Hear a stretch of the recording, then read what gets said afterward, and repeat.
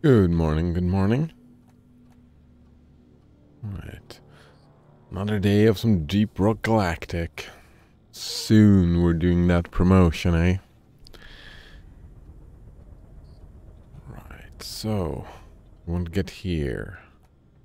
What we do is that we just look for the cheapest one. This is cheap. Yep. Another perk for me. This, alright. Everything that is tier 1 is cheap, right? Yep. Vampire? Sure. Medium-sized. What is medium-sized? One can wonder. Wait. Unlocked. Right. Like, is a glyphid grunt? Is that a medium-sized? If that is a medium-sized, then vampire is great. But it's melee attack. Oh, right. Want to make that shield link? Oh.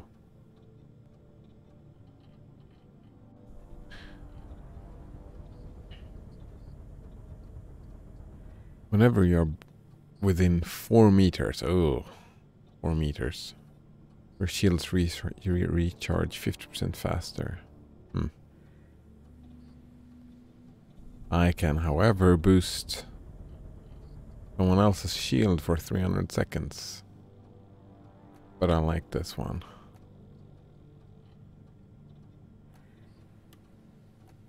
New perk unlocked. Yep, we got that upgraded. The shield doesn't go any further. Alright, what's this? Deeper pockets? Ooh. I do like that one. I really needed that perk. +5. Maybe replace that with thorns, or replace that with one of them, I suppose. Dash, no. Oh, what's this? Unequipped weapons, reload. I mean, I'm just going the cheapest route now. Just a perk for me. Right? Yeah, because I want deep pockets. I'm happy with the shield. And I don't know. Yeah, that's the 2. And I'm happy with Beastmaster. Now we just get the cheapest. I got a perk. Just to get here. If we even get there, I don't know about that. Maybe we'll... Wait. Where's the studio? Level 4 still? Doesn't matter.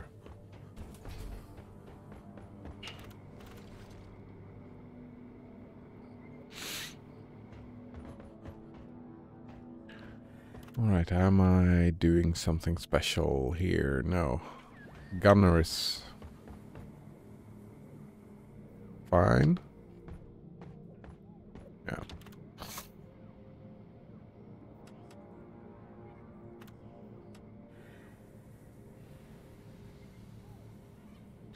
Salvage 2 mules.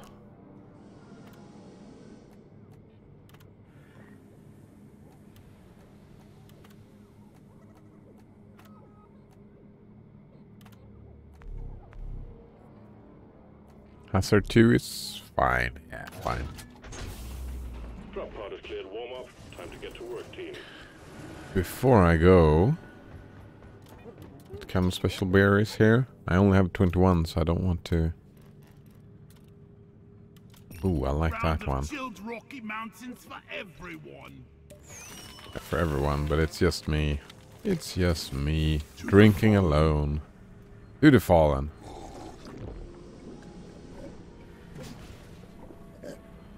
Get in my gut. I needed that.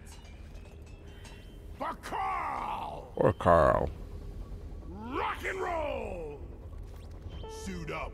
Let's roll. Drop sequence initiated. Yep, he's good. Let's rock and roll. Rock and roll and stone. That was fast.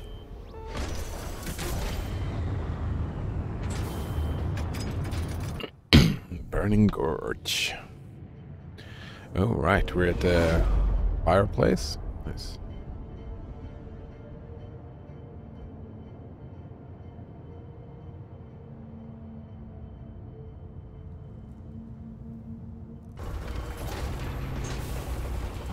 Hope it'll be easier than the last time.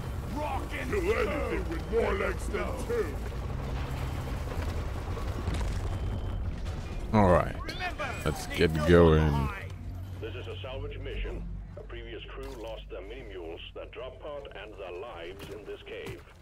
Find the This is a repairable large mules, creature, get the probably. drop pod operational, and return to base. Expect heavy infestation, and try not to mess it up like your former colleagues. What's this?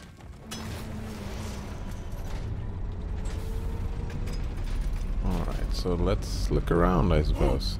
Wow, wow, wow, wow. Ow!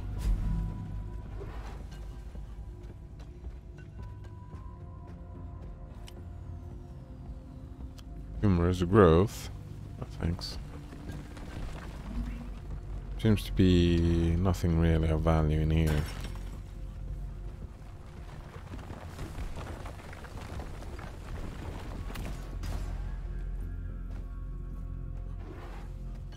Nope. Nothing of value, it seems.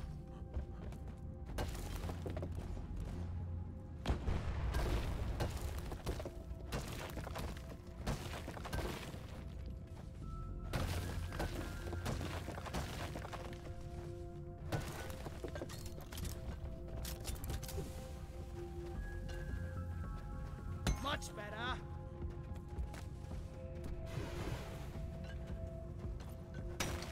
Is this something? Yeah, this is... No? Nope, that was nothing. This... There's something here, right? Ah, here we go.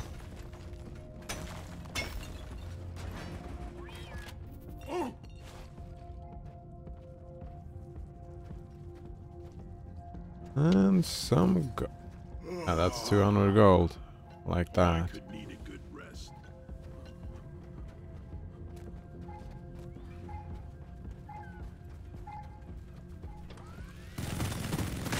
Eat blood!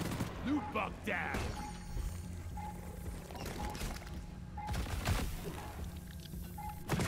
No! I was...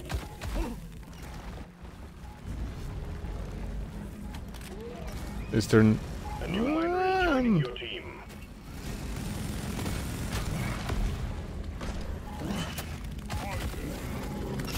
Please don't kill me. I think I've seen you. Maybe the bar last night. Transfer. Gotta check my terrain scanner.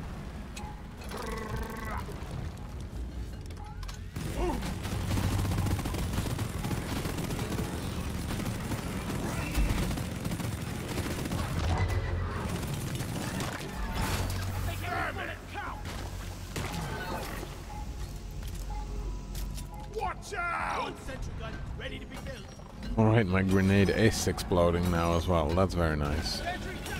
Go get him, boy.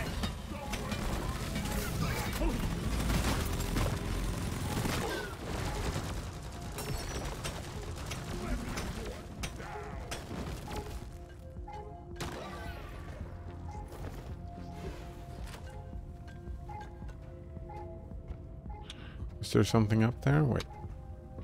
Oh, I don't have to scan it. Oh, yep. Loot bug pot. So... Too steep, eh?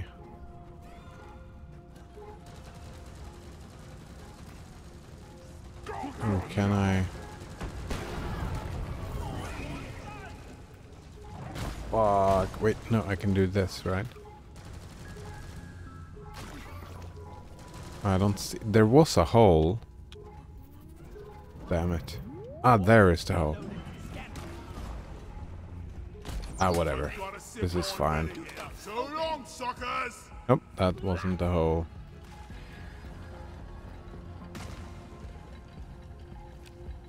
Found some holomite.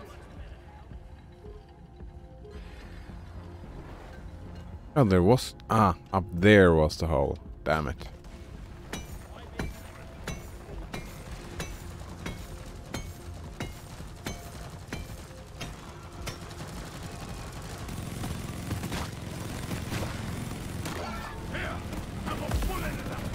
We've got a new miner inbound. Oh, oh, oh,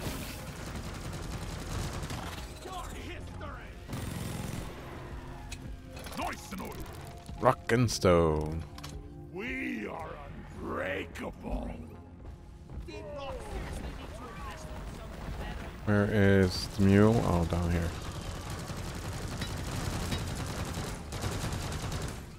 Do you want to take a seat?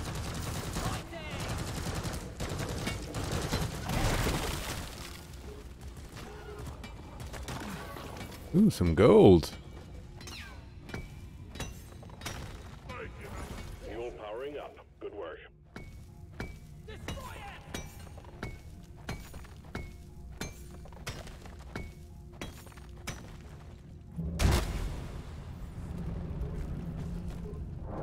Where is this thing?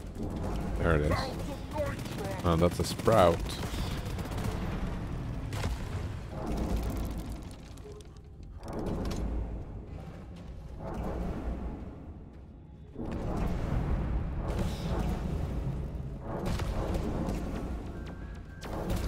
Deployed up.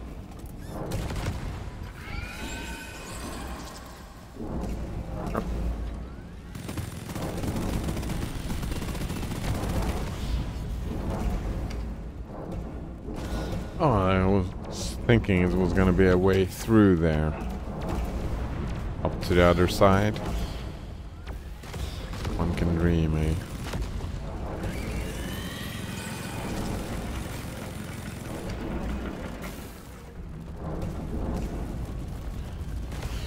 One can dream.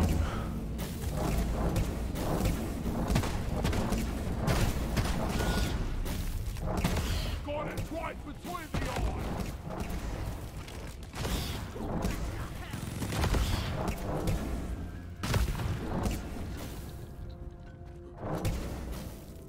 Whoops, that's me falling down.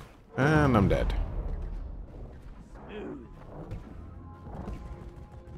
Did not see that hole in the ground. Did not. Hmm.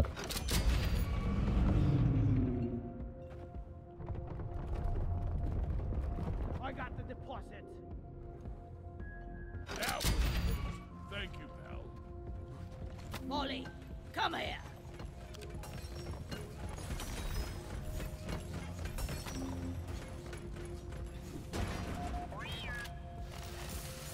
Bum ba bum. Bum ba bum.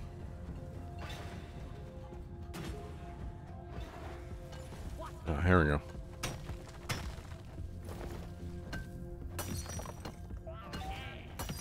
This is the We Holomite. don't have to haul all these minerals around ourselves.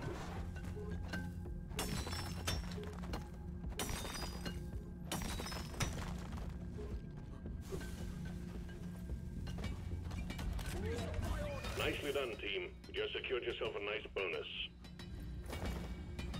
Supplies are on the way. I like the Well sound. done. Oh, what's Mule in is working here? again. Ooh. Alright. Gotta check out for... Keep an eye out for bulbs. And that is where I fell down. That was so rude. That killed me.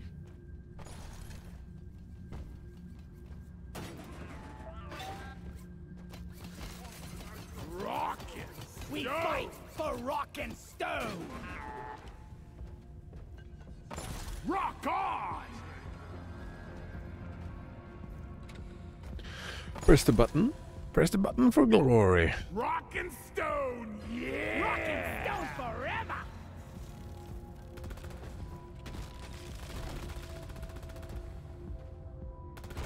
Rock and stone. The mules are heading back. Follow them and let's get that drop pod fixed. Remember, you can always deposit on the side of the drop pod. Hmm.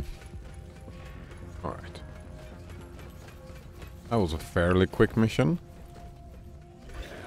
Miss the scout. I really miss the scout.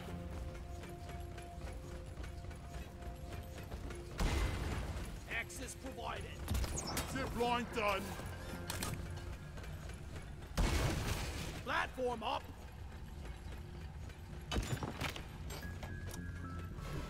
Oh yeah.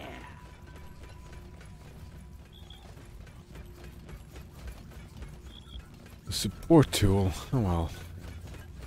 That's not very interesting.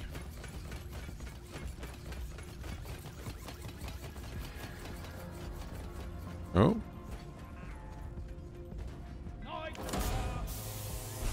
All mules secured. Now to get the pod working. First, establishing a proper connection between the pod and the space rig. Set up the uplink.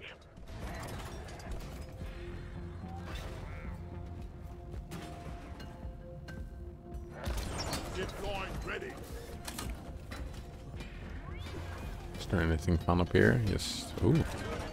Somewhere to go, I Light has suppose. been withdrawn and supply pod is inbound.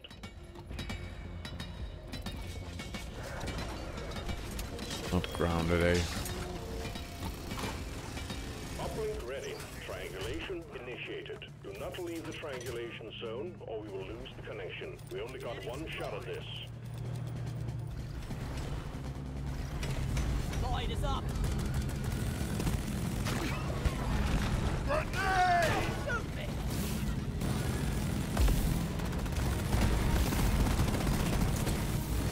Let's war history. Triangulation at 50%.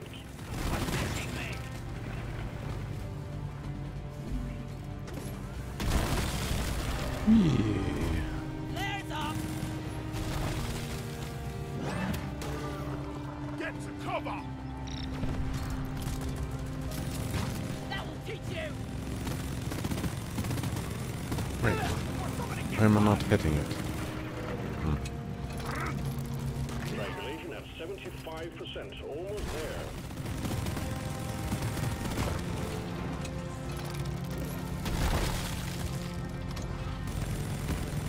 I wonder if this thing is faster if everyone is in it, or if just... Oh, yeah, it's 3 green arrows. 4 green arrows, I mean, and 4 are in there. Like your mother dead. Warning. Shoot that glory thing in the back. That's the hologram. Here, get into cover. Uplink triangulation completed. Remote control reestablished. Stand by. Sending in fresh fuel cells for the drop pod. Come and get some. Sentry gun needs assembly. Grabbing ammo. Let's resupply.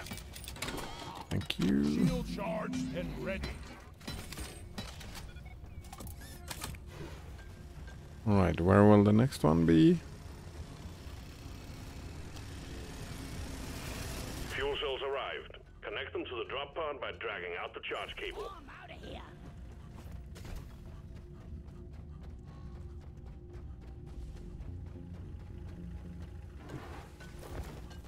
Good thing we didn't go through there, eh? So, I just put up a zip line.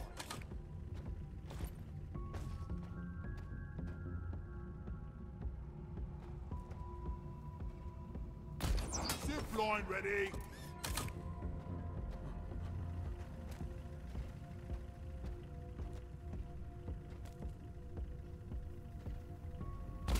Zip line up.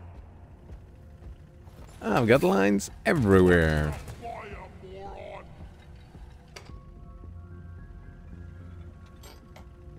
Wait. Do I need to do something here? Or is it just enough that they connect them? Not the It's most probably enough. ride. Fuel cells connected. Now you just need to prep the fuel cells and the charge Here we go. sequence will begin. Prepping the fuel.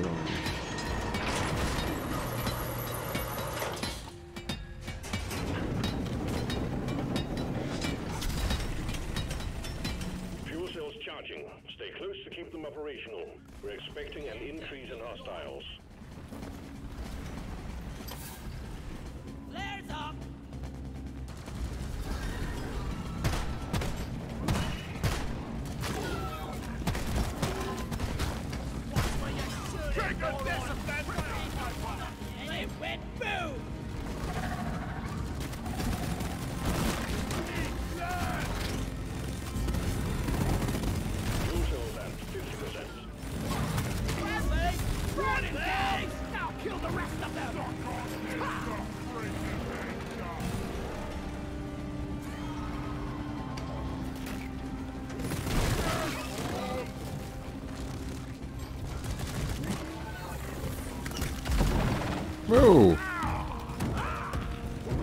He came from nowhere. Lift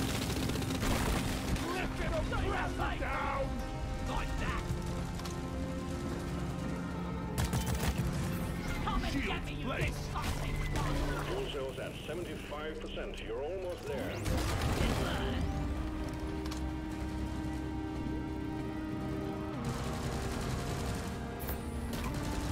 Fire in the hole! Fire grenade! Go! Why are you shooting at me? Shield charged. Get behind something. What's it?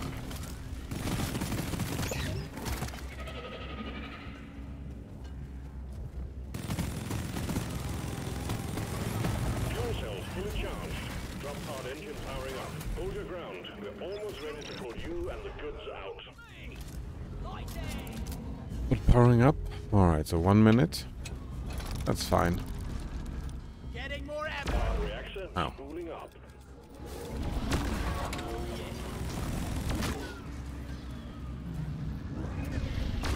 Goddamn overheated.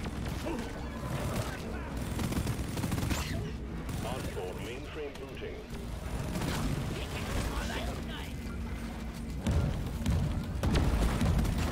Take that! Calculating orbital trajectory. Nice. Explosive! Whoop. Powering radiation shielding. Explosive! Armed and ready!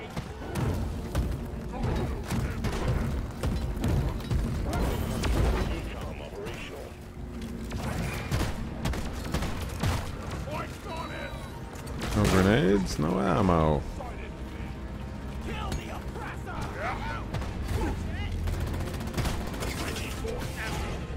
Hot thrusters calibrated. Need more ammo. More crates. Here they are. Load up.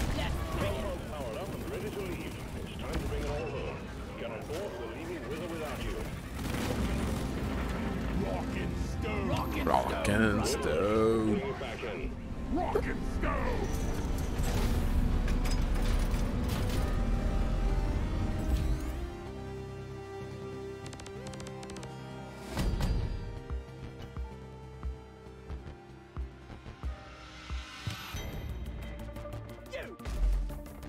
Oh, he just landed. Nice, very nice.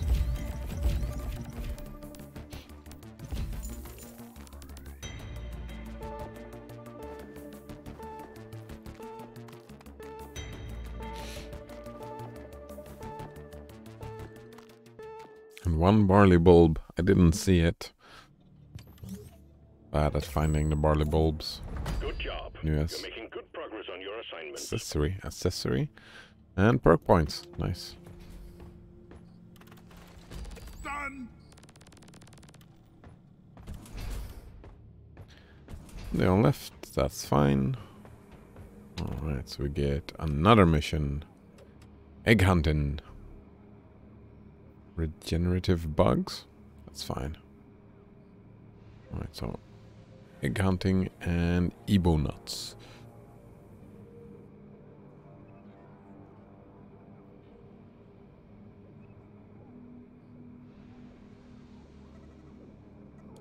Maybe go for the driller rather than the gunner.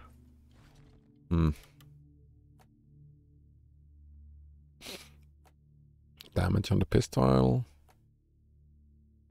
Max ammo? No. Let's go damage on the pistol. Oops. And...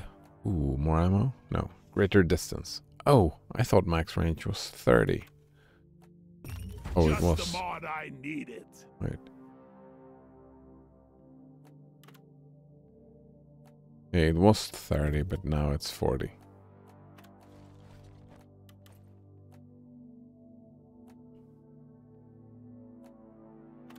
Yes, more shield, please. Magnificent mod. Is there anything else? Cat is in the way. I can't see the screen.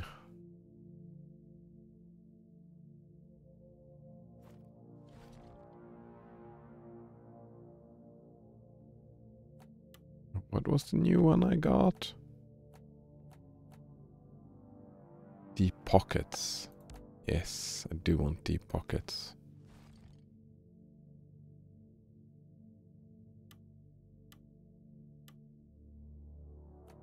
Same here.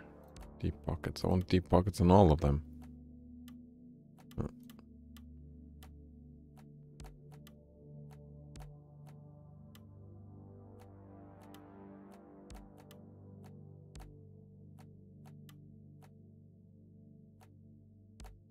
Oh, I forgot to use the Beastmaster, didn't I?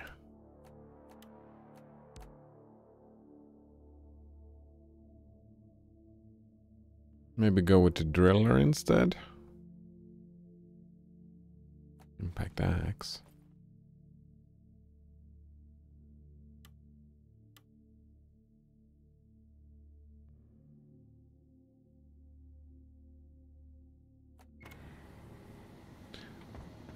Alright, let's see. What kind of mission was it? Alright, the egg hunt. Oh, how about join? Someone is doing egg hunt.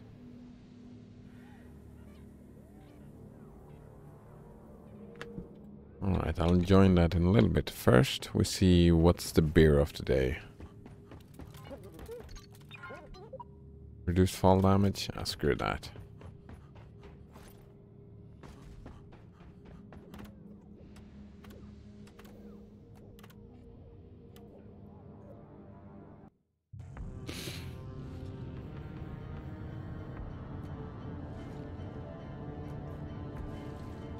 Lock and load. Lock and load. Oh man, I should have brought the digger. The gunner is not very good in here, is he?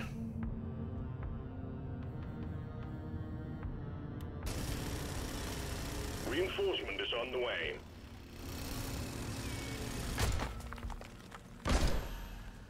Action time. Hello and welcome. None can stand before That us. was a barley bulb, wasn't it? Yes. Wait, has he been in down here? No. Come here. Oh. But this goes like nowhere. Not really.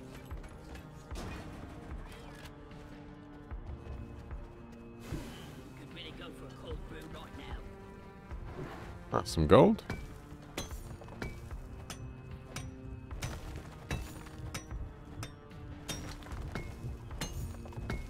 Actually, I don't even know why I'm collecting all this gold all the time.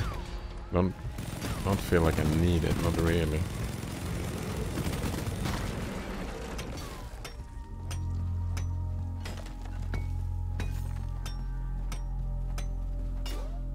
Rather just finish the missions.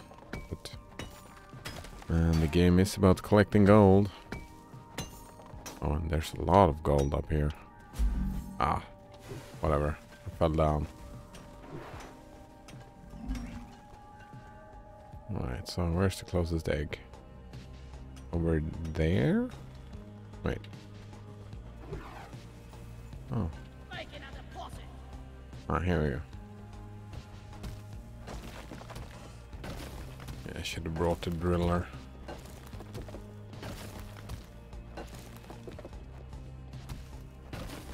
Down and go.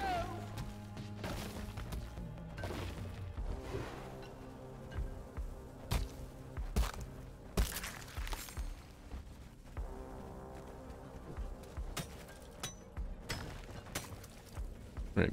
Egg is that in here, right?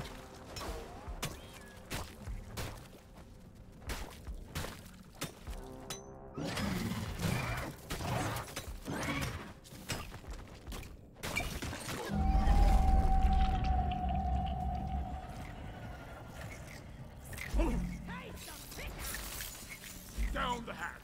Something is hurting. Oh. An extra miner has been assigned to your team. Extra miner, nice.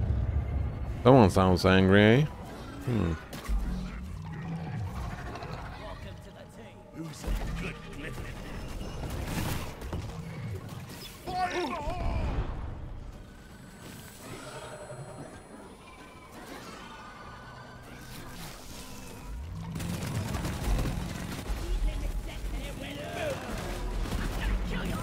Watch the fire, moron! Bullet!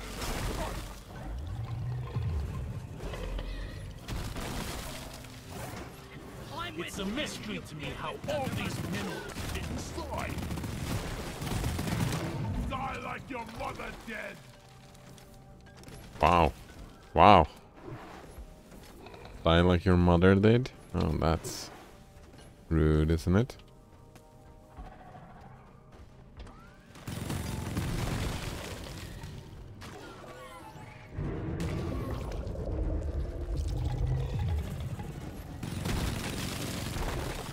Cliff it menace down! Alright, going this way, I suppose. No! They killed my bug!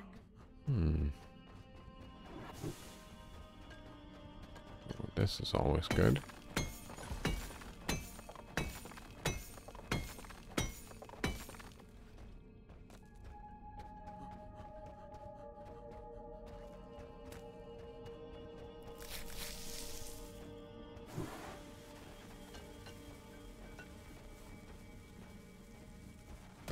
I killed a loot bug, and I'm not so proud about it. Nice. Killing loot bugs. We do like those. Where is that damn tin can? Wait, are there two or just the one? No, just the one.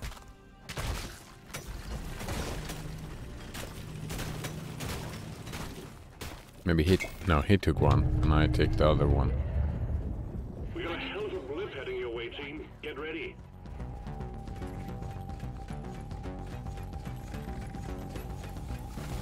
There's up.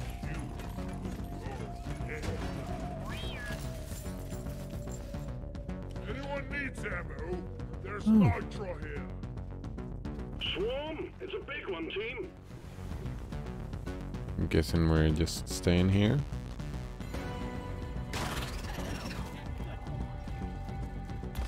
Keep light up.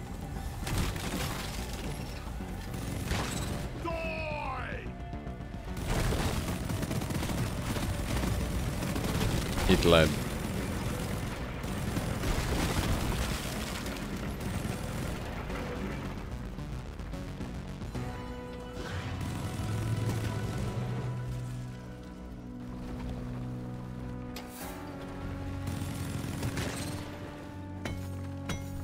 Oh!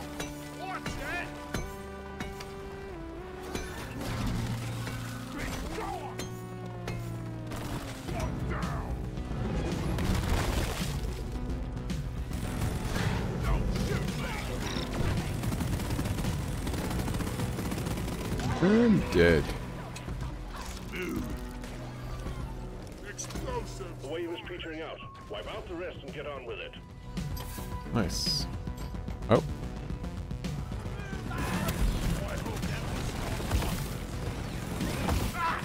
what was that?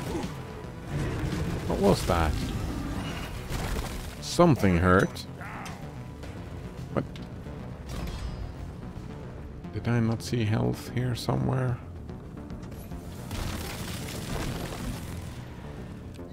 Must have been imagining things. Is that health? No, that's Nitra.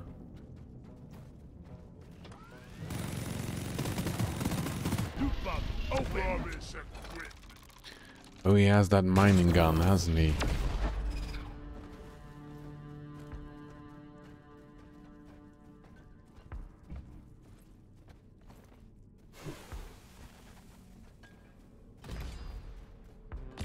Why just Get me, put you up a dick stick? fucking boss.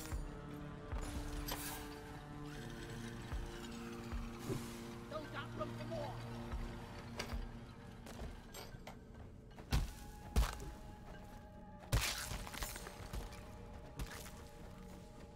I need I mean, the this damn needs to, mine. has to be more valuable than gold, right? Yumamite has to be.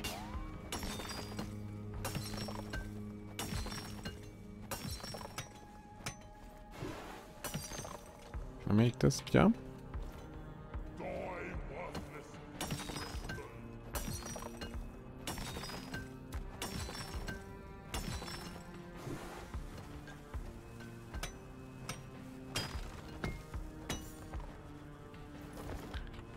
Oh man, so much loot.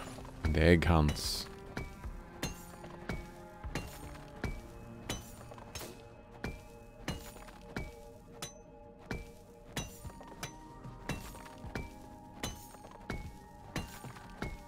That's it. Back's full.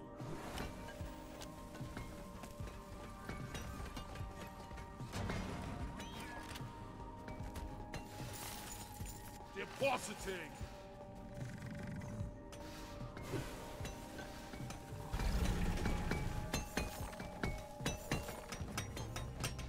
This is fun.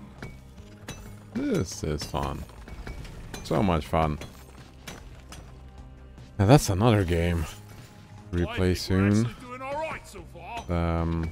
What's it called again? No Man's Sky? Good. Saw that. I want to climb up here.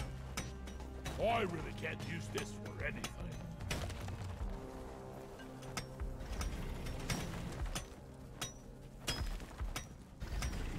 Worthless, but fun to destroy.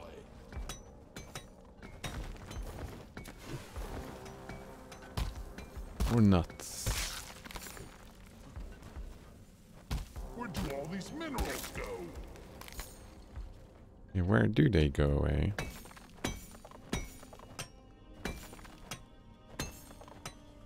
That was not a lot of nitra, was it? Depositing. Alright, so where is it? We've got 2 ways to go. Nitra.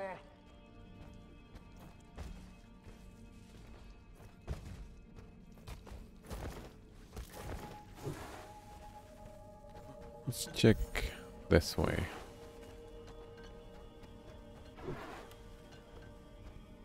Supply drop has been ordered and is on the way.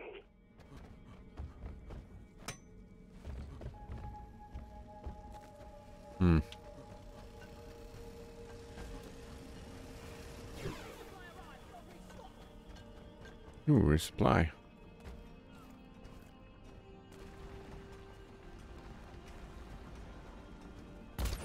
Zip line ready.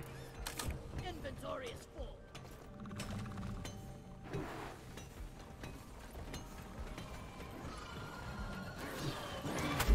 Get to cover.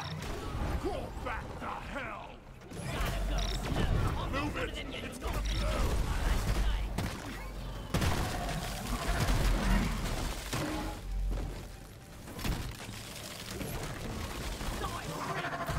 Zip line dying. Come here. Out of ammo. Getting more Oh right, ammo. it's just 50%. I didn't need to spend all of them. Oh, not here. Just a few of them. Oops. What kind of fiendish technology makes Molly constantly get in the way?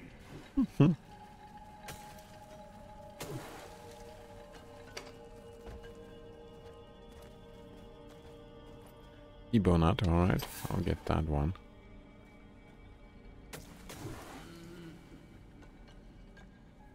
That's the last Ebonut, so we only need the eggs after this.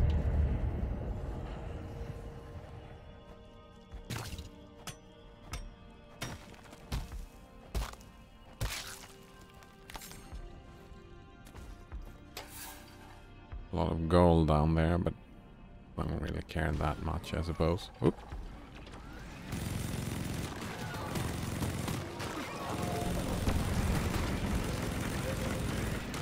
Got no ammo left.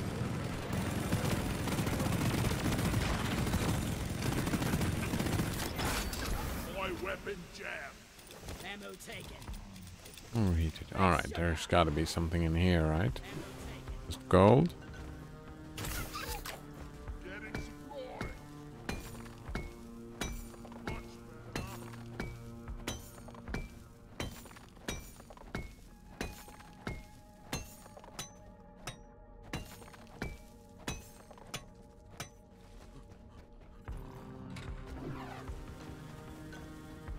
I already have the extra evil nut.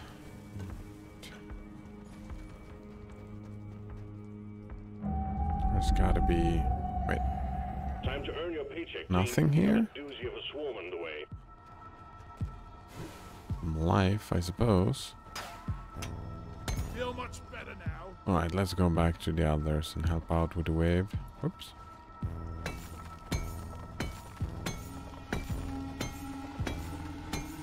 Swarm! I repeat, swarm!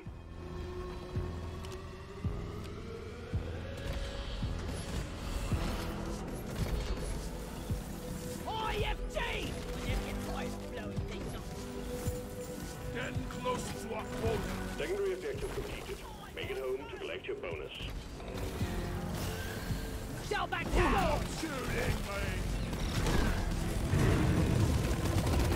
Ready to go! Take that!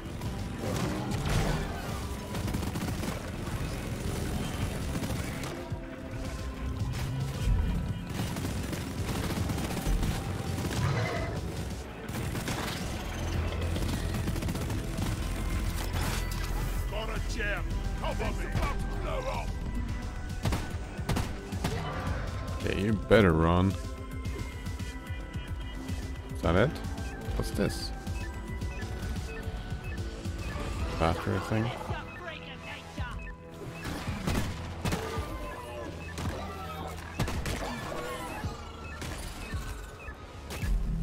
Watch where you're shooting, moron! The wave is almost over. Wipe out what's left. Easter egg close by. There's one way over there.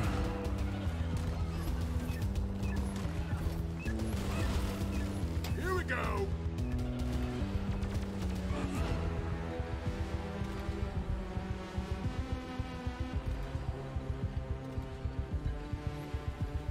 Is there straight forward? No, it's a long way away.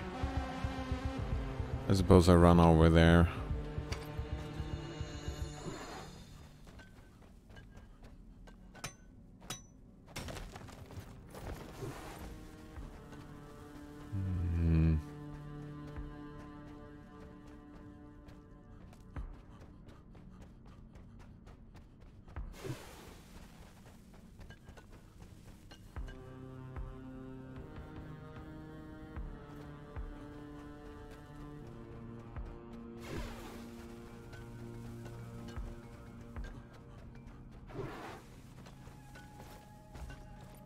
Down to the left, right?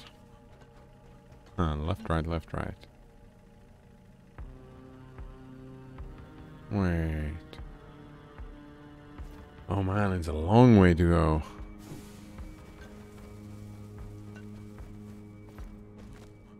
Nope.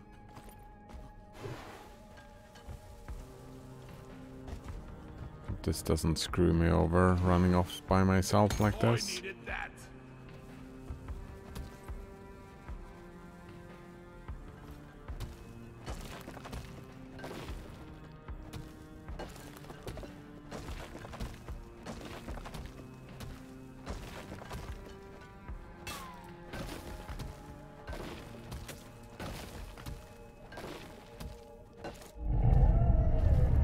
I caught the volley.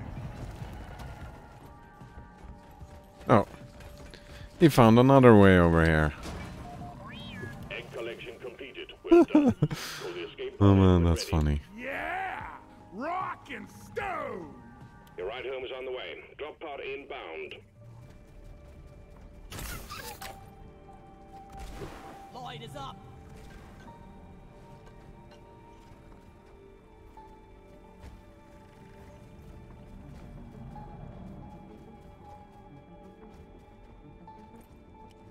Gold! Drop pod has arrived. The mule has been called back. You want that gold? Alright. Drop pod departing in T-minus 5 minutes. Access provided.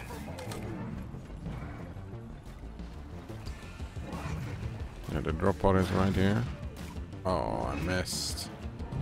Ah, screw that then.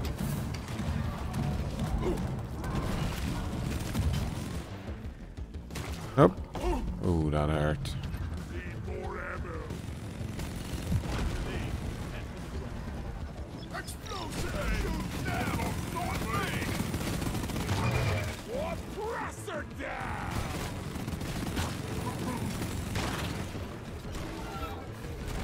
have something? I don't think so, no.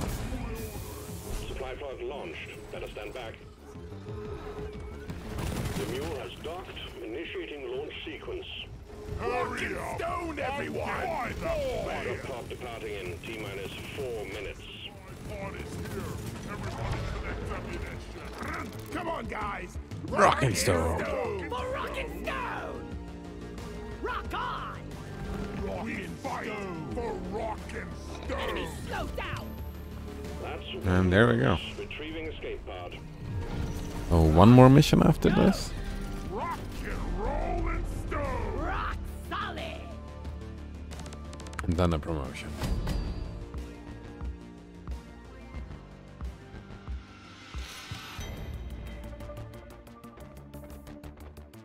Yes.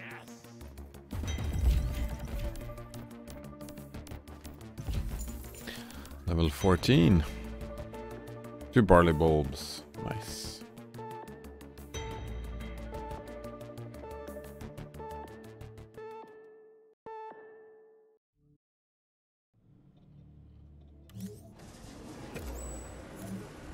This is it, miner.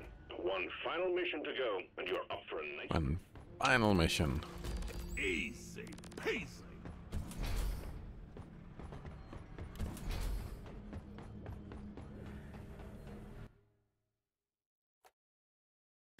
Multiplayer. No, do not attempt to reconnect.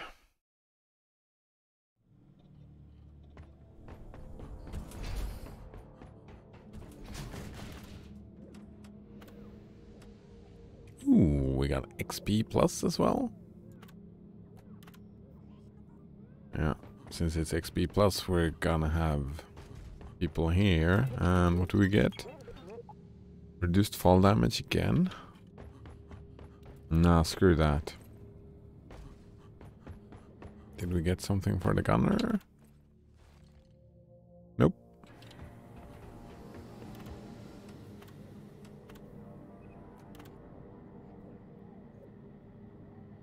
Escort duty lol? Sure. Joining. Well...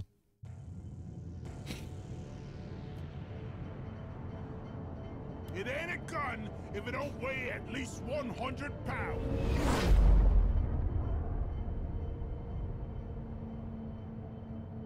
$830?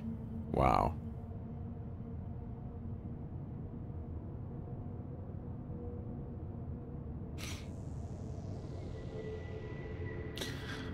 This false prophet has played this game for a bit. Oh man, I should have paid attention on the ping, because that seems to be not working out very well, does it?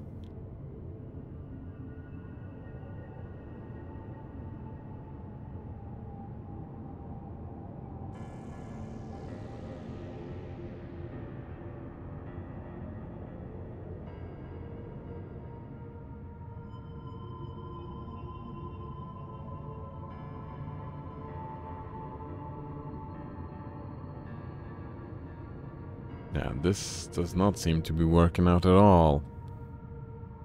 Hmm. A new miner is joining your team. Maybe. Cheers! Hey, I think I've seen you before. Maybe the bar last night. Wait. What's happening? Oh. We rock! Look! Oh. What's this? Oh, this is where it came from?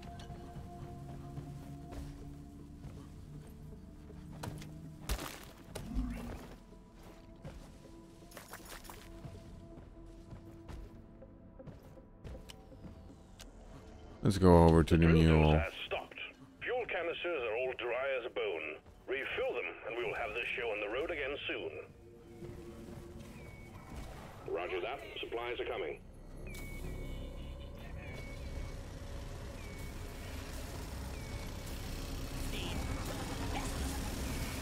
Resupply pod is here. Everybody collect ammunition. If light up. Ready to kill some more crates. So long, suckers! Yeah, give me some Exterminate flea, eh? That button was getting Fester flea, even. Get out of my way! Alright, too steep.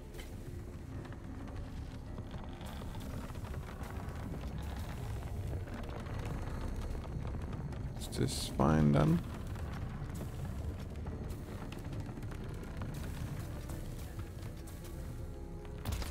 I've got a Yeah, that's zip line probably ready fine. here.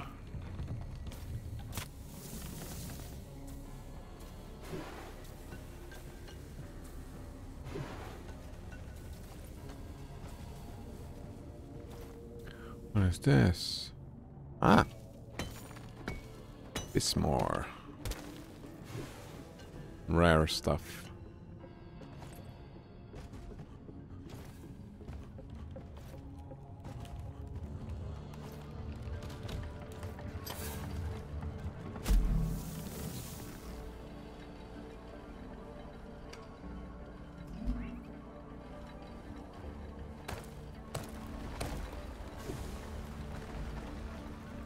Oh, nice. Good shot. Oh, Believe in Steve. Yeah, like that.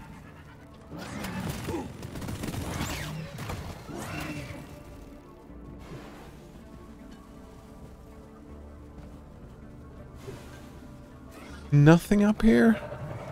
Are you kidding me?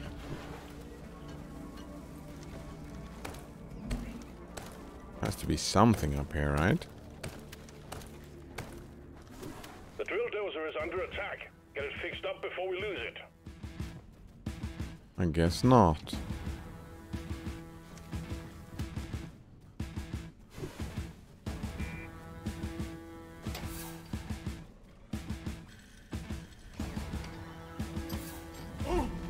It prickles! red over there. Bigger they are.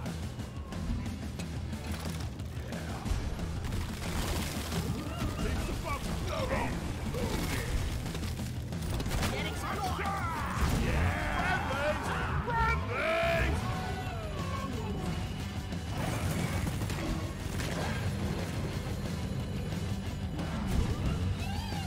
One set volley. Rock and roll! Anyone starting the drill dozer? On your friend.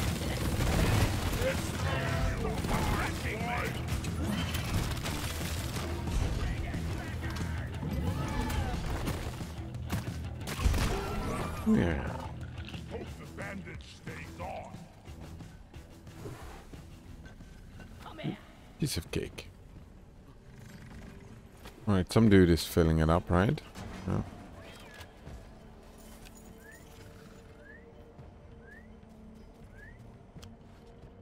Oh, maybe he won't reach it from here? What about... Why just so? put up a zip line? Twin slicer? What is this even good for? Whoop. That hurt.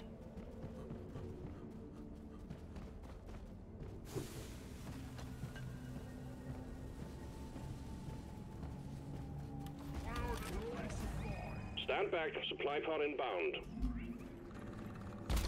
Zip line up.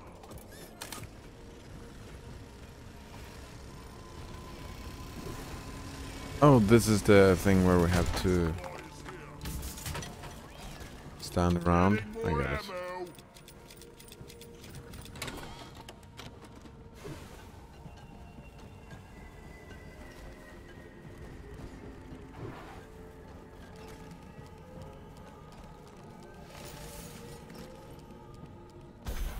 I have no idea how to start it though. Hello? None can stand before us.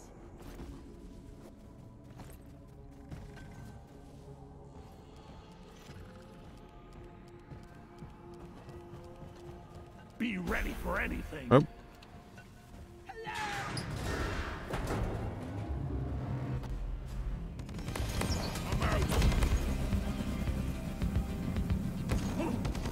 Oh, it's looking at me. And I'm dead. Aren't I? Yep, that's me dead. How do I defend myself when it's shooting at me? I'm supposed to stand on the thing, but it's shooting at me. Am I supposed to... I don't know.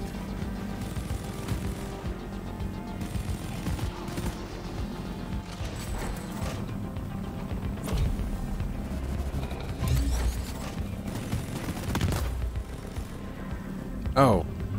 Don't stand in that red thing. I get it.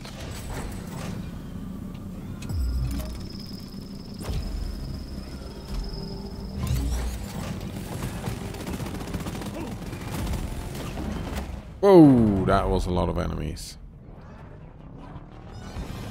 Didn't even see them coming.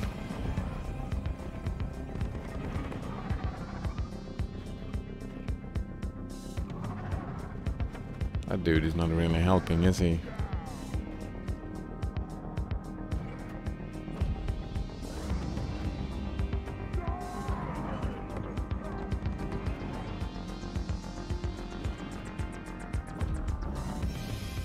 I'm hurt! I need help!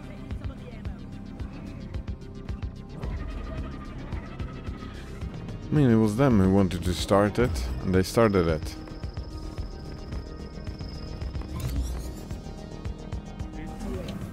Never die. Protect the drill dozer. It's being attacked by wildlife. Oh, fuck. That's unacceptable, isn't it? And I'm gonna die again. You know what? Oh yeah. Screw this fucking event. Oh man, I can't get up. Why? Oh man, I don't like this event. Not even a little bit. I don't like the event even a little bit.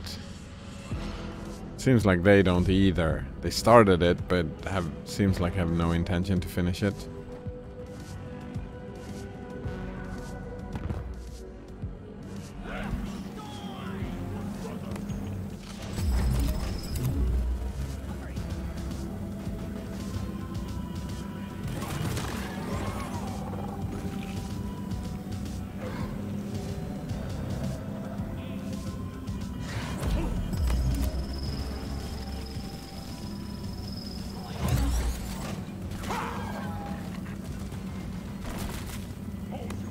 Yep.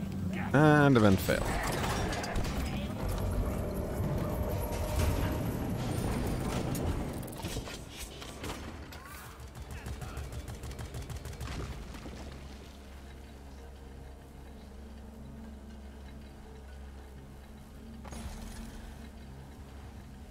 Ready to kill some more crates.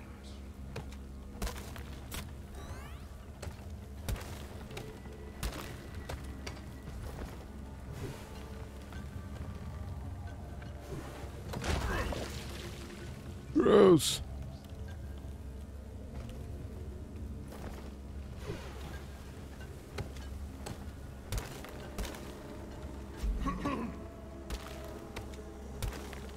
Wonder if these are the things we're supposed to exterminate? Probably not.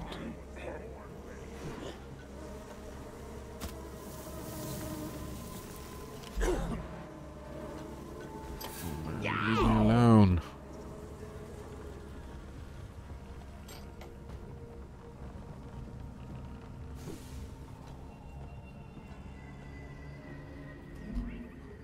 Oh, no more ammo, eh? Hmm.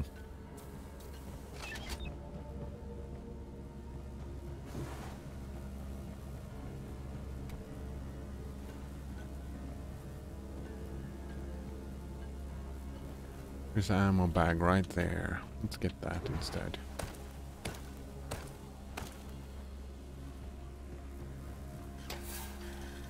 Alright. The drill dozer is fueled and ready to go. Nice. Grabbing ammo.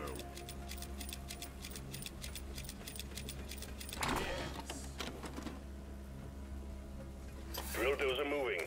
Try to keep up and guard it with your life. QED. What does that mean again? I don't remember.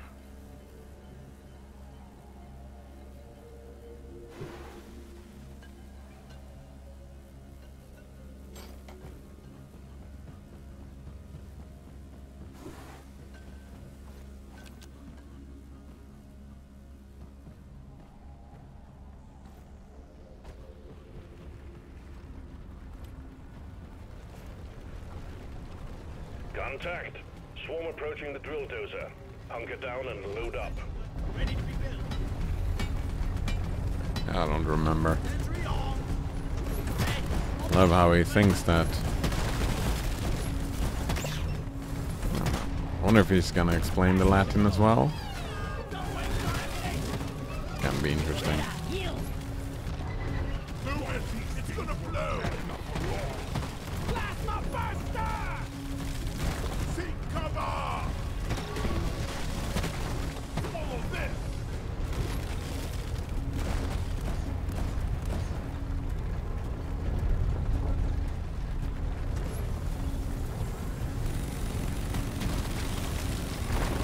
Sentry gun needs assembly. What's that smell? All right. Boy, Think you can kill me? Well, think again.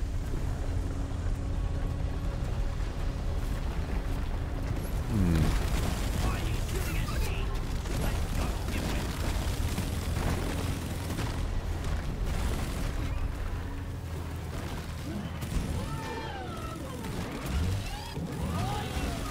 preserve your bullets.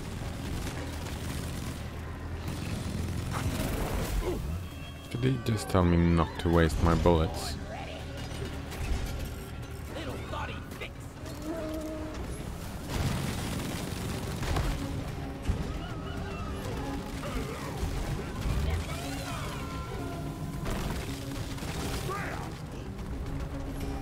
Oh, we don't have to stay in here, I suppose. I don't really care about the fleas. The fire, moron.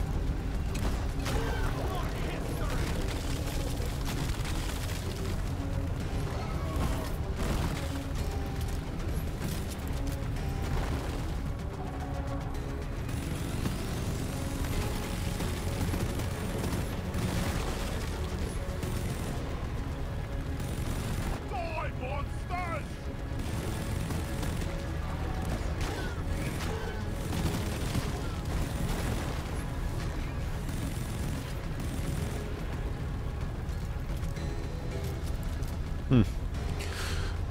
Time to charm another one soon, I think. I think my charmed one is probably gone.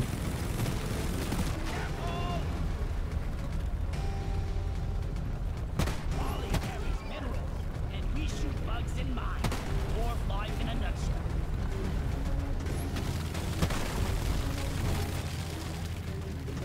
Get behind something.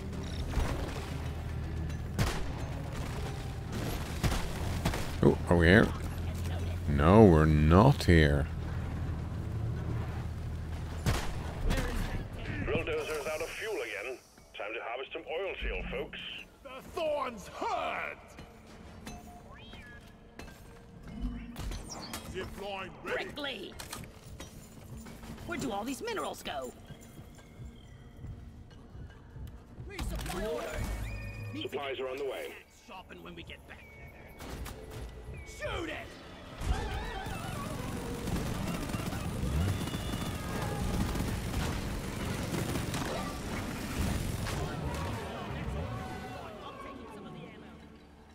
Oh, this is gonna hurt.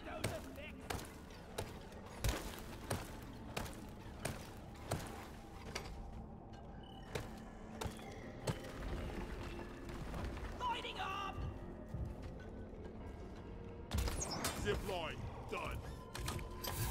Nope.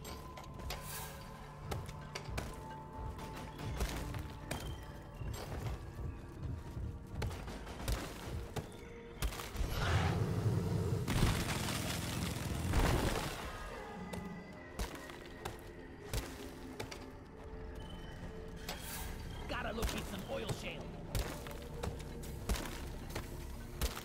Repair the dozer before it gets permanent damage.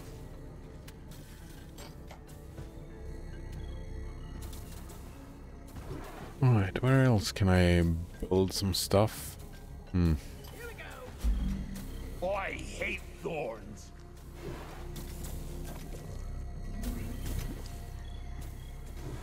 The fuel canister will only work on oil tank. Did people pick up both? Yeah. I'll just stand here and defend then. Faster fleet down. Grabbing ammo.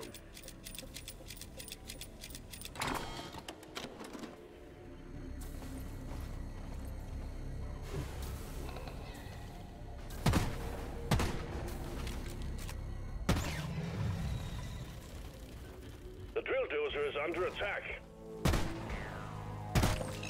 Bullseye!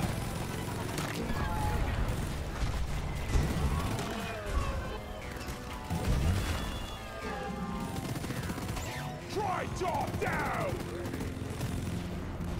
Explosive! Help me protect the dozer!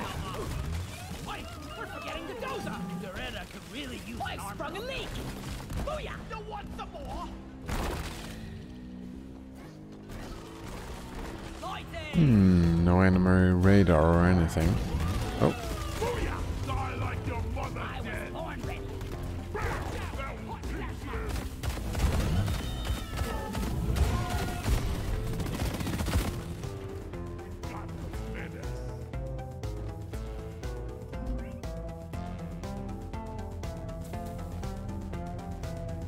no one wants to gather the thing. That's fun. Loretta is purring like a kid. Zip line ready. Sweet.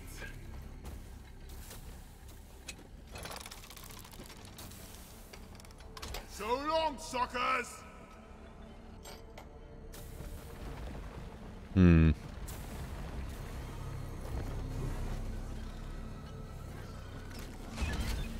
That'll leave a mark. Boom, baby.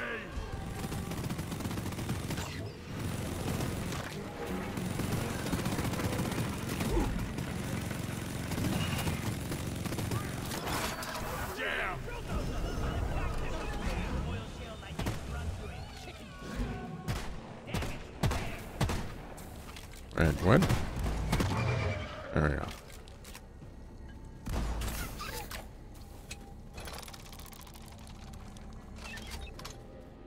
Oh, we're good to go, I think.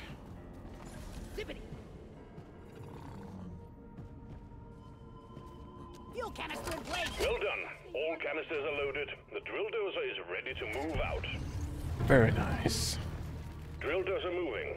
Everything looks fine, but expect that to change soon. Me too. I expect that to change any second now. Surgery.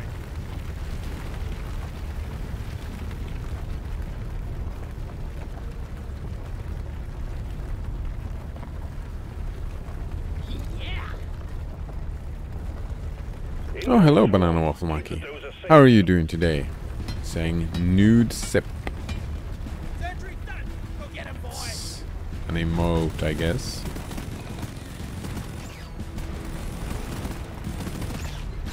He's dead.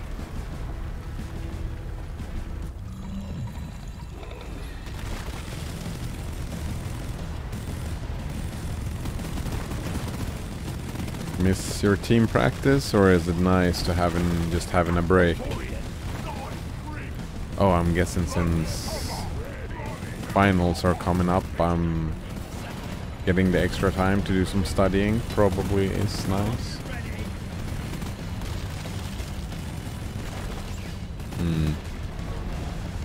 Steve fought well. Oh, Banana Waffle Monkey says that he got the first shot of the Pfizer COVID vaccine. Alright. Nice. Today? Yesterday? Just a couple of days ago? Alright, you get the first and then you get the second one 6 weeks later, right? If I remember correctly.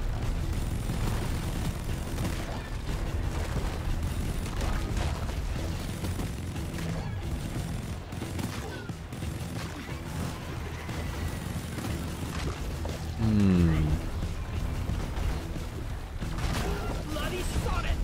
Banana Waffle Monkey says, don't really study much. I sort of just retain what I need from the lectures and assignments, and it works out. Nice. Oh well, I mean...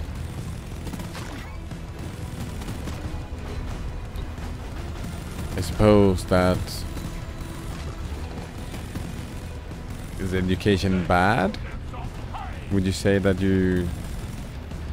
Or is it just that you have a beautiful mind? Fine memory that just works out?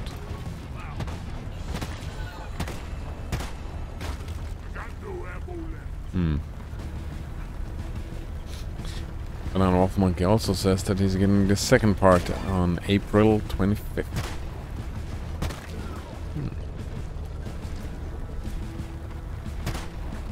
August. All out of ammo. Ammo low. It's ammo 0.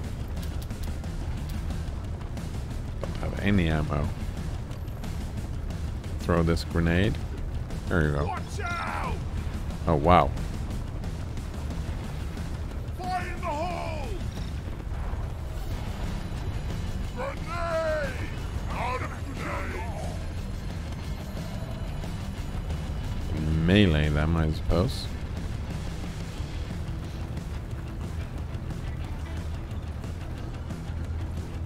Explosive!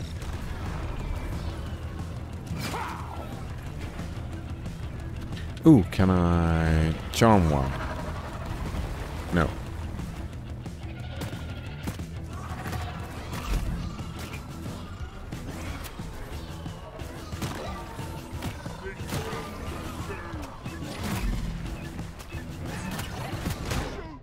Oh wow. I just super died. What happened?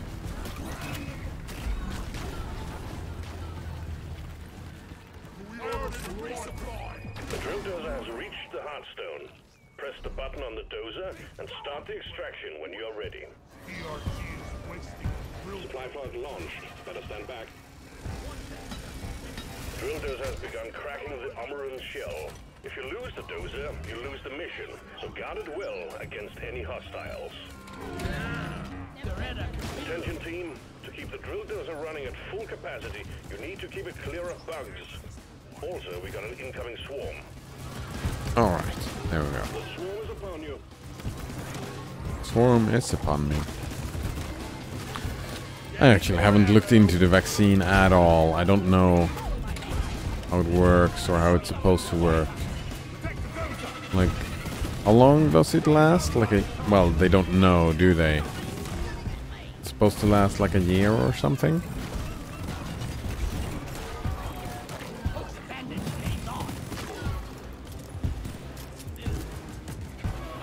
Are you high risk, or is it just... You're just rolling out for everyone where you live? Focus on the floating rocks. Here, I haven't, as I said, I haven't really been paying a lot of attention to it. But as far as I understand, they focus on high-risk people and what are they called again?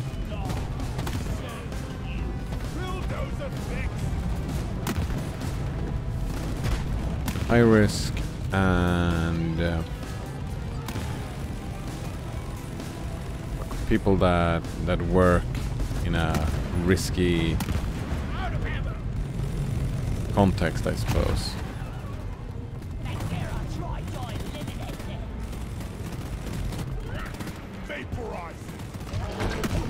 This time, oops. Gotta repair. Essential workers, yes. We got a big horde of enemies approaching the drill dozer. Let's see. Banana Waffle Monkey said, at least for the... Whoop, I fell down here. The drill dozer is at the halfway point. Keep it running. Gotta kill that thing. Swarm, they're here. Oops. Alright, he said, at least for the education courses, I think part of it is I find myself doing a lot of the stuff we talk about outside of the class because it's good practice. outside of the classrooms too. Oh, very nice.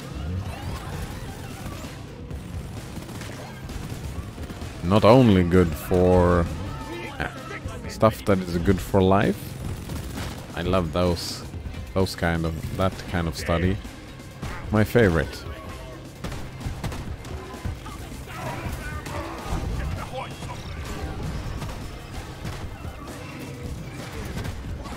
Is that mine?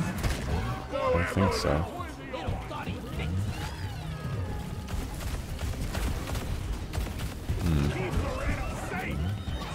Then, like discussion leading and stuff, for example, says Banana Wolf Monkey. Oh, right, yeah.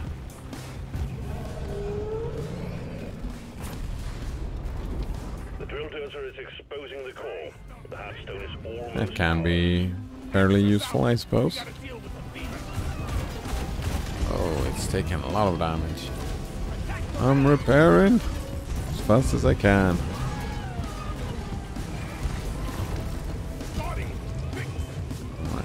Good. Swarm on the intercept course. Get ready to protect the drill dozer. Alright, I can continue repairing. And then yeah, essential workers. And Banana Wolf Monkey also says, I think technically I fall into essential workers because I'm going into education. Oh yeah. Well, that's interesting.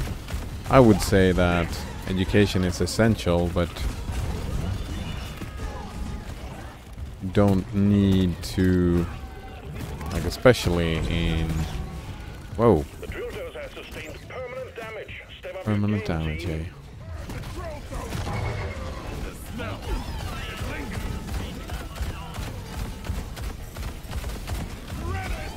Right, I'm all out of ammo. I'm guessing a lot of other people is all out of damage as well.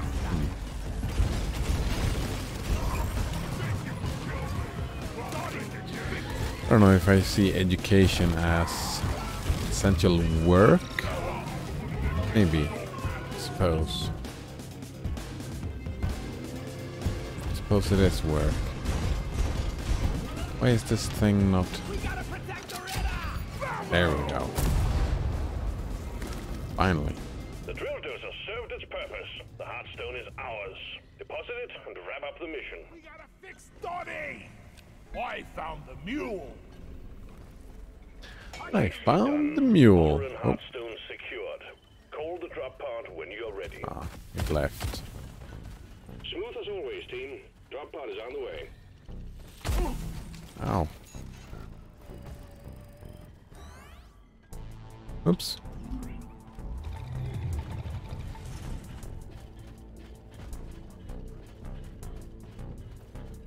Drop pod has arrived. Retrieving the mule. Drop pod departing in T-minus 5 minutes.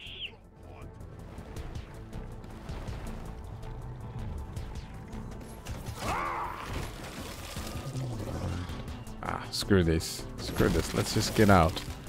I wanna get out. Oh yeah.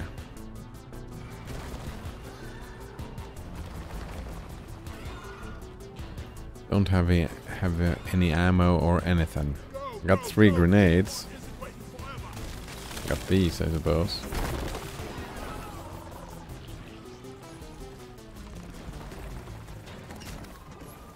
Watch it!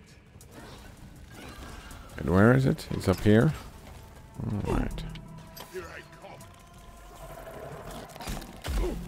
Aww. Why Did it seriously just shoot me down? Drop pod departing in T-minus 4 minutes.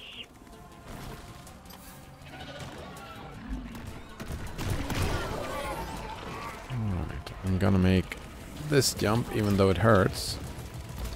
Zip line done. Better hurry. Oh, wow. That was rude. Completely unnecessary as well. Go crusher! Ah.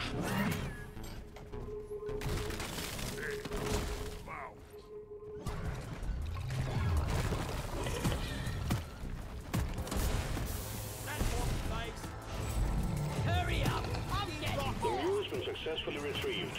Make it snappy. I've not paid attention to that either. Rock and stone. Do people tend to get ill when taking the shot? Yeah, the vaccine.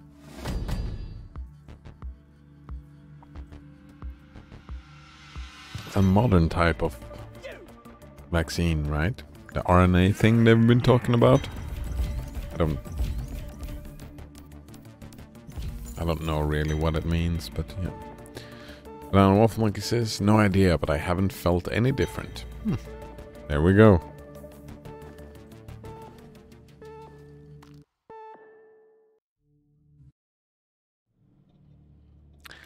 Oh, hello, Blatchevig. Nice to see you again. Congratulations. How are you doing today? You've proven your worth for the company. Promotion available. Nice, that's what I wanted. Says, I was in bed for 3 days after each doses. Wife was down for 2 and 1 respectively. All right. That's not too shabby, I suppose. Damn, I'm good at this.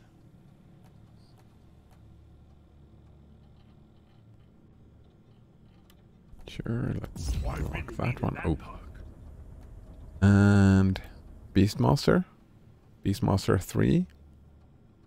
I gotta be better at keeping that up. Or no, deep pockets. Pure perk mania. Yeah, I like the deep pockets one.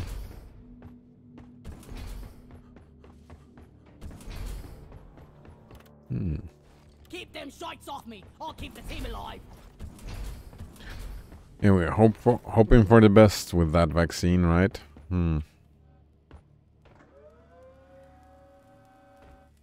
Ooh, what was that? Oh, I thought it was something shiny. The Memorial Hall is where we honor the fallen. Feel free to walk around and pay your respects. Your respects? I'm gonna have a promotion in the Hall of the Fallen. That's kind of fucked up, isn't it? Promotion!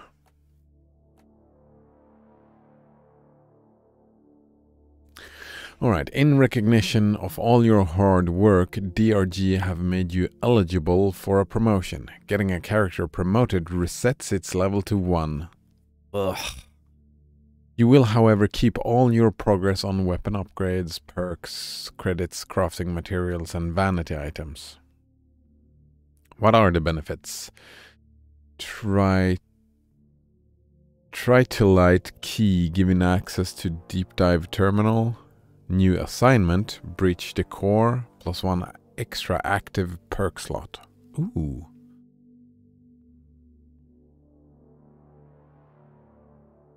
Promotion cost? It costs getting a promotion. Yeah, you have to pay for the promotion. All accounts must be settled with DRG prior to settling a promotion. DRG is not a charity after Get it all. over with. I've got work to do. Promoting will reset it to level 1, you will earn an honor badge, and you will keep all progress on weapons, perks, credits, crafting materials, and vanity items. Yes, hurry up. Promotion granted. You've proven yourself an Moving on important up. and valuable asset for Deep Rock Galactic. Management appreciates your contribution and grants you an honorable promotion. This is a very special moment reserved for the few. Take your time to bask in it. We salute you. Congratulations, Miner. Rock and Stone. Now, since you've finally been promoted, management has cleared you for some additional benefits. Have a look. Oh, we got a loot box. Loot box. Ugh. Blatchevig says my last promotion ran me 100k credits. Oof. What did we get? Oh, we claim all the things. Alright. Deep Dive Terminal. You can now host and join deep dives and earn a matrix cores that can be used to forge weapon overclocks, cosmetics, and weapon skins. Alright. Breach the core. You're granted a new assignment. Breach the core. Complete breach the core to earn infused matrix cores. Alright, so we earn matrix cores. Then we infuse the matrix cores.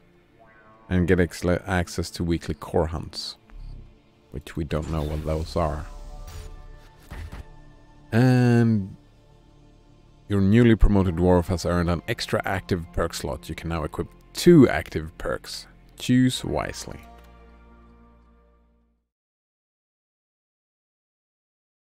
$100k credits, that's pretty much how much I've earned in total. Wait, did I not get... Was that not a milestone to get a promotion? That's funny.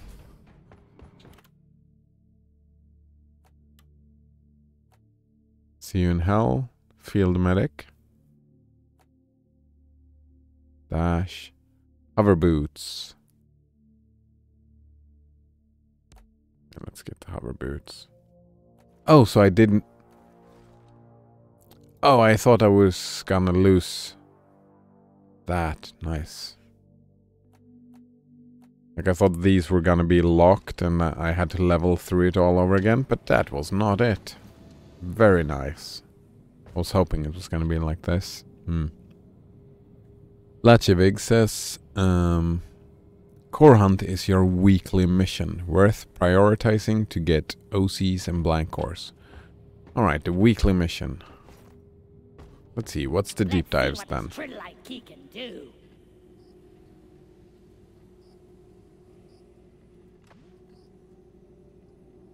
Wait. Let's see, but that's not Core Hunt. This is just deep dive.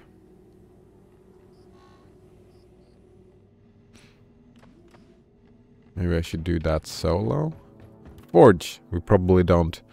You currently have no matrix cores to forge in the inventory. You can complete these by completing deep dive, weekly core hunt, rewarded through forging mastery. So the weekly thing and then a deep dive. Alright. Thanks, Blatchevig. Very nice. All leveling up from this point forward is for fun or flexing, says Blatchevig. Oh, on the scout, yeah. Oh! So you don't get any extra overclocking from leveling up. You don't have to level up and promote and level up and promote. Alright, so it's just... Alright, except for the other classes. But I don't really care about the other classes, so...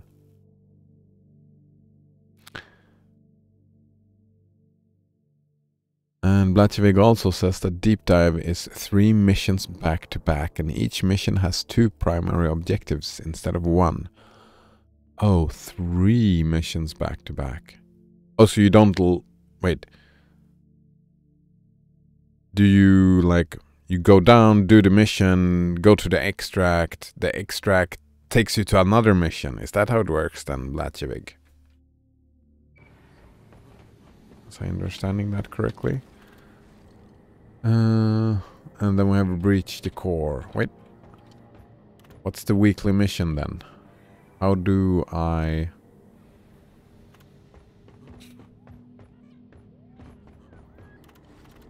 Is that the weekly mission? No.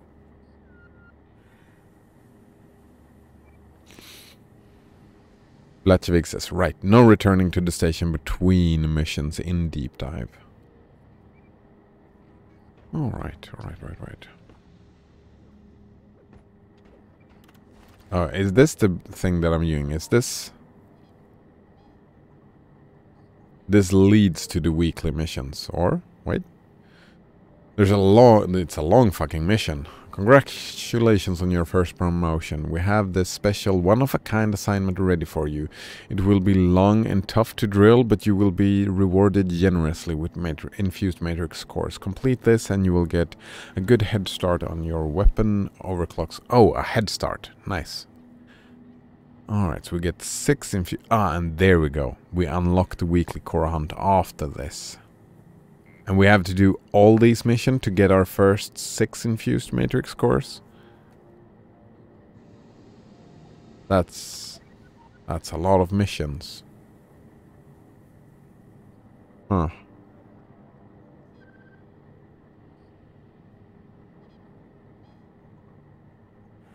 A lot of missions. Hmm. Oh, hello, Node Runner. Nice to see you again. He says, hi, I'm new. Hmm. New indeed.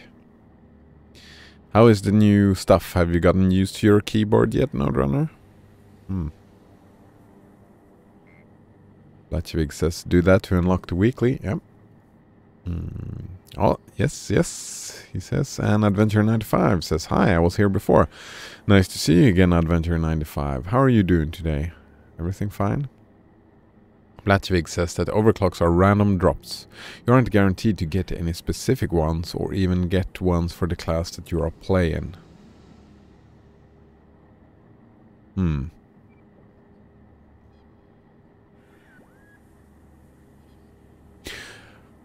But they are not random drops in all of these missions, right?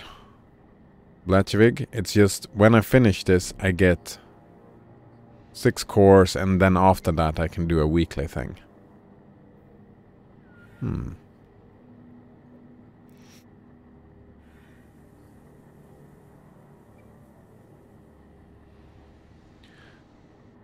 Nodonner says, I'm getting quite used to it, yes. Very nice, very nice. And he also says, I've been buying way too many games tonight. Oh? Way too many. But aren't you happy to increase your collection, or are you saying that you're spending money that you really shouldn't be spending money on? Banana Wolf Monkey says, I've been replaying games. Oh? What games have you been replaying? Having a good time?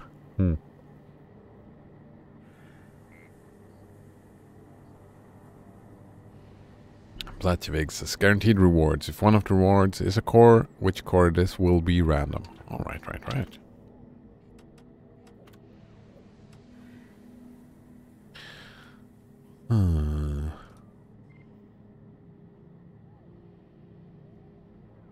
So your recommendation is to do this thing. Oh man, this assignment first. Don't care about the deep dives. Deep dives are extra on the side. If I understand that correct, then Blatchevig. Banana Waffle Monkey says, I beat Portal 1 in like 3 to 4 hours. And I'm going through Portal 2 again. Nice. I've been meaning to get my nephew to play Portal with me someday.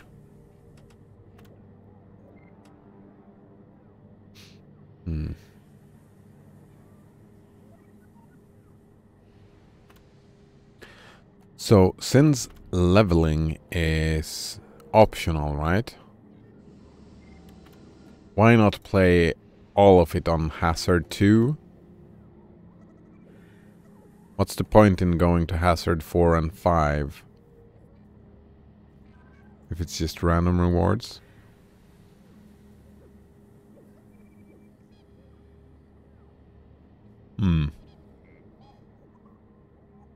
Nodonner says, I mean, I'm spending money that I'm totally able to spend. Nice. But it's not the most responsible thing to spend it on. Like a few games for sure, but 30 games might be a bit excessive. I mean, game collection is your hobby, right? Spending money on yourself? Like you said, you're totally able to spend it. I like looking at it as decadence, sure. I don't know. I see your point. Like, I try to look at my life as well, like, oh, maybe I did some stuff a little bit excessive now. Maybe I should tone it back and keep my hobbies on a more balanced scale, if that makes sense. But also, I mean, if you're not harming yourself in the long run or anyone else, one could argue that excessive spending could be harmful to yourself.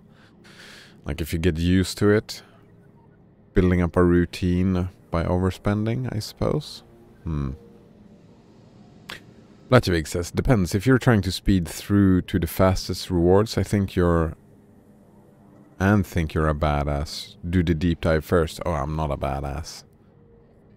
Was kind of speeding through. It'll take an hour or less. Otherwise, do the missions. Probably do the missions then.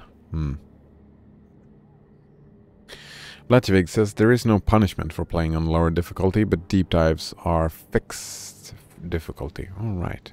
Regular deep dive has 3, hazard 3, and then 3.5, then 4. The elite deep dive is, well, elite. Ooh, yeah, I'm probably never playing the elite thing. Nodonor says it's not like I can play 30 games at once. Banana Waffle Mike says yet. You can't play 30 games at once yet. No, I mean, if you're just achievement hunting, you can, and doing bot stuff, I suppose there are stuff you could do.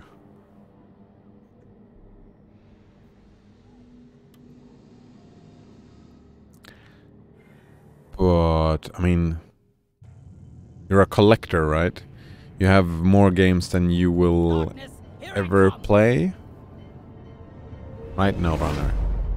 I'm pretty sure you... Have you played all your games? I'm assuming not, right? I haven't played all my games, and I'm an order of magnitude smaller than you in game ownership. Reinforcement is on the way. So I'm assuming that you haven't and that you never will. Action time. But that's fine, right? Welcome to the Let there be light.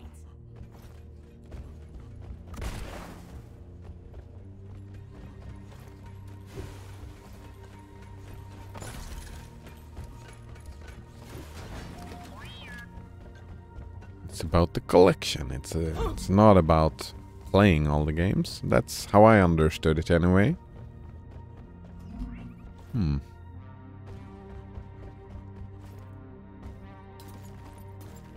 assuming you got a great couple of deals. They were off. Well, you got them for cheap. Eh, no donor?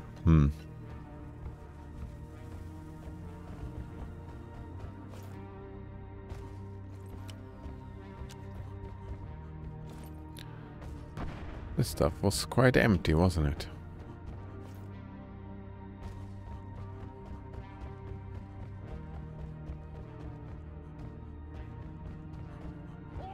I see a juicy mineral hoy found from that thing full of lead.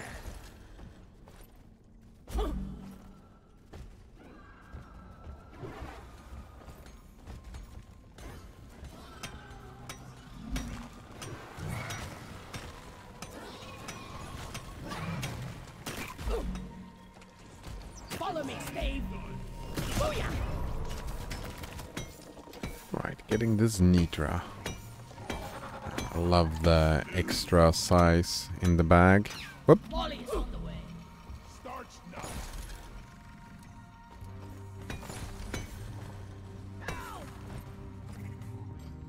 You snooze, you lose. Line is up. You lose if you snooze. We're not going in there yet. Lining up.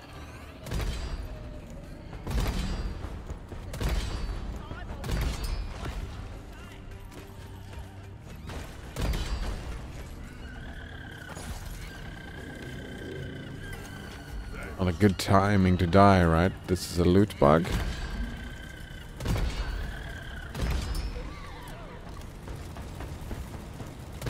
We got it. Huzzah! Oh yeah, all the loot. All right, get down I'm here. on for the mule. Molly, come here. Very nice. Where's Molly? Over there. Nice.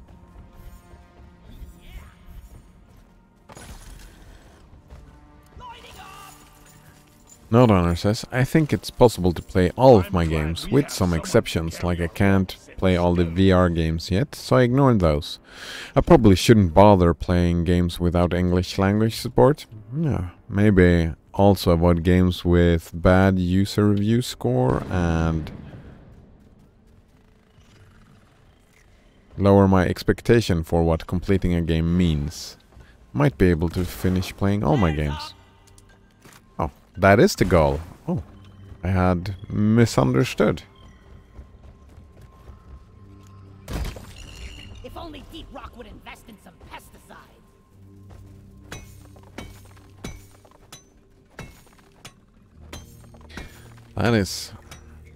That is quite an endeavor you've got there, Node Runner. A mission for life? Where did everyone go? Oh, they're down here.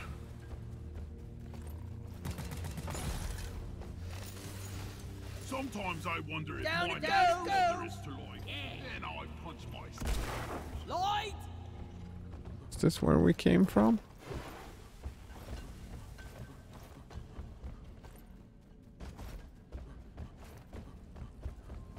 Probably no. Lighting! Hey, he's grabbing that gold. That's fine. Note on it says I have less than 3,000 games to play. Less than, yeah. Light Ooh, is up! some more kite. Wanna go up here? Oh, all of the stuff.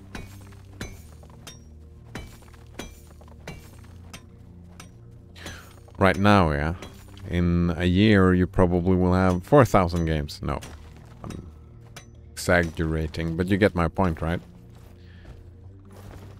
Oh, and that's the excessive part. You're getting games faster than you're able to play them.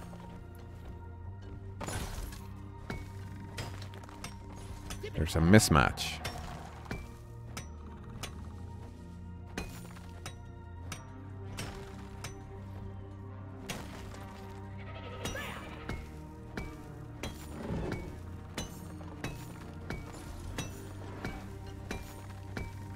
Donkey time! I got the deposit!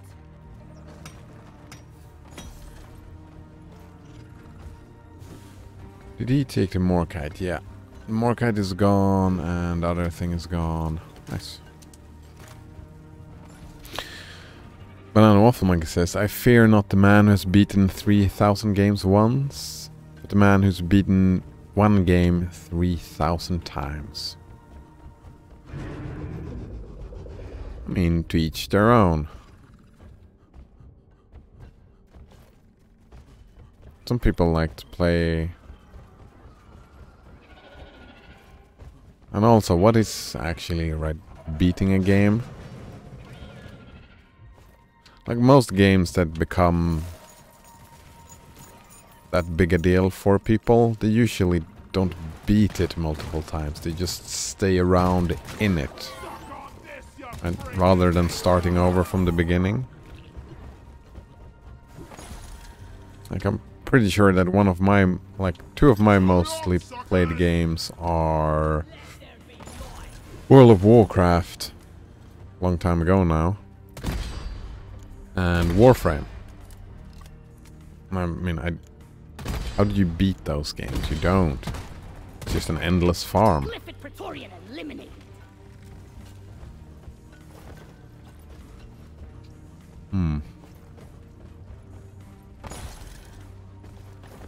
Endless farm indeed. Never felt better.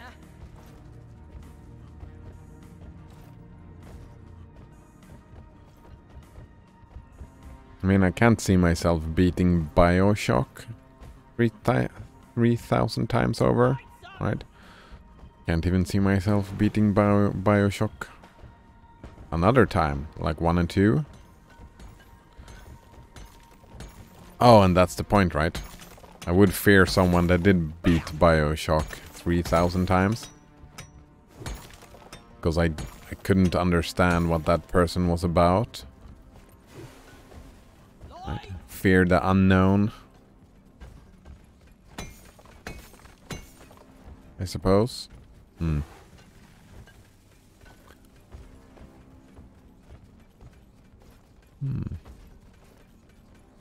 Let's see.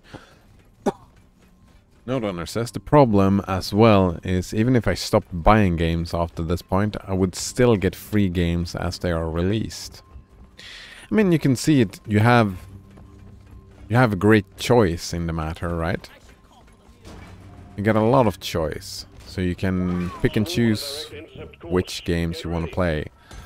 One could argue that, well, there is negatives to that, like decision anxiety or whatever.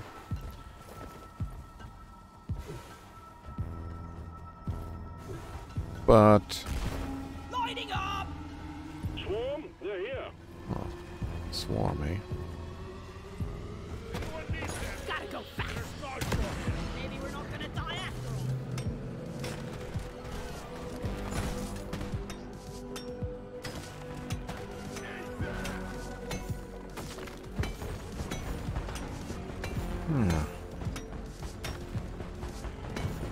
Whoa. Right, maybe I should help out with the swarm. Oh, I missed. Missed again.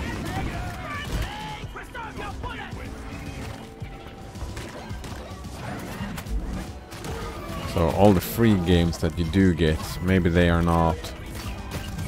Stand back, supply pod inbound. Some of the games you want to play, some of them you don't want to play. I'm assuming. All this gold. Need to get rid of it. Banana Waffle Monkey says, reference to a Bruce Lee quote. Oh, the 3,000 games thing. Wave is almost dealt with. Dispatch whatever's left.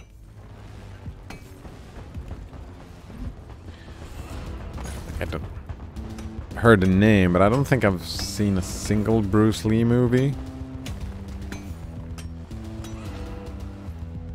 Think. Sure, I'll get some resupply here. Ah, that's Banana Waffle Monkey gives us the quote, which is, I fear not the man who has practiced 10,000 kicks once, but I fear the man who has practiced Down the hatch. one kick 10,000 times. Oh, right. I'm taking some of the ammo. See you later! That's a difference, though. The reference doesn't really work out. Alright, we're going this way. Sure, let's go this way.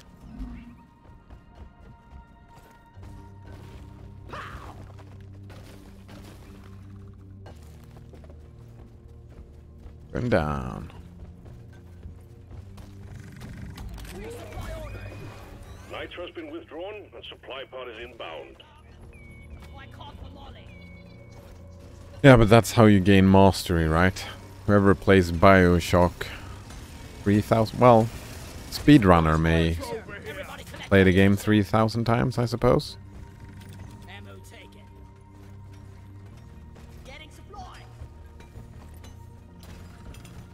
So they could play it super quick. Got it right between the eyes. No Donner says, I think games have an apex where you've experienced enough and quit. And that's my experience of games. That is how I feel about them. Wait, how was that not a hit? Die, flee.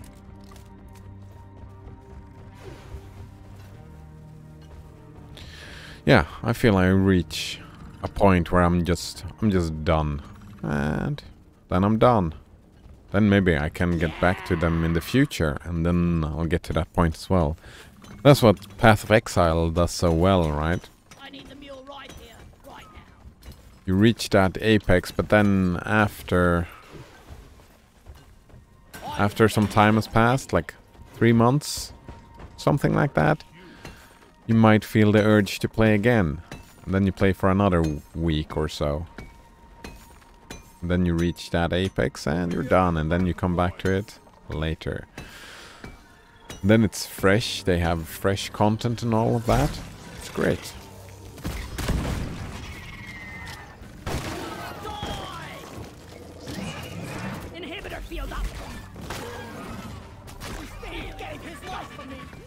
A lot of gold. But I can also see probably people never like finding a game and never reaching that apex. Lead down. That wouldn't surprise me. You're a good mule, Molly. Like, there are probably people who started playing World of Warcraft and never stopped. Still haven't stopped, right? Of course. There's some random dude being dead. This is usually the reason, right?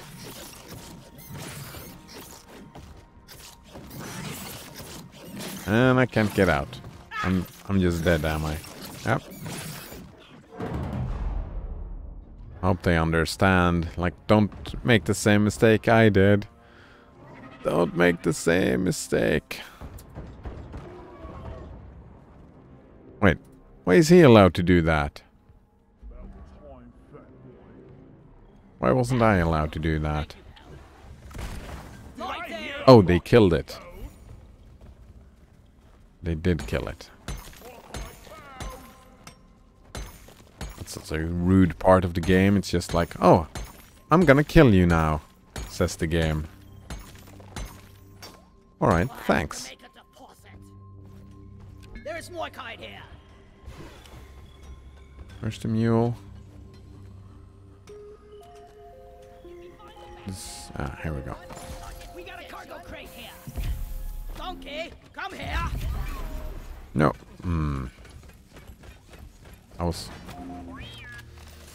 Here we go. Morkite quota met. That was some first-class mining team. Escape button on the mule. I don't know what the monkey says. Yeah, it's that. I have no idea what that word means. How do you spell that? Decimal.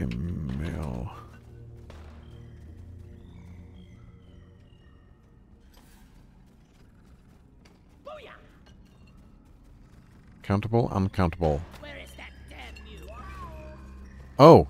A countable and an uncountable noun. Oh.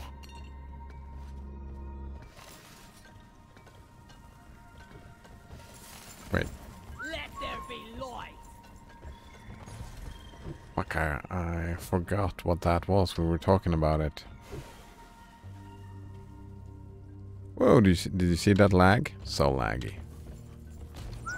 Line ready. Some people wanting to kill. That's We almost killed you.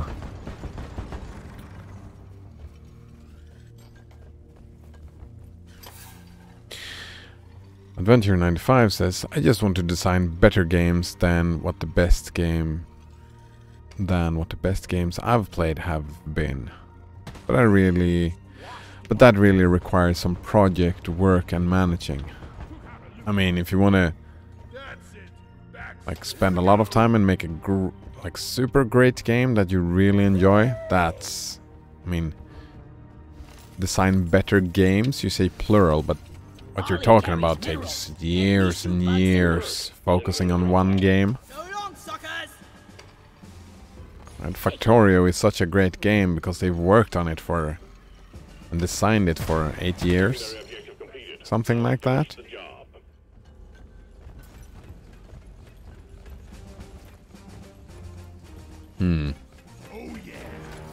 Drop pod Adventure 95 says, like imagine Skyrim, but much larger overworld, and you can do literally anything. Oh, I wouldn't like that. That doesn't sound like fun at all. Time for fireworks. It would get too big for me. Yeah, too big. Never felt better. Let there be light. Last walk of the pod, mate. Skyrim, but just more Skyrim. I don't know about that. Yeah, that wouldn't be for me. For me, Skyrim was fine the size it was. Having more of it would have just overstayed its welcome for me. Yeah. I would have reached my apex. Yeah, there we go. But literally everything. I don't think you mean literally when you say literally there. Adventure 95, literally everything. That's... Also, that's not really game design, is it? Oh, you can do anything. Alright. That game is designed. Slow grenade! Come and get me, you disgusting bug! Right? Take this game and just make it bigger.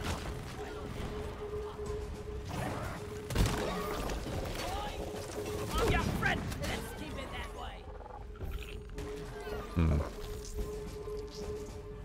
I'm assuming that everything was an hyperbole, though. But you did not mean everything. And you did not mean literally. Departing in T-minus 3 minutes.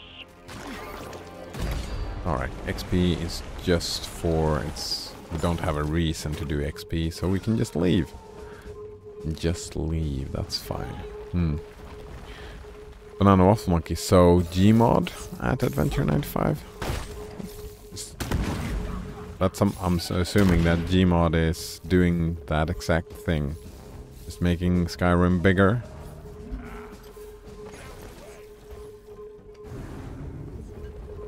Just modding in general, right? Supply pod launched. Better stand back.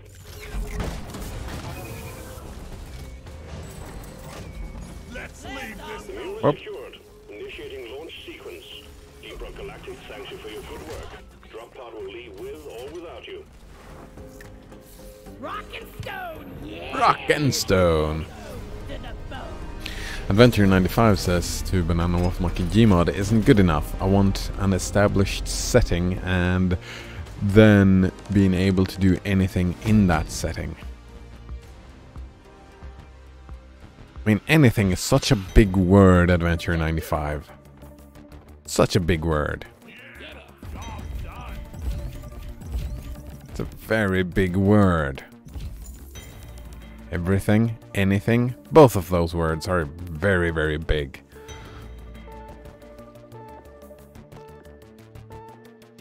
Like, art and design, in my mind, happens within some sort of restriction, right? Within some sort of medium. If you just say anything... Assignment mission completed. Also, that sounds like... Oh! New Matrix core. Damn it. Face melter? That's not what I wanted. You're carrying an infused matrix core. Infused matrix cores are spent in the forge to craft impressive overclocks for your gear. Get to it. That extra edge should prove a nice boon for you. Head to the forge. Head to the forge. We craft a face melter for the driller, right? Can I afford this? No problem. Yeah, it's expensive. I don't really want to craft it since I'm not using the thing. Alright. Banana Waffle Monkey says, so like a thematic sandbox? Blatchevig says, I've never found a game that was too big for me. I mean, it depends on how you look at it, right? Have you played Warframe? That game never ends. Like, getting everything in Warframe? That's probably a 4,000 hour journey. And if you reach your apex within that game, well, I suppose the game was not too big. So you've got a point, Blatchevig. That maybe can't be too big.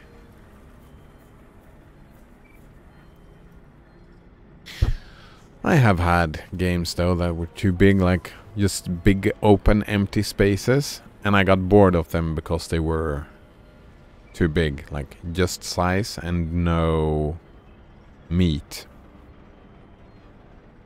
That was like when No Man's Sky first came out. Wasn't that one of the biggest dislikes against that game? That was, oh, it's big as an ocean, but deep as a puddle. that the argument then was not how big it was how it was lacking substance. So the lack of substance was the problem rather than the size itself. No donor says that's what she said, probably a little time ago, but that, yeah, talking about size, of course.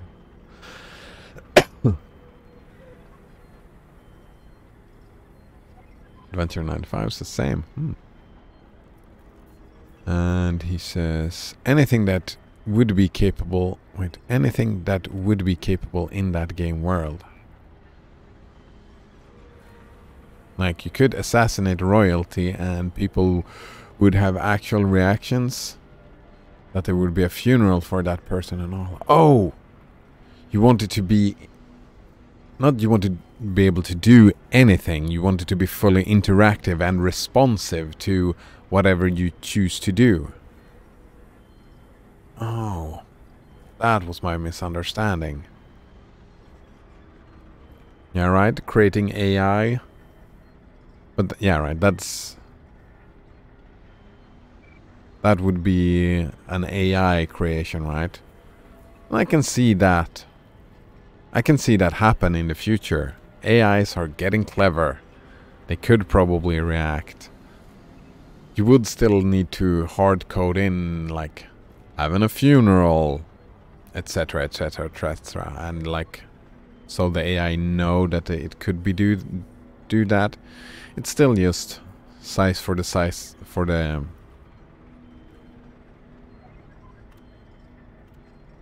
yeah, it's just size, making it bigger and bigger and bigger. Banana Waffle Monkey says, like in Skyrim. Yeah, that's what he said, right? Like Skyrim, but bigger. And doing more stuff. No respawning, no... nothing, I suppose. Rock on! Rock and stone!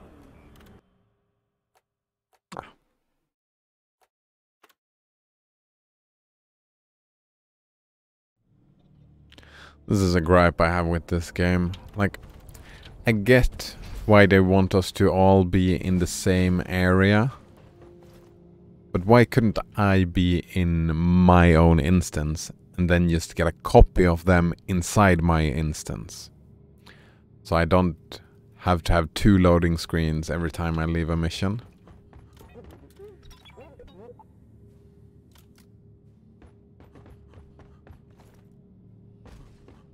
Right, I wanted to start a new mission.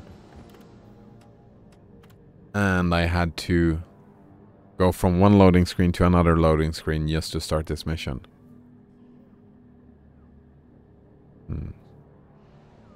It's some annoying stuff. Banana Waffle Monkey says, might be spoiling. But I meant that specific example is a side quest in Skyrim. Alright, but that's... if I understood Adventure 95 correctly, it's not a side quest. It's just something that you decided to do. Not getting it as a quest, as a linear quest. It's just you do the thing and the world responds to the thing that you do. So rather than having quests, you make your own goals. Right? There is warring factions, but you don't really get quests. You can influence it however you like, and however you influence it, that is the changes that do happen, I suppose. That would be more, yeah, rather than a game that has a storyline, that would be a game that just has an initial condition. Yeah, it has a starting out point, and then whatever you do, like the AI, all the people make their own decisions all the time. So it's like a butterfly effect where the stories end up differently for every person every time they play it. I can see a game like that happening in the future.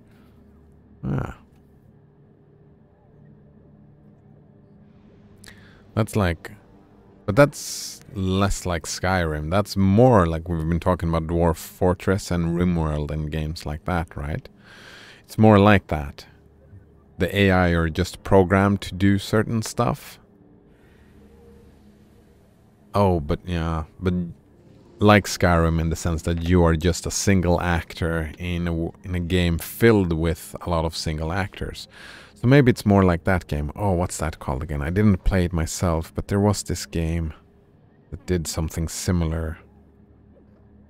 But you took a control... No, you did take control over a bunch of people in that game as well. Notrunner says, imagine someone is going to be assassinated, but you spoke to them at a certain time which distracted them from their schedule, and the assassin was caught by the guards, but you never knew any of this. It just happened because the world is that dynamic. Yeah, exactly. That responsive. Exactly. That sounds like a cool game. That does sound like a cool game indeed. I mean, the best example of that would be EVE Online today, right? Because we don't have that good AI in gaming, so you can just do that, but we'll act with actual people as the NPCs. Like, rather have real people than NPCs. That would be a good comparison. But a single player experience, I suppose. Banana Waffle Mike says, so it's dynamic, not static. Exactly, that is what it have to be, right? Adventure 95 says to Banana Waffle Monkey, that quest was a side quest that doesn't activate if you kill the NPC outside of that quest. Exactly, yeah. I would make it a perfect murder hobo simulator. Oh, right, because the game reacts to you.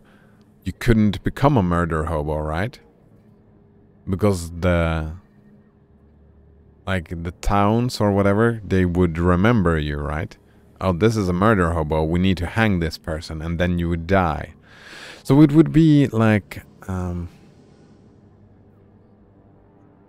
what's that movie? The Tom Cruise Groundhog Day movie? It would have to be like a roguelite. Roguelike? Fuck, I always remember. Something like that, because when you die, right? Or if you piss off a village, then you can never come back to that village, because your actions would have those consequences. And that sounds a little bit like Hitman. Yeah, there's a lot of big ideas. You're talking about games. This, like, working on that game would take so many people. Well, maybe not. Maybe just wait until AI is good enough. You could probably do something like that if you got access to the GPT AI, right? You could probably make something like that with that access.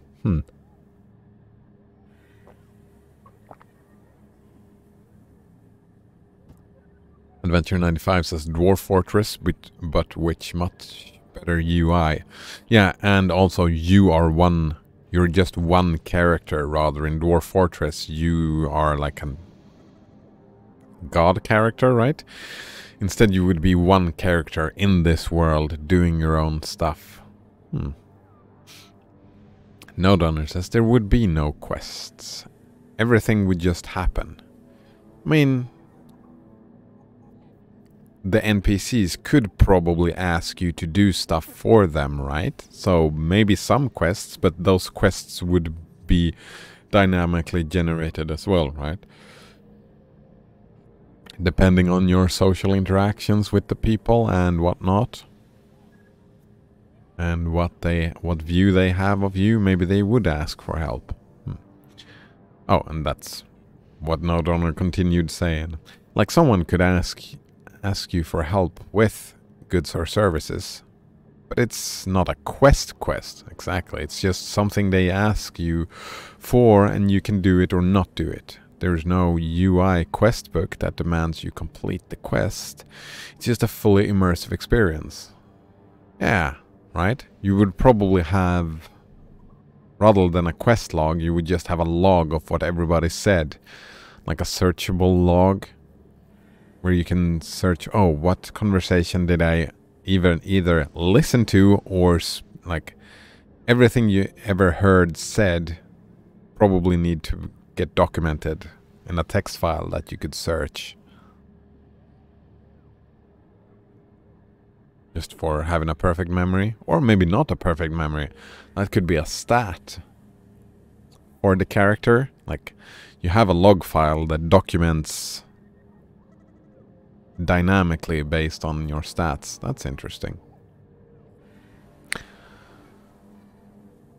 Nodonor says you wouldn't have a class that you pick, rather you would just do things and get better at doing them. Yep. However, if you stop doing them, you forget over time. But then you relearn them faster than before. Yeah, it's like riding a bike. Blasphemous. Oh, hello Blasphemous. Nice to see you again. He says, don't encourage them. They make enough games that are half broken at launch. Yeah, exactly. Right, this game is... It's impossible with our current knowledge. Maybe one could start working on it in 10 years.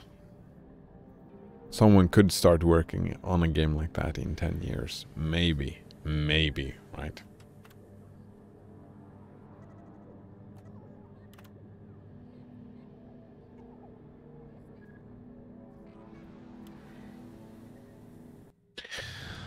Yeah. But I mean, I see this fantasy as like the fantasy, oh, we should start a band, or we should get a bar. A miner is on the way to join you. Stuff like that, you know, just dreaming. Yeah. This is a dreaming speculation of what we would want a game to look like. Cavalry is here. New miner inbound. Not actually doing it. It's hard to move. Hello and welcome. Like, it's not realistic. Yeah. It's not really realistic to talk these things. Not in our current day and age.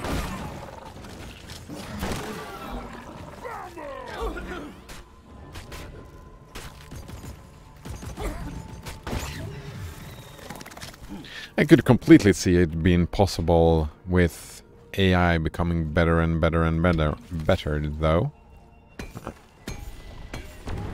I could see that probably within 3 years. I mean, I'm still pissed about that, right? We have this company called OpenAI, where the whole idea is to make it open source. Then they make an AI and just say, oh no, it's too powerful, so we're not gonna make it available to people. It's not gonna be available. We're not gonna make it open source. Maybe it is open source, but maybe the code itself is open source, but you can't train it because you need a supercomputer to train it, and the trained AI is not available to the public. That pisses me off. I really wanted to play around with that. GPT-3, I think it's called, if you're curious.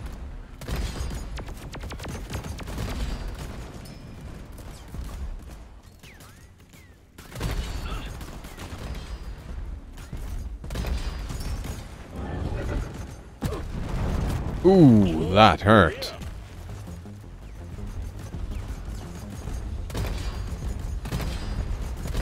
Please don't kill me. What did I just say?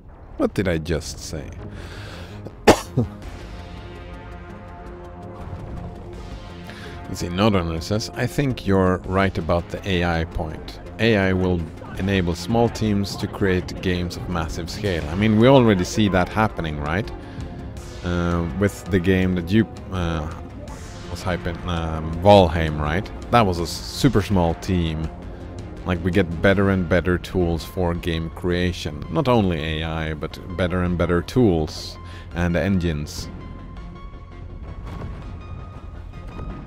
So that is the trend, and AI is gonna make it even bigger. Woohoo! All the gold. Look at that. All the gold. Very nice. Adventure 95 says, I would want a fantasy themed with my own... I would want a fantasy themed with my own setting. Yeah, that's like you set the initial conditions. You set the setting and give all of the characters, all of the NPCs, you can give them personality and power. Like you can give them a history. But whatever happens from start game has to be dynamic to be able to reach that. What you're talking about, right?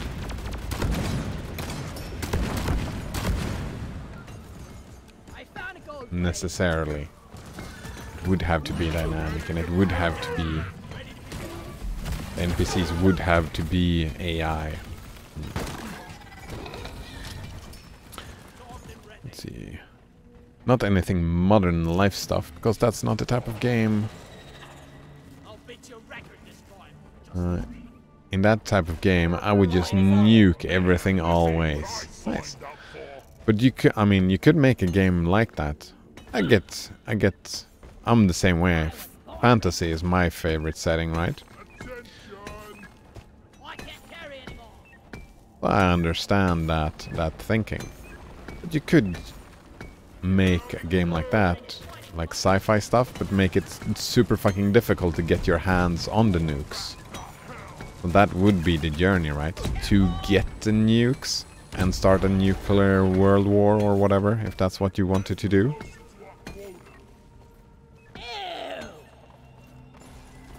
Like initial conditions again.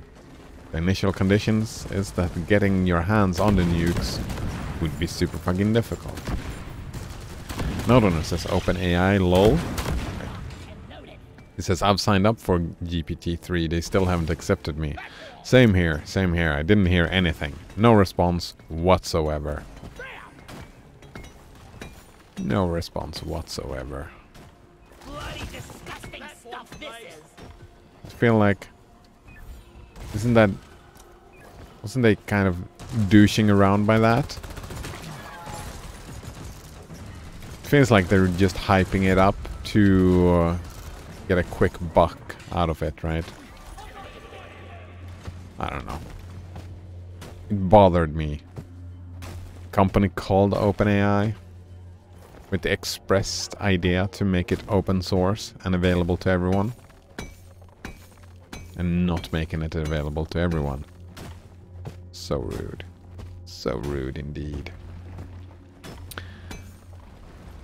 Nodonor says, I think they're afraid I'll use it for evil, and they should be. There is no such thing as evil. I mean, that is what they're claiming, right? They're afraid that people will use their AI for evil. Look into my eyes. That's so rude. It's copyright all over again.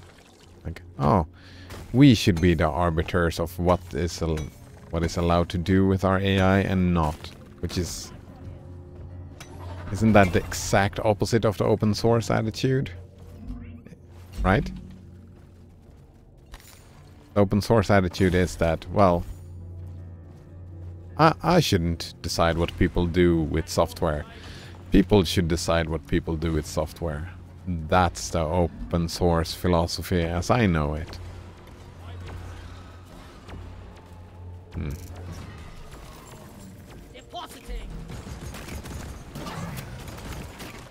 Who's not to say that they, from another person's perspective, that they are doing terrible shit with it. Whoops. I exploded. Blasphemous says, I know enough IRL NPCs, Kappa. Oh man. The idea of the philosophical zombie, right? I've actually never met one that I would... A person, I mean, that I would say that about. Them not having their own wills and intentions. I've not met a single one.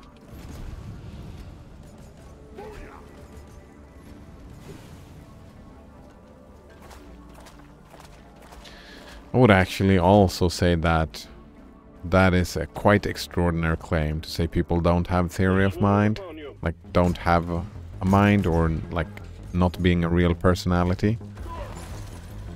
I see that as not really.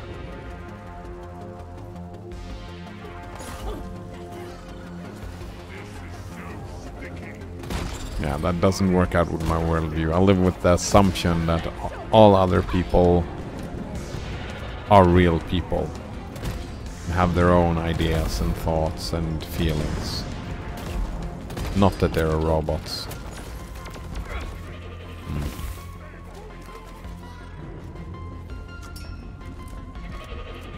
But I don't know, right? That's an assumption that people live with, right? Either it's only me in this reality, or everybody else. Well, I suppose it doesn't have to be binary like that. There could be a reality where like half of the people are philosophical zombies, right? NPCs.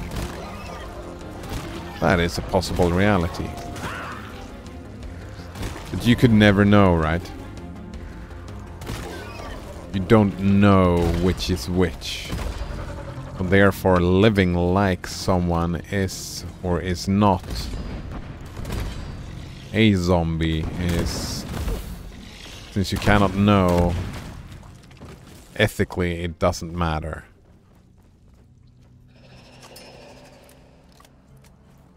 It only matters, ethically it only matters if you see yourself as being the only real person. And if you're seeing yourself as the only real person, then the only ethical things you have to think about is your own mental well-being, right? That's the only thing that matters.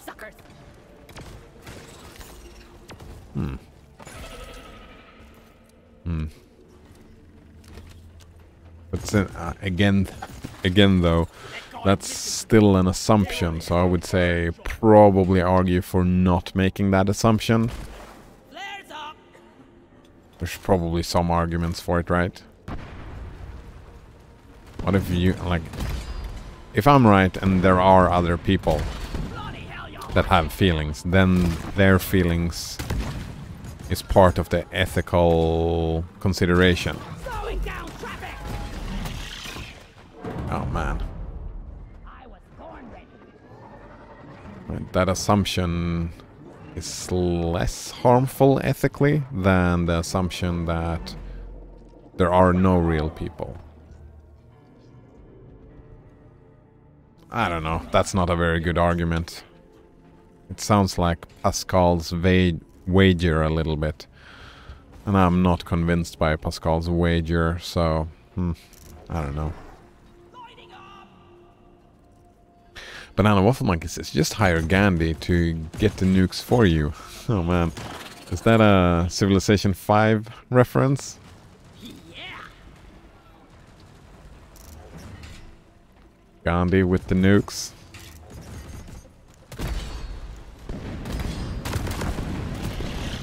It did tend to be quite warlike, eh? In that game. Oh, I'm all out of ammo. That's not okay. Oh, we don't have any extra ammo? Ah, here we go. Some ammo for me. I do like ammo. This machine event is easy. What machine event? Oh, fuck. Maybe I should go and help them with the thing.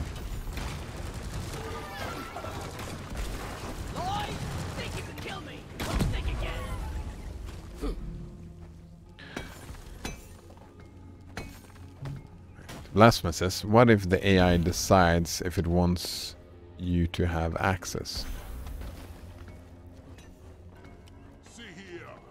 Yeah, then you have convinced the AI that you should have access, right? If we're talking about the nukes in that idea.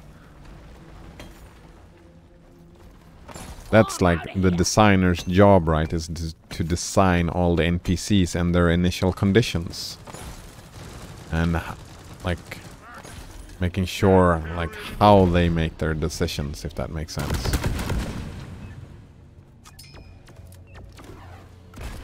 Lights up!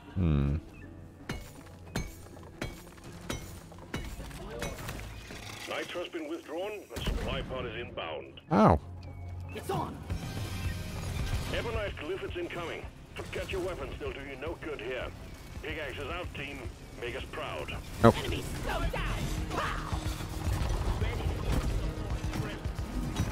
Yeah, this event is quite easy. Should have left my nose on the bloody ice. Note Runner says, you know how people make shitty blogs with the express goal of making money from ads? I mean, I can understand that people do that, yes. I can see people making good blogs for the express purpose of... like, some people make terrible blogs, some people make good blogs. But people can make it, like, my value judgment of what a blog is... Oh, I died again.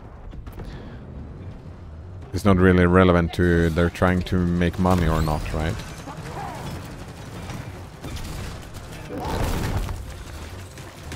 Like, most of my favorite like YouTube vlogs or whatever are from people who are trying to make money.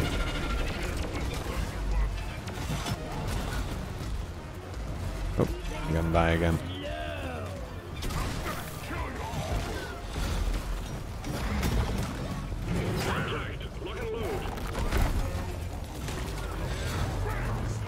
Oof. Shotgun. Machine challenge completed! Good job, team. Core and fuser ready. Are we good? I think we're good. Everyone, Let's see, Nodunner said shitty blocks for the express goal of making money from ads. I guess AI would be the best article generator to fool normies. Oh yeah. I don't... From what I've seen from GPT-3 so far, it's getting there. I'm not sure that it's can do it that well just yet. Oh, I took a wrong turn here. Let's go. Get out of my way. Ah, here we go. Whoa, whoa, whoa, whoa, whoa. Incoming. Smoke him if you got him. Please don't kill me. I'm trying to revive him here. And I'm dead. Damn it. Like, there is no way to do combat in those small areas. Maybe I should have just brought out the shotgun, made a few shots before reviving him. I don't know.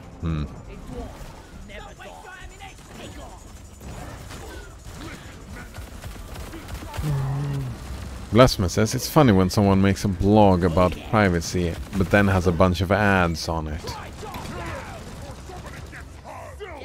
It's a little bit funny. I mean, ads doesn't necessarily... like, they're not necessarily tracking you, right? Whoa, hello. Run! Just because they have ads.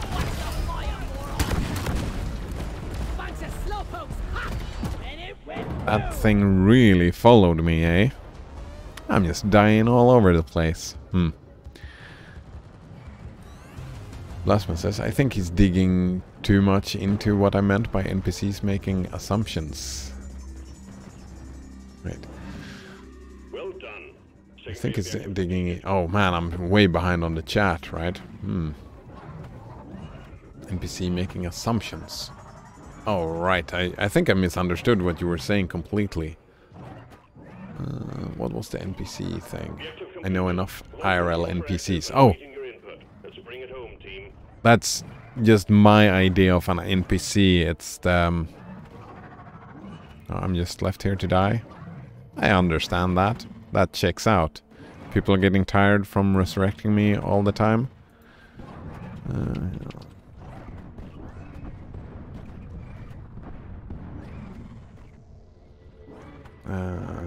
Wait, no. That's... like the... Wait, this is the Wiktionary. No. We'll also... go...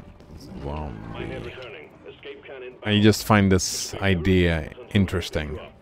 Am I getting revived? Still not? That's fine. A philosophical zombie is a hypothetical being that is physically identical and indistinguishable from a normal person, but does not have consciousness, experience, qualia, or sentience. They're just a machine, right? That's what I started thinking about when you said real life NPCs. That's where my mind went. I understand that that was not any claim that you were making, right? That was just where my mind went with real life NPCs. Take it easy.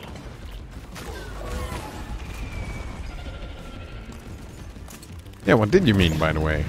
Real life NPCs? If not that. Because, right, obviously there was a misunderstanding. Weapon ready. Destroy it. We fight for rock and stone.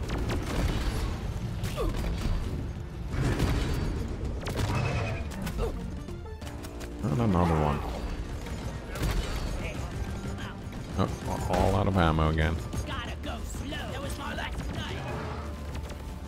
This was one of the hardest fights that I've been in. Wait. We don't have any nitra? Ooh, that sucks.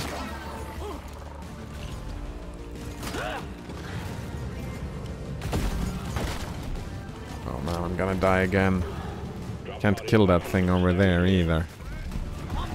And that's it. I'm dead.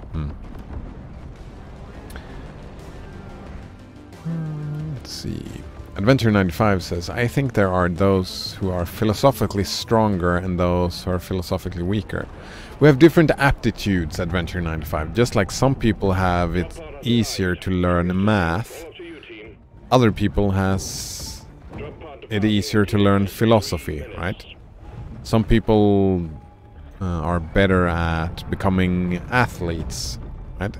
We're all born somewhat differently, right? With different interests and aptitudes. So yeah, of course. The weaker one clings onto ideologies as a basis for their own worldview, as they lack the mental stamina to think through and manage all the information that could change their worldview and such. I would say that's a little bit unfair, I would say. Like, when you don't have the aptitude for something, like I don't have the aptitude for sports, so I don't do sports. I am not interested in doing sports. Someone saying to me that, oh, you suck, right? Like, you're just weaker, so you just whatever fuck, that doesn't really work out, does it? The comparison. Mission status completed. Oh, he just completed it. Good job, dude. Right? But that's like saying that they are weaker, therefore they make a terrible job. I would probably say they don't have the aptitude or the interest, therefore they don't do the thing. They don't do the philosophy. They don't construct their worldview. They don't build upon it. And I think that's fine, right? We are different. It is fine that they do that, just like it's fine that I don't... There we go, that's what my comparison was looking for. Just like it's fine that I don't... do any sports or any athletic stuff, right? It's fine. It's just fine, isn't it, Adventure 95? Like... Hot potato. people do whatever suits them. And it's fine that people stick to an ideology, I suppose. I don't like it. Like, I would put more responsibility on the individual. Even though they don't have the aptitude, I would put it into school. Just like we force people with dyslexia, we force them into reading. I would force people into gaining some lower value of philosophical knowledge, right? There's we've got reading and writing, we've got math, we got philosophy. I would put philosophy in constructing worldviews and rhetoric and stuff like that as something that I would politically force upon people. That's something that everybody within our society should know, these minimal things. That's what I would go for. Just like we force people to do like athletic stuff in school, right? There is this minimal knowledge that the school system forces upon us. Alright, Banana Waffle Monkey says, that was a Civ reference for sure. I think an older version though. Oh! I've only played Civ 5 and Civ 6. I haven't played any older versions, but in Civ 5, Gandhi was quite new Cappy as well. Banana Waffle Monkey says, I'm not sure how I feel about the idea of stronger versus weaker in those regards. Can thank our amygdalas for that. I mean, we were born with different aptitudes, right? I would call it aptitude and interests rather than stronger and weaker. But, I mean, you could use stronger and weaker to explain the same phenomena, right? We have different interests. That's not a stretch to do it all. No Donor says, I don't think the NPC meme assumes that other people are robots. Oh, I didn't even know that there was an NPC meme. Alright. But more that they parrot the mainstream and propagate the overall narrative like a video game NPC might. Oh, so it's like looking down at other people because they behave like some random NPC in a game.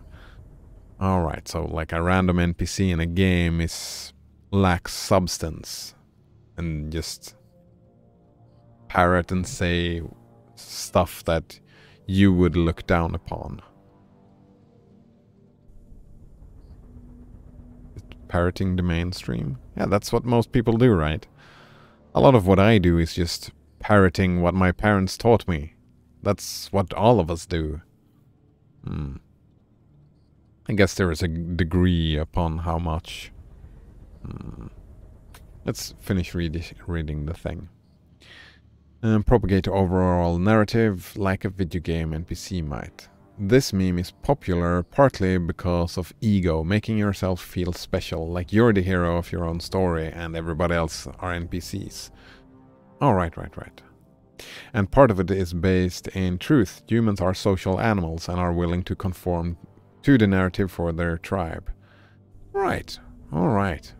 Thanks, Nodrunner. I feel that was a very good explanation about the NPC meme that I hadn't heard before. But that seems like a pretty good explanation behind it as well, right? We are willing to conform. That's what we do. Blasphemous says, and that can be a very dangerous thing.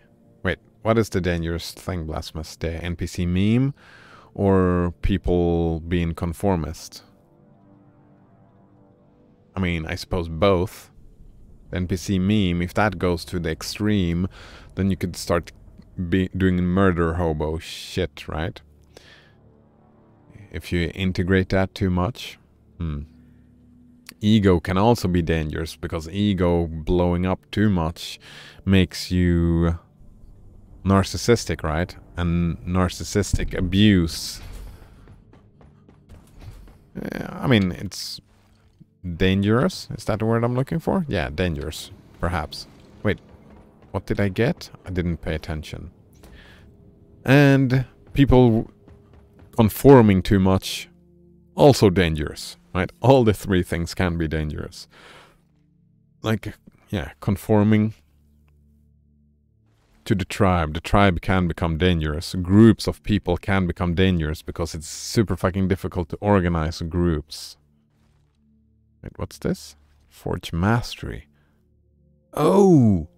So I do want to forge anything that shows up. Even though I may not afford it. Yeah. It's weird that I did not get anything this mission. But I got something the last mission. Node Runner says GPT-3 is capable of some great stuff. But a lot of the examples you see online are cherry-picked out of many results. Exactly, yeah. Of course, that's how we do stuff, right? We cherry-pick and show off the coolest stuff. Yeah. This is where the strength of AI synthesis currently resides, with the machine pumping out content and the human curating the best and most appropriate. Yeah. Oh, right, yes, exactly. Curation.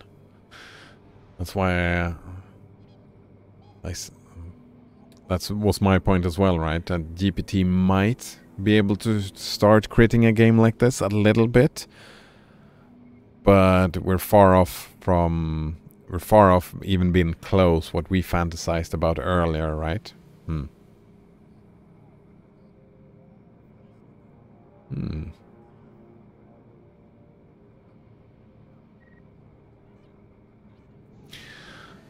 Blasphemous says, last week I had an NPC screw something I've been working on for 3 months. Now I need to spend this upcoming week fixing it. Oh man, that sucks, Blasphemous. Are you talking about a real person screwing something up now, though? I don't like that, calling real people NPCs. I don't like any part of that meme. Like, it was a real person, right? That's what you're talking about? Or are you talking about in a game? Yeah. Non-player character? Yeah, I don't like that meme. I feel that it's rude. And looking down at people. I don't like doing that. I try to not like... I think we as people have a tendency towards ego and seeing ourselves as better than everyone else. And I do my best to try and not do that. And I would probably argue for other people not doing that either as well. Not comfortable with it. Node Runner says, force backfires. You end up with adults who hate math and reading books because they were forced to do it in school. You'll create a new generation of people who hate politics. Like, is that any difference from now, Node Runner? Like, I hear people all over the place just saying, oh, they hate politics, they don't want to talk politics. Like, if you go into your job and start politics with your coworkers, they say, oh, politics should not be discussed here. Like, you've said that before. If you go to most streams on Twitch, they say, oh, you shouldn't talk politics here. Right? I think talking politics is way... It has a bad rap. Right? Like, oh, you're at a dinner with the family? Oh, don't talk politics here. Like, that's what I hear all the time. Don't talk politics here. That's what I hear everywhere all the time. People who just hate politics.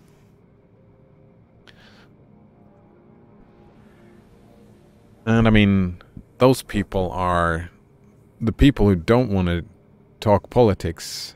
They are the weakest link in our democracy, right? If we want a democracy, if we want to decentralize the politics, the decision making, the weakest links are the people that refuse talking politics. Maybe? Maybe not. I'm not sure. Blasphemous says, that's what all of us do. We do not. We do. We do indeed, Blasphemous. He's too far behind us to have a back and forth discussion, Kappa. Yes, we do. We do conform to the narrative in some sense.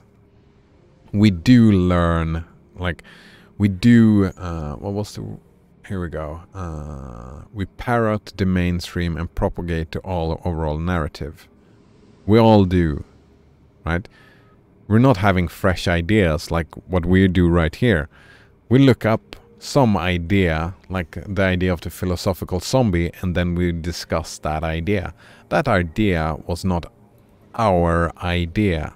Like, there are not plenty of new ideas. Most ideas we have learned from someone else that learned it from someone else. Like, all our knowledge are built upon other people's knowledge. Like, if we woke up and did have no human interactions, we would not know that the Earth is round. We wouldn't know. We've learned that by other, like, all epistemology, all our knowledge comes from some other people. There's a little bit of fresh knowledge that you when you do research, but I'm not a researcher, right? Most people are not scientists. Most people do not do research. And also most research is not done by a single person. And research has to be reproducible, otherwise it's rejected usually, right?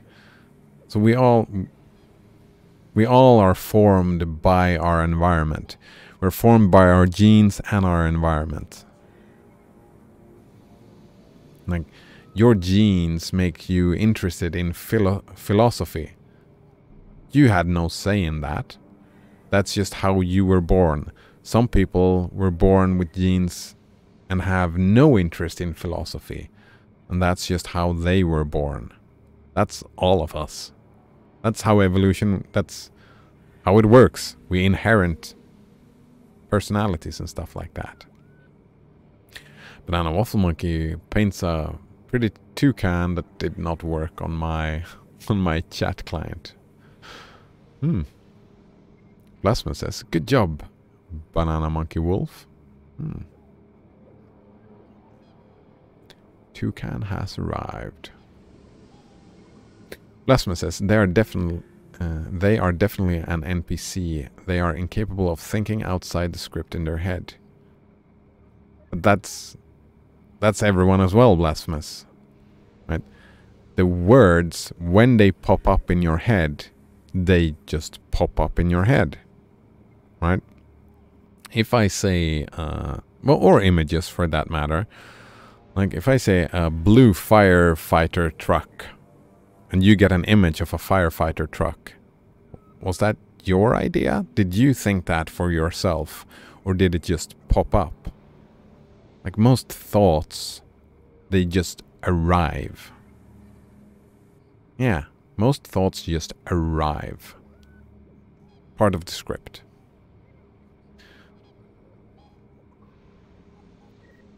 I mean, yeah, we're all incapable of thinking outside of our scripts. That's why they're our scripts. I don't understand that point.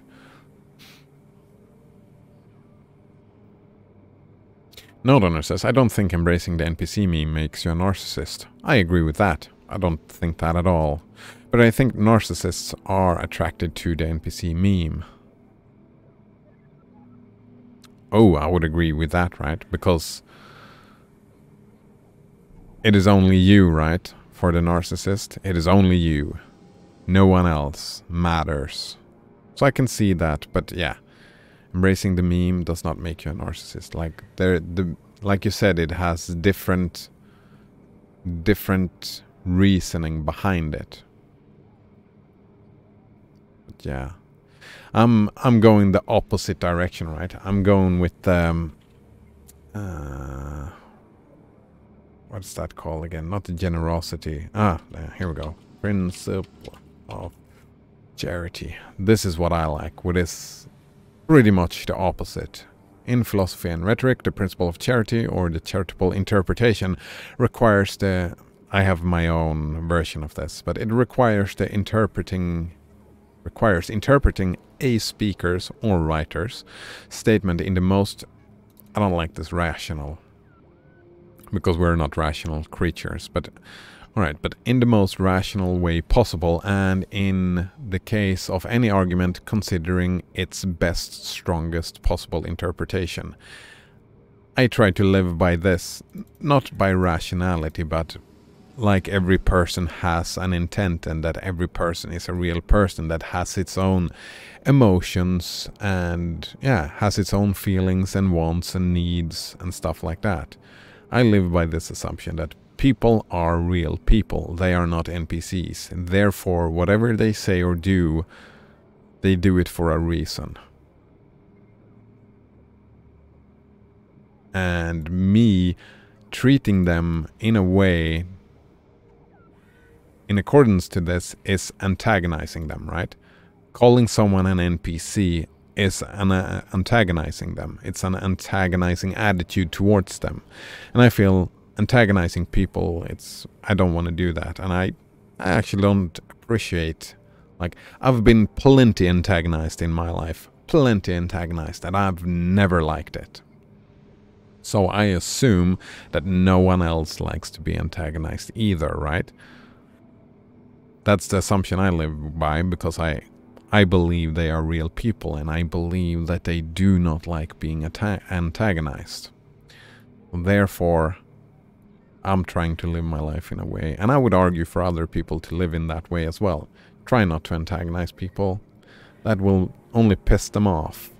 And maybe they will antagonize you straight back. Eye for an eye and all that. Lasma says, no, we really don't all parrot our parents. I mean, yeah, you've got a point, but that's not, like, you can look, I've made that argument before, right? We can look, it doesn't really make sense for you because you only have two parties to vote on, right? But for most people, for the majority of people, you can look at them and look at what they vote and claim that it's informed. You can get it from what their parents voted. Either they vote with their parents or they vote exactly against their parents, depending on childhood, right? Some people reject everything that their parents did, but that's also a response to their parents, right? And that is part of their script. Because they, for some reason, are just against everything that their parents are. And that's a minority, but there are people like that. But it's still informed a lot by your parents. Yeah. Your childhood is the most, like, most of your personality comes from your DNA and your childhood. You can change stuff, right? But all the major stuff is, when you're an adult, that's, your identity is stabilized, it's crystallized. Sure, it changes a little bit, but most of it happens in childhood. And who are the most important people in your childhood? That's your parents. Yeah, right. Blasphemous says, we need a way to get his attention before he starts going on a rant. The best way, if you want to interrupt a rant, I'm trying to do that, is just put my name and the chat thing will pop up and show, oh, that's my name. So I try to, like, read them before going back up in the chat again. If there's something that is, if you feel that something is super relevant right now, put my name in that message. I might be ranting though, and then if I'm ranting, I might not look at the chat at all. Nowrunner says, I think people currently enjoy talking politics. Some people do, some people don't. But yeah, the reason why people avoid the topic is because your political stance can result in real-world punishments. Losing your job, severing connections between friends and family, getting banned from popular streaming sites. Yeah, and that's what I'm arguing against, right? Those things Why do those things happen? That's not because people enjoy politics. Those punishments happens because people don't enjoy politics. They want you to not spout your politics in your job or friends and with your friends and family. So who are you supposed to talk politics with? I mean, we have us right here talking with dudes on the internet. But it's like we're a filter bubble, right? The people who stick around talking politics with me are the people that do enjoy talking politics, right? That's a filter bubble of people. All the other ones that deals out those punishments, the losing jobs and severing connections, the friends, the family, banned from popular streaming sites. Those are people that, I think hate is a strong word, but say that, Noderunner also says, I totally understand why it would be a rule. I do not. Why should it be a rule? Because people get angry? Why should people not get angry? Because people's feelings get hurt? I mean, the conflict is there, right? If you have a political conflict, it is there whether you talk about it or not. And the best way to solve a conflict is through words. Because if you don't solve it through words, then you solve it through force. And I mean, my preference is words over force, if there is a conflict, yes.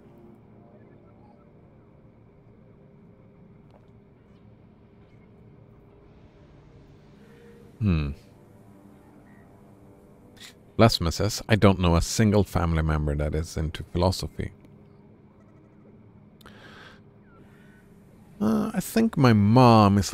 She's not into philosophy, but she is into analysis.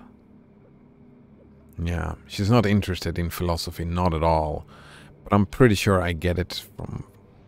Yeah, I think my interests in analysis and rationality in philosophy, I would say it comes from a little bit my mother and my grandfather on my father's side. Because my grandfather on my father's side is analytical as well. My father, not so much.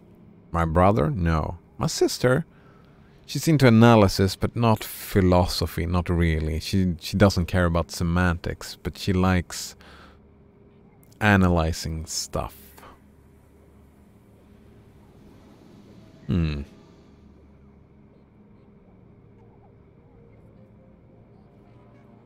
Maybe they are analytical blasphemous in their own kind of way.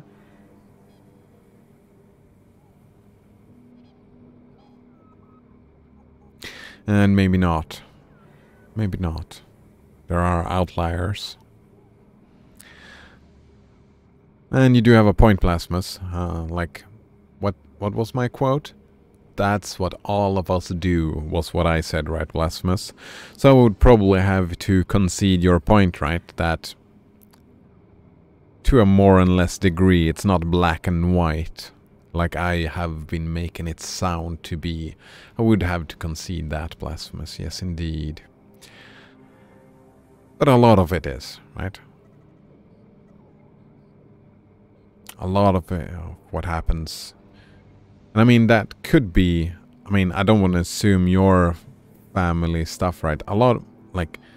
What I would say that my analytical mind comes from that part, but my interest in philosophy and especially ethics... That, like, none of my family is interested in ethics. I'm that dude, you know, talking about the ethical thing and that annoying dude in family dinners. But my reason for that is because people have antagonized me through my whole life. So therefore, with my mind, because I don't get the social code, right? I have that issue. Not very good at understanding social cues and whatnot. So my mind, why are people so mean to me? I go the philosophy route. I ask, why does this happen to me? And then I research and I look into philosophy more and more and more. And then I look into the ethics. And I come to the conclusion that I'm not doing anything bad from my ethical standpoint. Like, I did not deserve people antagonizing me. That's the conclusion I reach. And that makes me super happy. That's not at all a bias, right? Not at all a bias. I'm not biased. I can't see that happening. But that's the ethics that I come to, right? I come to an ethic and a worldview that fits my reality, that I am not the bad guy, right?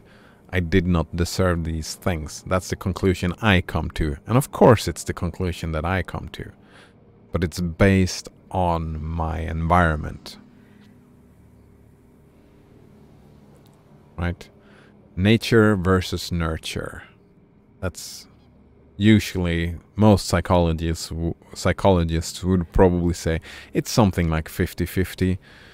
Like, you get your genes and then your environment as a child informs what happens to you. Like, my interest in philosophy is and especially ethics and politics. It comes from me disliking my childhood. Banana Waffle Monkey says, I don't think it's a rant per se. He's just thoroughly responding to what we're saying. Yeah, I go on and on. That's what I do. I like going on and on. That's part of why I want to start this stream, right? I want to respond. I want to... Right. Sometimes, I would say that sometimes I'm not thoroughly responding to what we're saying, right? The whole NPC thing, whatever kicked that off, that was me taking the NPC comment and just talking about a completely different thing that was just an association rather than a thorough response to what you were saying. I suppose you could go either way. I'm having a good time still, though. Blasphemous says, then maybe they should do their job to a higher quality rather than being on autopilot and acting like they're incapable of thinking instead of screwing up what someone has been working on. I agree, Blasphemous. That's... oh man. So many times I've been in that situation, right? Where, like, if you want something done well, you just have to do it yourself. And I find that so frustrating. It's so frustrating, Blasphemous. But also I can have sympathy and empathy for people going on autopilot, disliking their lives and screwing up, right? I've screwed up many times in my life. I've screwed up for other people, and that's a sucky feeling, right? But, I mean, it wasn't my intent to harm anyone, right? Just like I'm assuming this dude that we're talking about, this example, I'm assuming his or her intention was not to screw up your work. It was just, like you said, autopilot, going on autopilot, and just screwing up. They're not as apt as you, right? You know, like this project that you had 3 months of work. You know way more than they do, and they are not interested, like, they're not motivated by that project in the same way that you do, that you are. And it sucks that they screwed, I mean, that sucks for you, right? And for sure, I would, like, we talked a lot about crime and punishment yesterday. I would probably, like, if you have an urge for revenge, I would probably, like, a centralized form of revenge, like, they need a telling off, right? From a pure behavioralistic standpoint, if nothing else, you're fully, I mean, the anger that you feel should be expressed.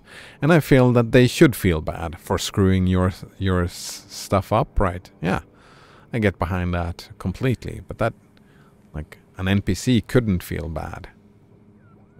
Yeah, you should, like, I don't want to tell you how to live your life, and I probably wouldn't do this myself, but just thinking about that situation, I would probably argue for, yeah, I would not do that. I'm too afraid of conflict. But I think the most useful thing to do is give them a proper chewing out, proper chewing out to get your frustrations out, as well as snapping them out of their autopilot for a little bit.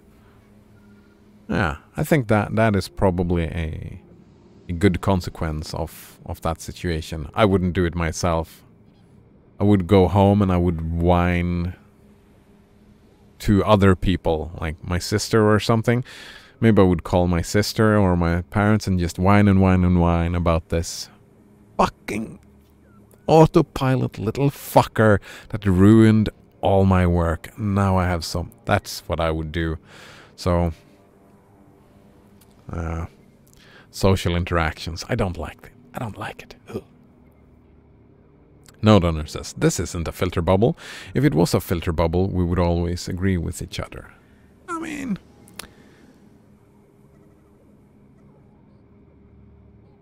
and I would say it's a filter bubble that, like, most people who are here like analytical talking. Rationality, maybe? Like, we have had some religious people coming in here, but I've managed to scare them off, right? And people who don't like talking about politics, they wouldn't stick around. Because we talk a lot about politics. So it's kind of a filter bubble. Right? You don't have to agree, I mean, we're in agreement to where we agree to disagree. I suppose. Noderunner continues. If you're a streamer who makes your money through the internet, it's in your best interest to avoid being demonetized on YouTube or banned on Twitch. Yep, that it is. Talking about politics is risky. Why take the chance? But that's my point. Why is it risky? What is the reasoning behind it's risky? It's because the Twitch people don't like it. The ad people don't like it. A lot of people... And why don't the ad people like it? Alright. It's because emotions run hot for a lot of people. Me included, right? When you talk politics. You get frustrated, you get happy, you get... Like, there's a lot of emotions, and... Like, you often, if there's something that you don't agree with, that can be a frustrating thing. And when you're talking politics, the best type of politics is usually when you talk to people you don't agree with. That is, in my opinion, those are the best political discussions. Where you talk to, where you don't agree. So maybe it is not that most people don't like it. Maybe it is that the structure is not conducive towards it. Selling ads. It's not about people not liking politics. It's about politics not being ad-friendly. Do have an interesting point here, Noderunner. Maybe I am mistaken on that point. Maybe people do like politics. He continues. I paused in the middle of that thing. So he continues. The reason why corporations ban people is for monetary reasons themselves. Yeah.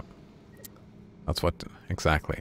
If content is not advertiser friendly or some edgy political, why take the chance? Yeah, right. You've got a point. You've got a point. Noderunner continues also. The end result is a filter bubble where everyone is treated like children. Yes. Well...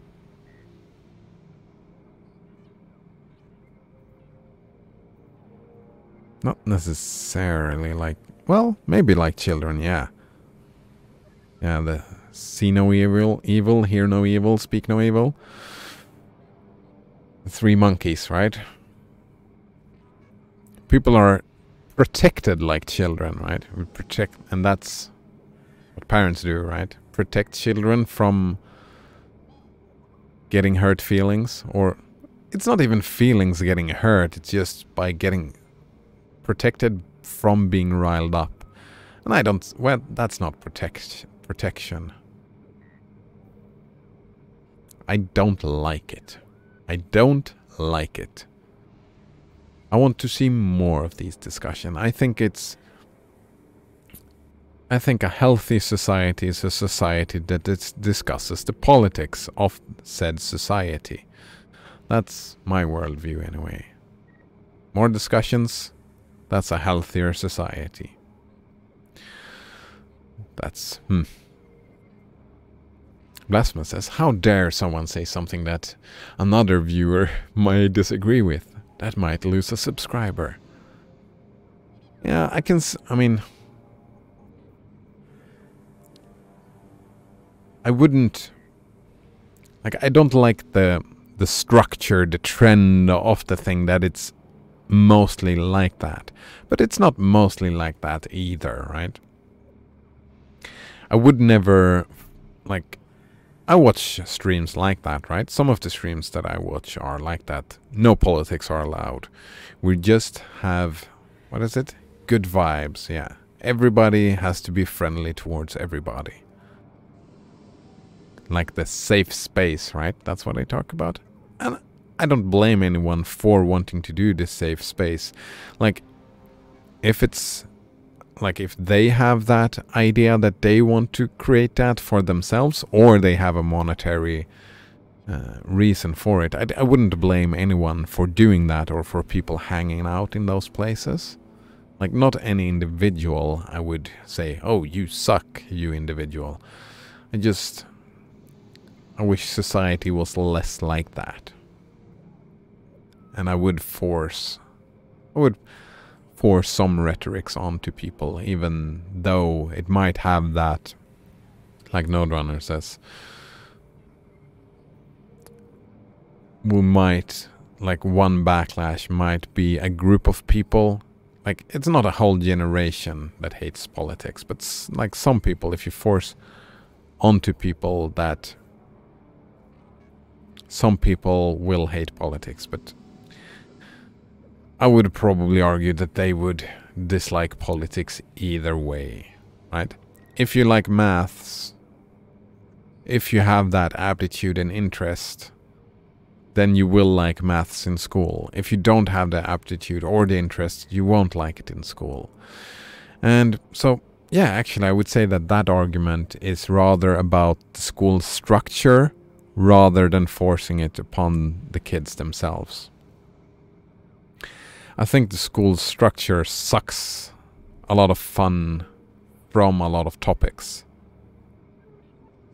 And that's not to say the forcing the topic itself. Like, I think a lot of it is how the school structure works, and that school is being soul-crushing. I'm gonna use that word, soul-crushing, even though, yeah. Blasphemous says, let's see. I don't need revenge, I just want it done. Ah. I like that. I wish I could be more like that. I sometimes get that feeling of revenge. I would probably be a little bit vengeful if I were in your situation, so I'm a little bit jealous. No.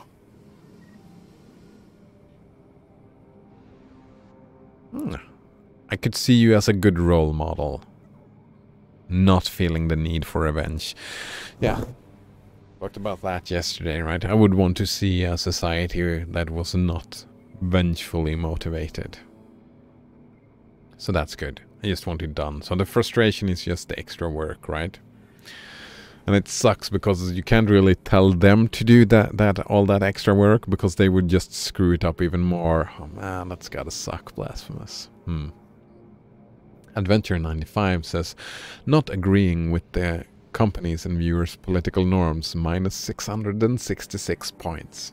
Nice. My obstinacy is paying off. I'm seeing numbers grow, so that makes me happy, right? The obstinate part of my personality. I really like those minus points. No Donner says, I was going to say that too. It's more about school itself rather than the topics discussed. Yeah, I wouldn't exclude forcing the topic. It is a point, right? It is one thing that leads to people not liking it, right? That happened to me, right? Because when I studied psychology, they were so hyped up and everything had to be about the gender perspective. And I got sick of it. I got bored by the gender perspective. So now, actually, I don't feel that way anymore. But at that time, I was super bored with it and I didn't want to hear anything else about gender. And I sometimes still feel that way, right? About the gender discussion. Just because it was there all the time. They did it too much, right? So, and that wasn't... And it wasn't that school was bad, like it wasn't the structure itself. It was the actual topic that made me feel that way, right? So part of it is forcing the topic. And I would have to concede that. But a lot of it is also... There are multiple facets to why people react that way to school. Banana Waffle Monkey says, we both said things that you were going to regret. Oh man, I'm sorry. Alright. I don't remember the voice. I can't do voices anyway. But GLaDOS said, we've both said things that you're going to regret. Quoted by GLaDOS. Oh man, I love that. GLaDOS is so great. Like, where was that? Oh, that's Firefox. No, Firefly as well, right? I'm gonna make you wish that you were never born. Well, I'd rather wish that you were never born. Right? I love that. Plasma says, the more discussion is not allowed, the more intolerant people will become of views that are not their own. That's an interesting statement. Alright, let's say that again. The more discussion is not allowed, right? It's banned from Twitch, it's banned from the dinner table or whatnot. The more that happens, Lasmus claims that the more intolerant people will become of views that are not their own. Yeah. Right? Because what does the banning of discussion, what is the consequence? That people who wants to discuss, they are pushed further into smaller filter bubbles, right? Where there is no actual discussion, right? When there is just echo chambers. Like, if discussion is not allowed, then what happens is you're moved towards an echo chamber. Oh, I think that was the argument before that No Donor did, that this isn't a filter bubble because this is not an echo chamber. That's... trying my best, at least. I think we're trying our best not to do echo chambery stuff. Like people... I'm assuming I'm trying to, at least sometimes, to be more of the devil's advocate.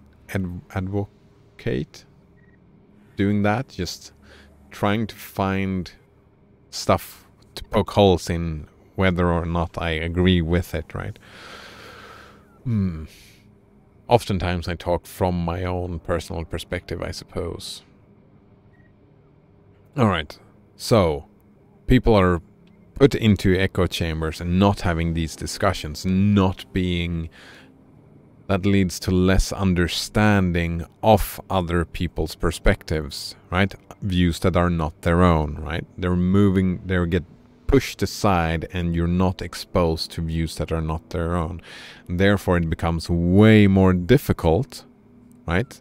To, when someone says something that does not conform with your view, it's way more difficult to understand where they come from. And it's super easy to just look at it from your own bias and become intolerant to that view. So I would probably agree with that statement, Blasphemous. I hadn't thought about it before, but yeah, that's probably what happens. Like one consequence, right? One consequence of disallowing discussion is this, probably. Noderunner says, I think people just need to be teased into forming a genuine interest, not forcing per se. Oh, but that's the thing, Noderunner. Not all people will form a genuine interest. Like, dyslexic people will not form a genuine interest in reading books. That, I mean, it might happen, but for most dyslexic people, they will not form that genuine interest. It is still in the, like, from how I want society to be, I want everybody to be able to read. Right? Even though they will not ever have a genuine interest in reading. I would say that they should be able to read. They should be forced to be able to read. That's my political opinion, right? That's, yeah, I would say that. They should be forced to be able to read. Like, they're to interact with other people, being able to read. I see that as the skill is too important. Yeah, it's too important, even though there are people. And it's the same thing with ethics and philosophy and whatnot. There are people that will never have a genuine interest in these things. Of course there are. And I would force it upon them. I would do that. Yep. I'm an authoritarian. Alright. But of course, like, I would also make forcing kids in school, overall I would lessen it, right? I have, like, the minimal amount of knowledge that the kids have is way lower than it is today in school in Sweden, for example. We have some things, like read, write,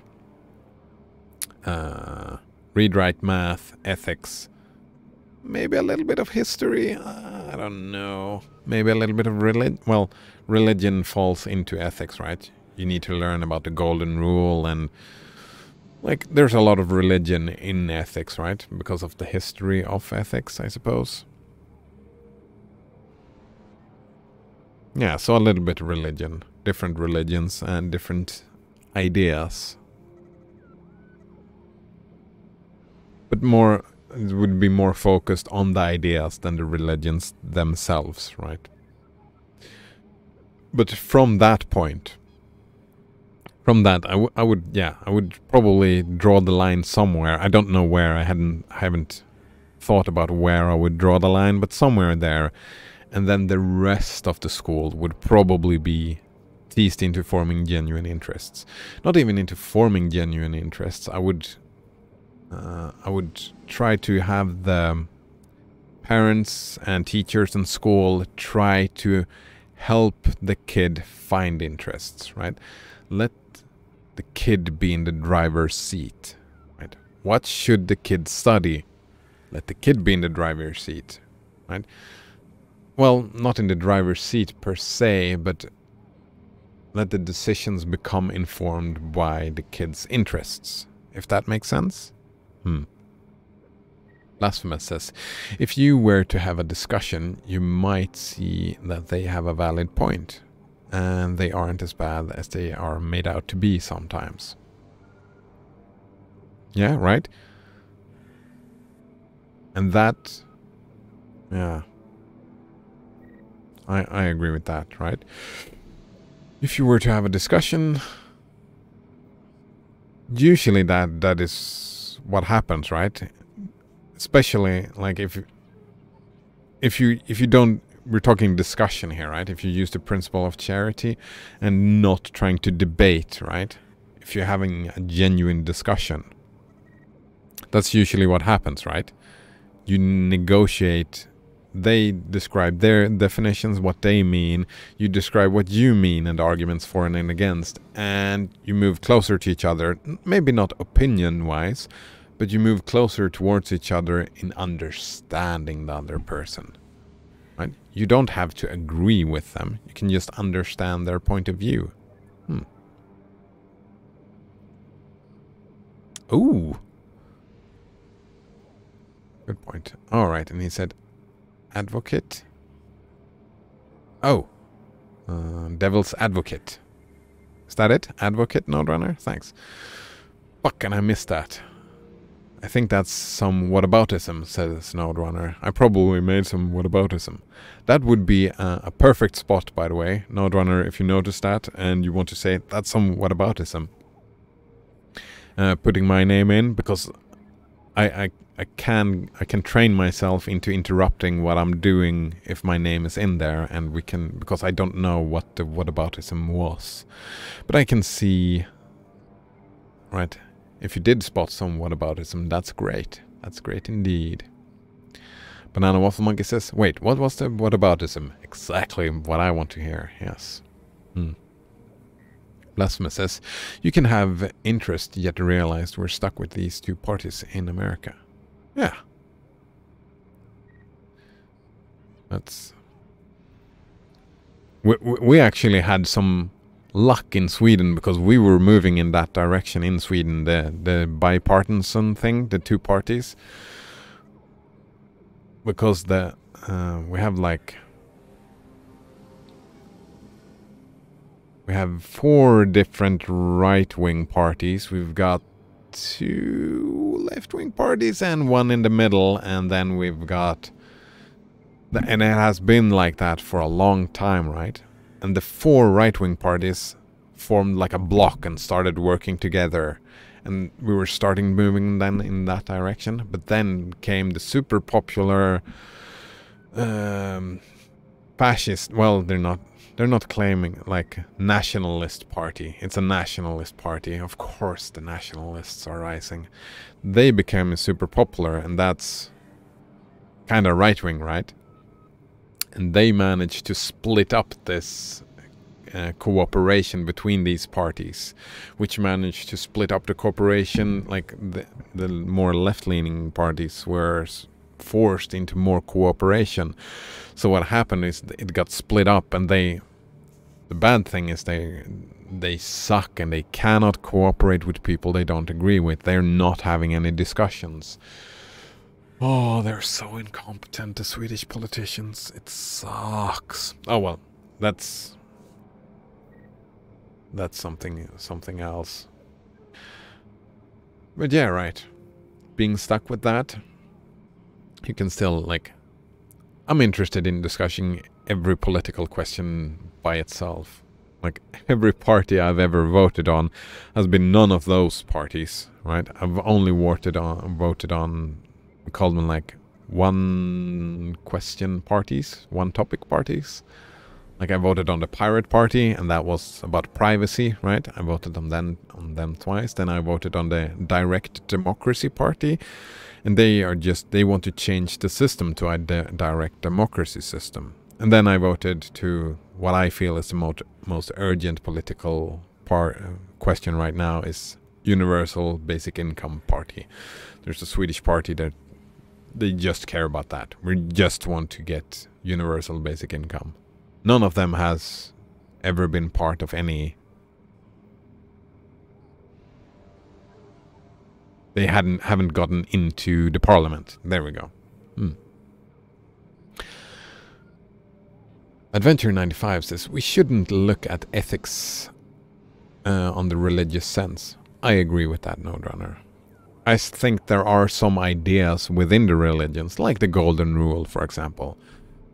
We don't have to look at the religions to look at the Golden Rule. We can look at the Golden Rule by itself. It's an interesting perspective to have, even though it has some issues. But I mean, when we discuss ideas, we also, like, where do they come from? So then we say, well, they come from religion in this context.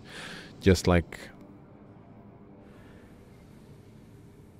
in talking about duty, they will probably talk about Immanuel Kant, for example. Adventure 95 says Cider's missing the names again. Oh, damn it. I'm sorry, Adventure 95.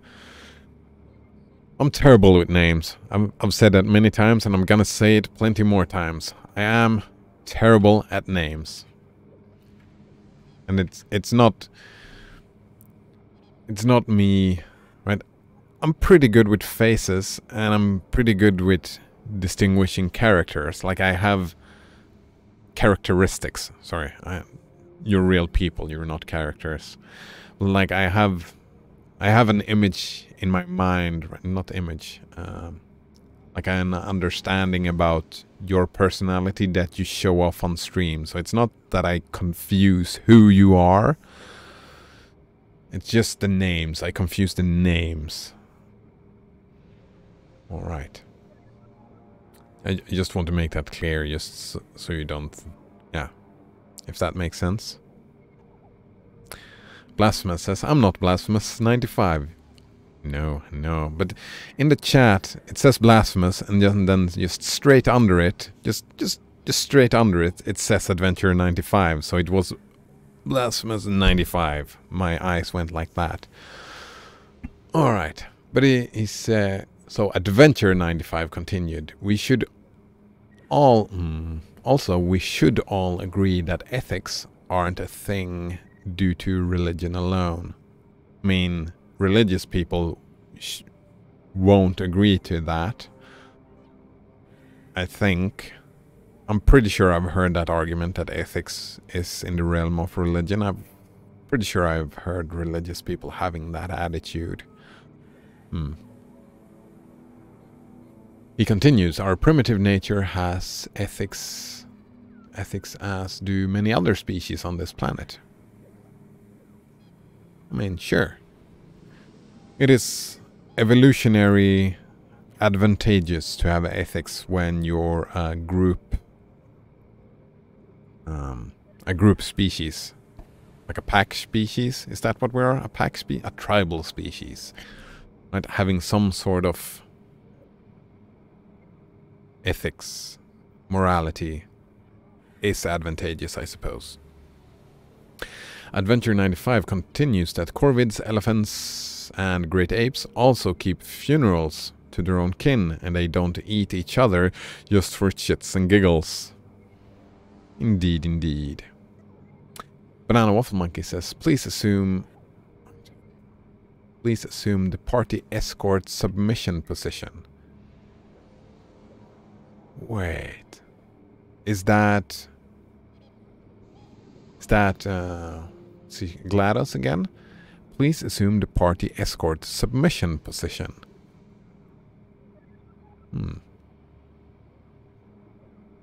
Adventure 95 says, many politicians are incompetent everywhere. Well,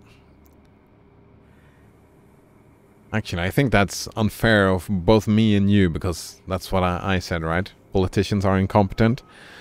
But they're very, very good at getting elected, right?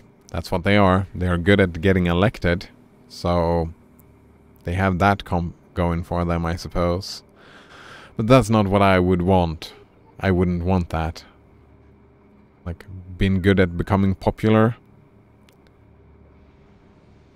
I would be more happy with politicians being competent in philosophy and ethics and politics. Well, maybe they are competent in politics. I don't know.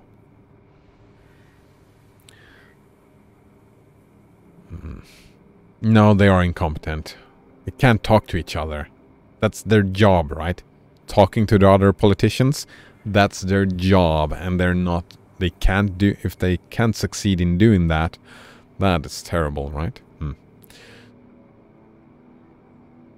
No Donor says, I think it's simpler than that. You can take any interests a person already has and expand it into a new area. Alright. Like, if your kid loves Minecraft, you could expand it into reading by buying them books about Minecraft, or cooking by making a Minecraft cake that looks like a dirt block, or you could teach computers and math using redstone. Modern school can't do this because you have one teacher for way too many students. Oh yeah. Too many students. And everybody knows it. Everybody knows it. But I remember that. I was studying to become a teacher, right? And we said that, well, there's too few teachers and too many students. And they refuse to acknowledge it. Like from the top, they refuse to acknowledge that there are too many students.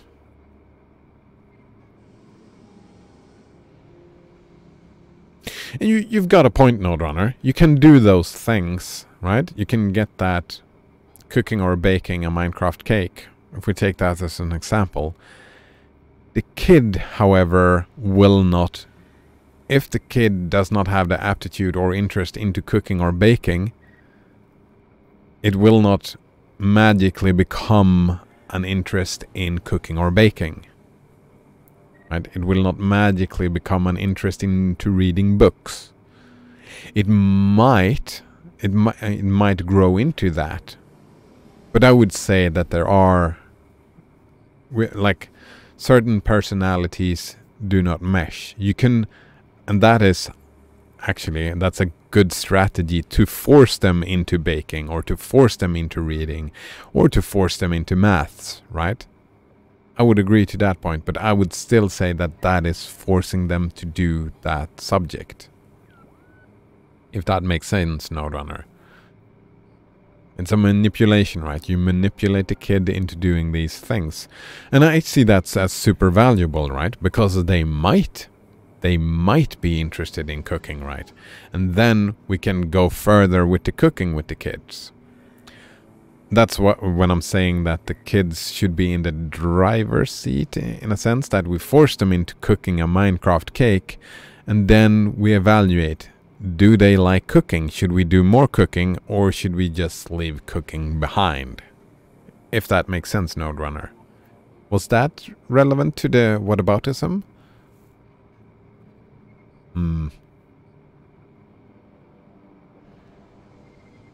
Node Runner says,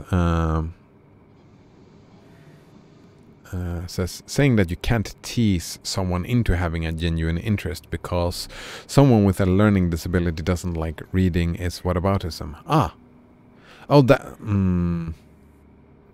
that was, I was just using dyslexia as an example, right? Some people have an aptitude for maths, right? I don't, for example. I don't have an aptitude for maths. Like, I really like maths as a thing, as an abstract idea, but actually doing the maths itself, I've tried to enjoy it. I've really tried in many different ways, but I don't enjoy it. That, like, the dyslexia was an example of something. Maybe I did put it as an argument for, like, you have got to have things that does not interest you, right, Node Runner, and that you could never see that stuff being interesting to you. Like football, for me, for example, I can see and understand why other people find it interesting, but for me it's like physical labor. For me it's just, oh man, I don't like, people get endorphins from running. I don't get those good feelings from running, right? I'm just saying that people are different. But I do agree with you that you can tease someone into having a genuine interest into something. But I would also claim that the personality types and aptitudes, not necessarily aptitude, but the personality type has to be like nature versus nurture, right? You can nurture a genuine interest, but the nature has to be there. That is what I'm saying, Node Runner.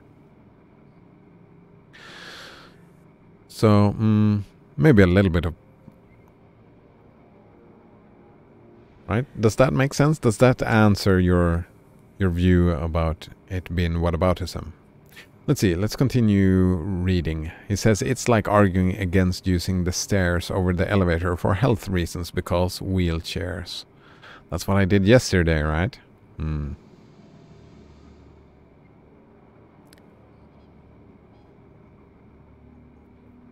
Yeah, but...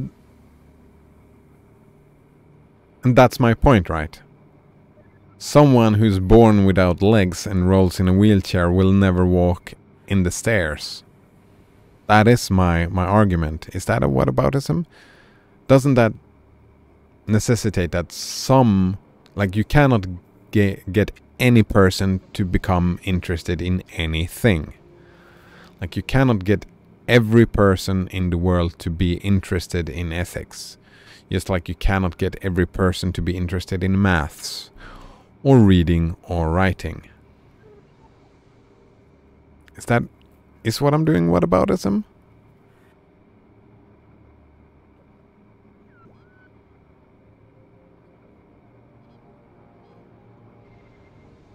Like, we're not born a blank slate, right? Node Runner says, my theory,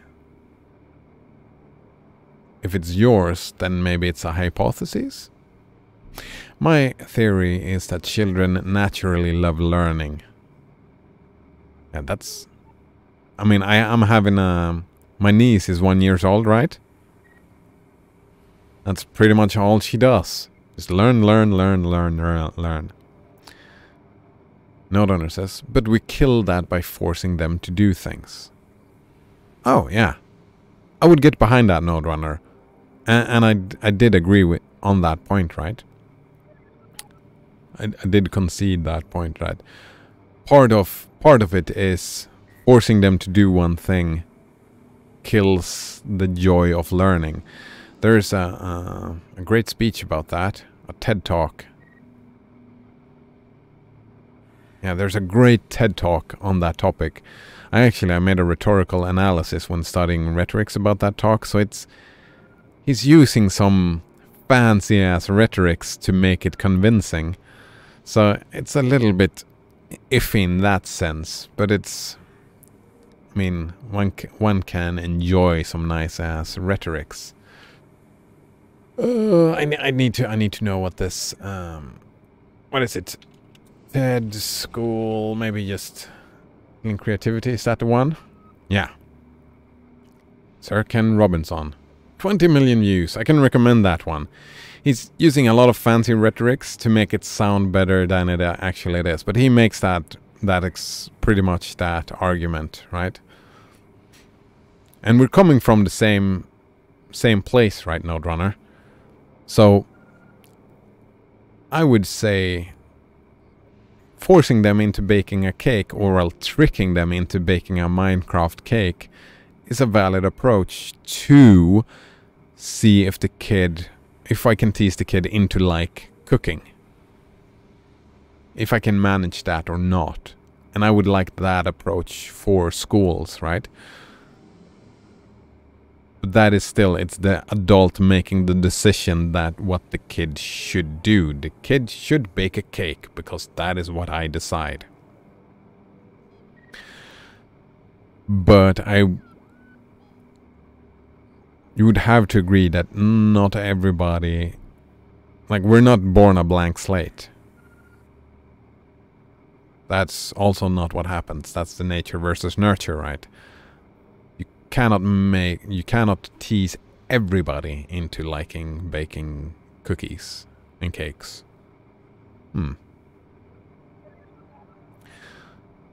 Banana Waffle Monkey says that motivation is equal to the expectation of success multiplied by the perceived value of that task. I'm not even necessarily like...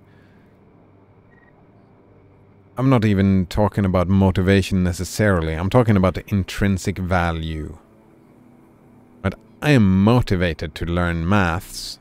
I sometimes spend a little time, like a little bit of time of just freshening up my memory on maths and doing that a little bit.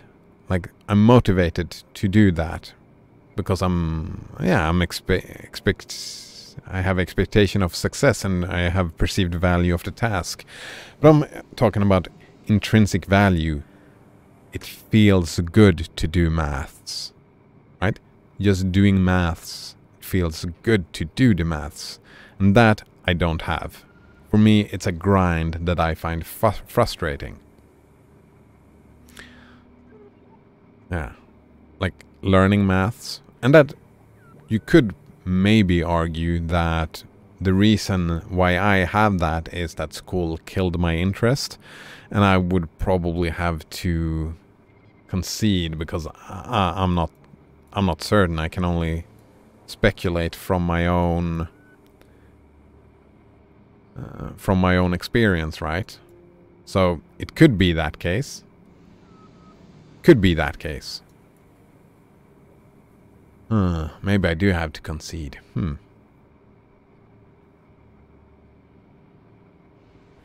No, Donner says that's the idea of child rearing. To plant the seeds and let them do what they want. Let them do what they want to grow into. Yeah, that's what I like, right? That's so fun. We agree on the consequences and the politics, what we want to see school change into, but we have different ideas, we have different reasoning, and we come to the same conclusion through different metaphysical ideas. That's fun. That's fun. That's me bogging down into the semantics, because I like arguing semantics, even though we're in agreement, but for different reasons. Oh, I love that. No, Donner says, I'm not suggesting everyone needs to be interested in everything, right? Oh, right. No, you're not doing that. Not at all, no. You're arguing that's how we got into it. I almost forgot how we got into it. We got into it because I was arguing forcing some knowledge upon the kids. Not letting the kids, not planting seeds and let them grow into the stuff. I was arguing for a minimal threshold of these things have to be learned. And you can do that. I mean, you can... Is that what child rearing is then? Like, you can go from Minecraft into reading, for example, practice reading. But that, I would still argue that methodology is the adult making the decision for the child that you need to learn to read to a certain degree. Just like you need to learn math to a certain degree. And I, again, would argue you need to learn ethics. Well, philosophy, rhetorics. I don't even know what to call the topic I'm trying to describe here. Critical thinking? Like seeing through propaganda. That's the consequence. Right? Being able to do that. Being able to form your own ideas. That type of thinking. Rationality. That's probably, like, if I want to give it an umbrella term, teach rationality. Reasoning and rationality, perhaps. Like it's a method, right? Maybe some content as well. Some ethical contents, right? Yeah. Like the golden rule, utilitarianism, utopia, dystopia, just learning about those words. Oh, hello, Coleman122. Nice to see you again. How are you doing today? Blasphemous linked this. We are born creative geniuses and the education system dumbs us down, according to NASA scientists. I mean, these people are not psychologists, so they don't really have any authority. Like, this is a rhetorical mistake. This is building ethos in a way that this is ugly rhetoric, right? They are rocket scientists. What do they know about didactics and how learning works? I mean, they have learned a lot. They have gone through the schooling system. I mean, so have you, so have I, so have everybody else. Everybody has gone to school. So that's ugly rhetorics. But I'm interesting. We'll look into this. Yeah, we'll skim this through. I just want to catch up with the chat. But this sounds like an interesting article to skim through. Blasphemous says, children ask why a lot more than adults do. Yep. Well, there are reasons for that as well, right? We solidify our identity, we solidify our understanding of the world, and then the kids have no idea. Like small children have no ideas. And then they learn an idea. Then you have to relearn the idea. But they become, the older we get, our ideas and our worldviews get more and more crystallized and stuck into an identity. So there is like a natural progression to that as well. So it's not only the school system, right? There is a natural progression in learning and building a worldview. So, but I would have to concede that the school system is doing this as well. I'm just pointing out that it's not only that. Children ask why a lot more than adults do, said Blasphemous. I had an ex that found it annoying when her daughter would question things. Her daughter liked me though, cause I would take the time to answer her. Oh man, poor kid. Poor kid, it's not only school, it's parents as well. Good point, Blasphemous. Who are the most important people in every person's life? Their parents. In forming identity and stuff like that. That's a good point. It's not only education system, it's the parents as well, right? Node Runner says, I don't think it's tricking them. There's no deception involved. Good point, Node Runner. Yeah. It's not tricking. It's not even manipulation. It's just the adult making the decision. And I think that's fine. Like, I don't think it's a bad thing that the adults make the decision over some things that the kids should learn. I don't think that's a bad thing at all. I think it's a good thing that adults should make a lot of decisions, and adults are better at making these... Is it called child rearing? Maybe I should look that up. Child rearing is... parenting. It's called parenting. Parenting or child rearing. All right. It's just a parenting system that I like. Right? I like the system that you explained earlier, Node Runner. Like, if the kid loves Minecraft, read a book about Minecraft. Bake a cookie, a Minecraft cookie. I like that strategy of parenting. And education. I like that a lot. It's just the adult making the decision on planting the seeds, right? Which seeds to plant. Try it out. And I'm totally fine with that. I guess you are as well, because it was your example and was a great example. Blasphemous continued, which pissed her off her mom, lol. Oh, poor child. Good on you, Blasphemous. Yeah. It's very kind. Encouraging the why. I love encouraging the why. I do indeed. So it's unfortunate that... Oh, actually, that's an interesting question. Who should be the... Who should make those decisions? Did you somehow... Was that rude of you not doing what the mother wanted? Does she have an inherent... Is her word more important than your word regarding her child? Like, instinctively, I want to say yes, that the parents should be the ones making the decisions. No, I do not. I think school is a good idea, and what you were doing was schooling. You were teaching, right, Blasphemous? That wasn't, like, it's not, you didn't take care of the child in that sense. Not in the, no, you were schooling the child, and I could see schooling the child not being in the parents' decisional sphere. What the child should teach or not teach. Learn, I mean. Banana Waffle Monkey says, never looking through my Twitch recommends ever again. Oh, why not? Why not? Did you have a bad time? Blasphemous links something else. A quote? Alright.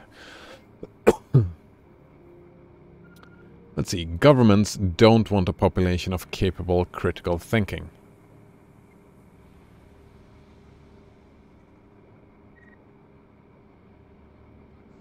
Some do, some don't. Like, and what the government want is not relevant. I don't care what the government wants. I care what the people wants. What do people want? What is better for society? What do I want? What the government wants, the government... But yeah, I could see why some governments would not want critical thinking. That they would want obedient workers. Some do. Like, it has been a concerted effort in Sweden, actually, to teach critical thinking. They've just failed miserably at it over and over again. And that has been a top-down. It has been the government that has said, we have to teach critical thinking as a central focus. That was the government saying that. So it's... Some governments don't want a population. And I can understand why they would want obedient workers. They want people just smart enough to run the machines and just dumb enough to passively accept their situation. Those are two completely different things, right? Smart enough to run a machine, that's a completely different skill set from emotionally, like, standing up for yourself. Like, accepting your anger and handling conflicts when you feel mistreated and handling a machine. Those are two completely different skill sets. You have no choice. You have owners. They own you. They own everything. They own all the important land. Ooh, that's an interesting question. Land ownership? I still don't know what to think about land ownership. They own and control the corporations. I would say the corporations own a couple of governments, right? The corporations, some of the corporations are more powerful than some governments. Like Google has a bigger power and owner share than the Swedish government do, for example, right? So, they've long since bought and paid for the... Wait, Senate? Fuck, I don't know how your system really works. I don't understand the difference between the government, the Senate, and the Congress. The state houses, the city halls. Your system is very confusing to me. It's different from how our system works. The governments have long since bought and paid for the Senate. Wait. If we're talking about bought and pay for it, then isn't that the capitalists? The corporations that have bought and paid for it. This quote is very confusing. It's all over the place. It's all over the place. Alright, who is they? Right? I thought they were the governments. Right? Yeah? The government, like, here is the governments, and then they. That's gotta be the governments, right? Or is this just the abstract, the man? Or is it like a hidden conspiracy theory about some hidden cabal? But you're not saying this in this quote. It's very confusing. Alright. Where were we? The city halls, they've got the judges in their back pockets, and they own all the big media companies. So it's not the governments, it's the big companies. Wait, The capitalists. Is it about the capitalists? I don't know. So they control just about all of the news and information that you hear. That last point, I would argue, well, I don't watch the news.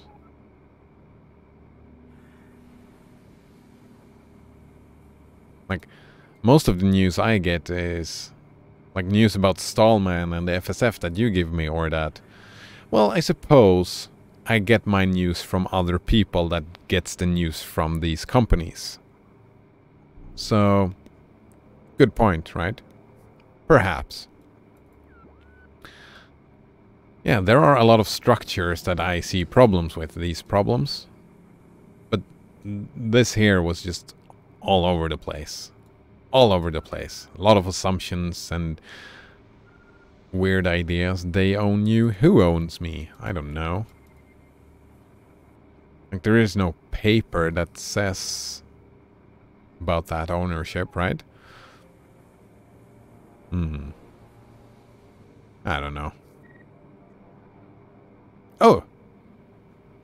It's George Carlin. George Carlin. Oh man, I love George Carlin, but he has some... Yeah, this is... I actually rewatched Dogma the other day. Such a great movie. I recommend it. I love that Body Jesus ends up everywhere. Great movie. Rest in peace. RIP. Let's see.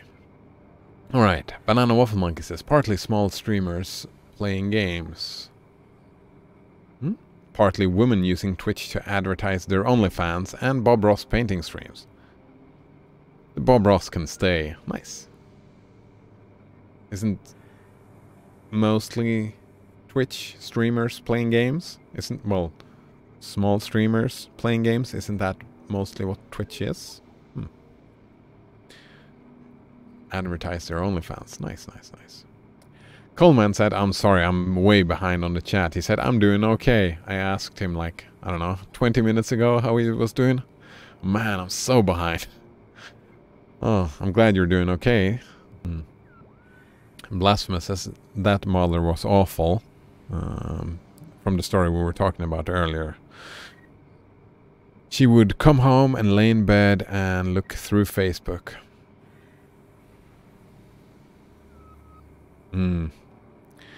Some people are not well suited, like...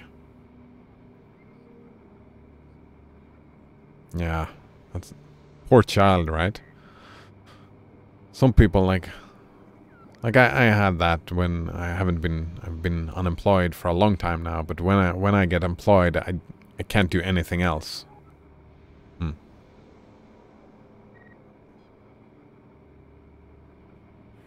Northerner says, what does the government want? I don't know. Taxes, probably. Power? Economical power? Political power? They want a functioning society, right? That works for them. That just works. That makes sense, right? They want obedient workers. Because that is... The government's job is to keep society running, right? So they want... From this argument is that they want people to just work. To have the full machine that is society to just work. Coleman 122 says, wait, isn't this a quote from George Carlin? It is. That's so. Here, George Carlin. Here as well, George Carlin quotes.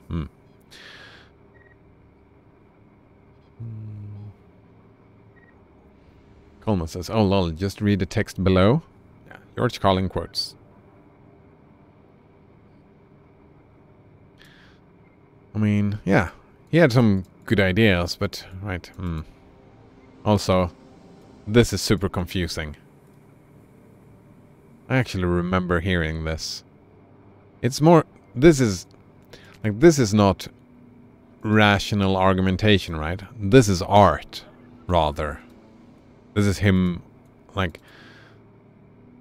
it doesn't work out in text as well as it does when him saying it. Like, he was a performer.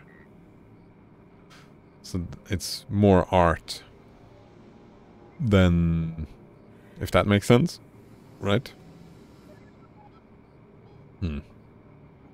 He was a great artist. He was indeed. Banana Waffle Monkey, the source at the bottom says that George Carlin would support that hypothesis.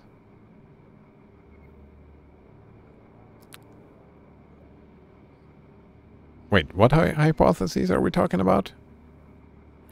Banana Waffle Monkey continues. The Senate, Congress / City Halls are all facets of our government. That's what I thought. That's what I thought. Government is like the big whole structural thing, right?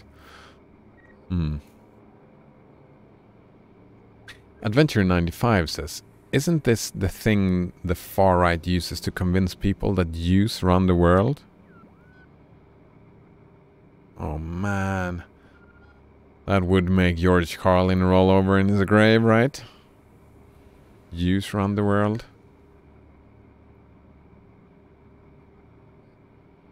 I have no idea. Maybe.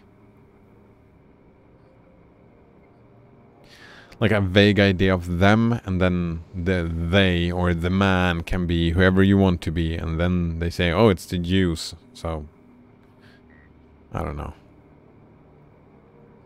Like, I'm assuming that, like, the far left could use it to say they are the capitalists. The right say the Jews, the far left say the capitalists. Maybe? It's possible. It's vague enough for them to be whoever you want them to be, I suppose. Since it was vague and confusing, it's probably just the person listening believes that they are whoever the person interprets them to be.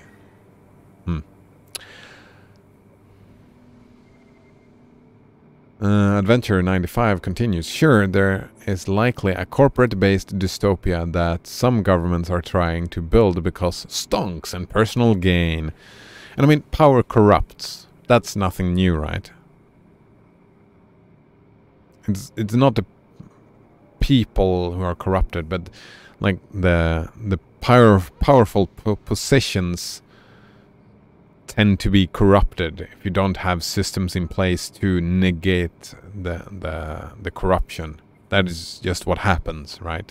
When we organize ourselves into big groups, the top of those groups, those positions, usually become corrupted. So that's a tendency, right? Is that real, or is that just something I've heard on the internet? Some dude saying that power corrupts. Does that really happen? I would guess it does, right? Because person has its own ideas, its own, like, it doesn't matter if they do it for personal gain or economical gain. Like most people in the government wants a functioning society, right? But they have their own biases on how that looks. And then they shoehorn that in and screw everybody else. So the positions do become corrupted, I think. Maybe? Let's see, Adventure 95 continued, but I really don't want to fight alongside racist people who would hang me for loving who I love in their utopia.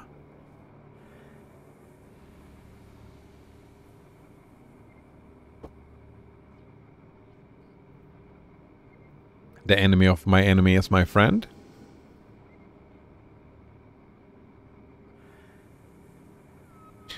Right, if it depends, right? If your enemy is big enough, then if my enemy is big enough, I would cooperate with another enemy of mine against that enemy, and then we can go back to being enemies again. I would probably do that. But it depends, right? I would need to evaluate the two enemies. I would probably see the racist who would want to hang me. I would probably see that as a bigger enemy, though. Coleman122 says, not really for me, and then makes emote. I missed the context of that, Coleman 122. Banana Waffle Monkey says, oh, I was just nodding at Cole asking if it was Carlin. Yep. Was Carlin indeed. Oh, right. Banana Waffle Monkey says also, I don't view the corruption as a discrepancy in ideals between people. I view it as some sort of discrepancy. Oh man, what does that word mean again? Discrepancy.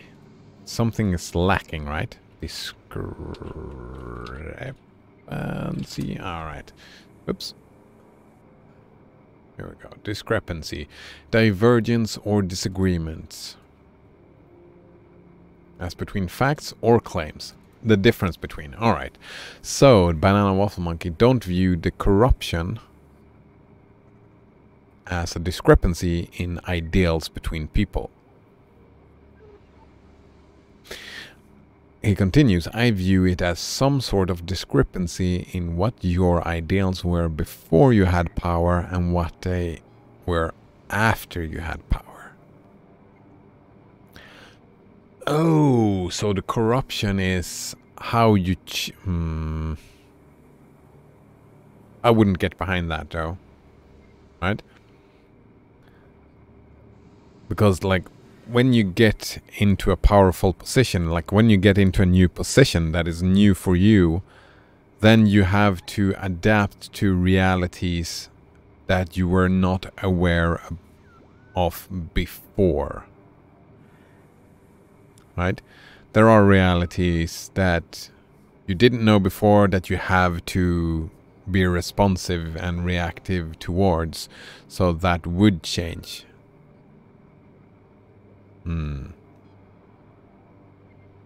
Coleman 122 says, I mean, whoever you are, someone will try to kill you for who you are. I don't know about that, Coleman 122. Someone would try to kill you, perhaps. Like, yeah, if I could be placed in many places in the world where people would want to see me dead, I suppose. And I can see people from other cultures and other ideas and other ideologies that would want to see...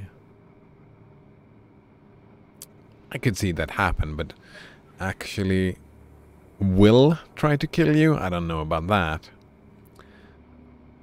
Blasphemous says, divide and conquer. Wait, divide and conquer? Who is dividing and conquering? I don't know if I would agree with that view of corruption. What is corruption? What does Wikipedia say? Corruption.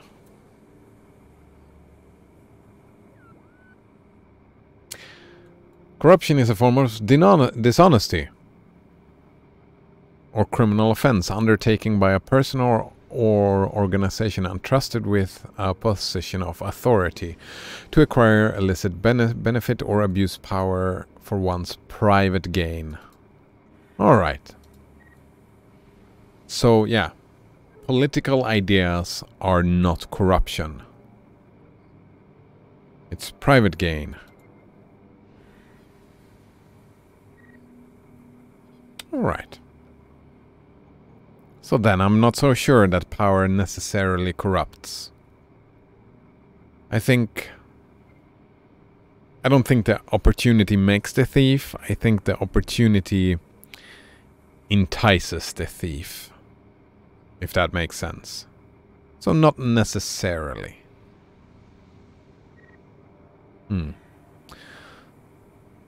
So the discrepancy...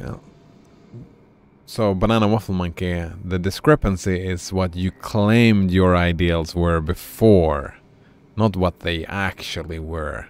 What you claimed your ideals were. Your claims to get to power, and then abusing that power for, well, no, your claims themselves, well, dishonesty, right? The dishonesty to get into power, and then abusing that power, that's corruption. Adventure 95 says Middle East and Nigeria would just publicly execute me on sight. If you came out, I suppose, Adventure 95.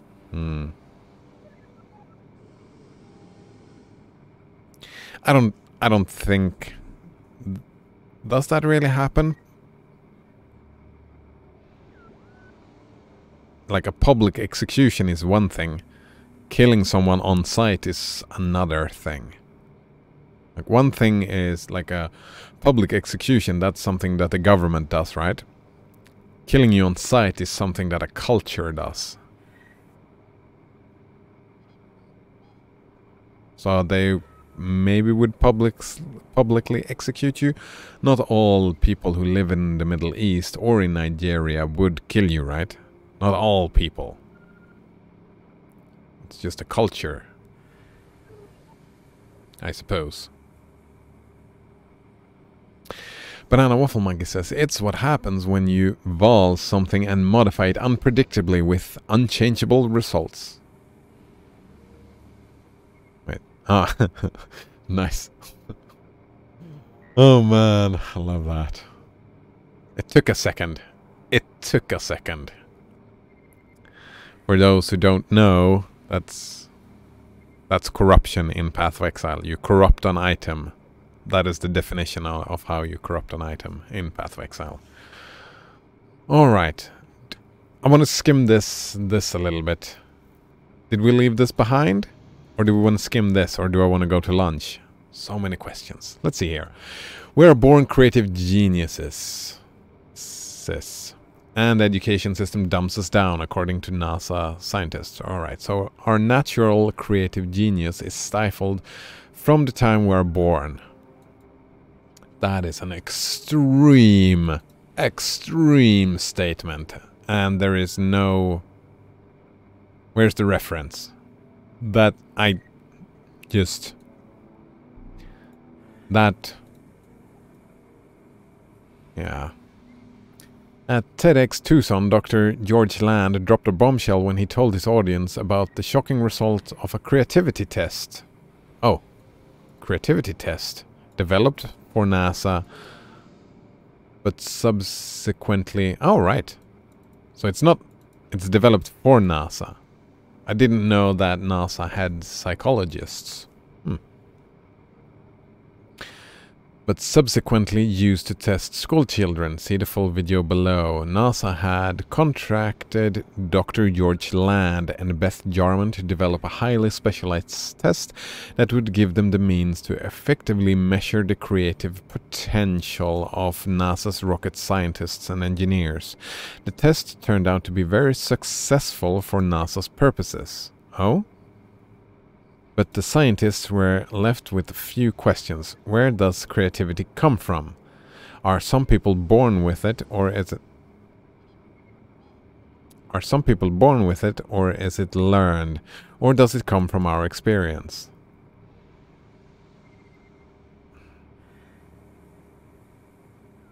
How does these questions come after a very successful test? They would have to operationalize and make these decisions before making the test.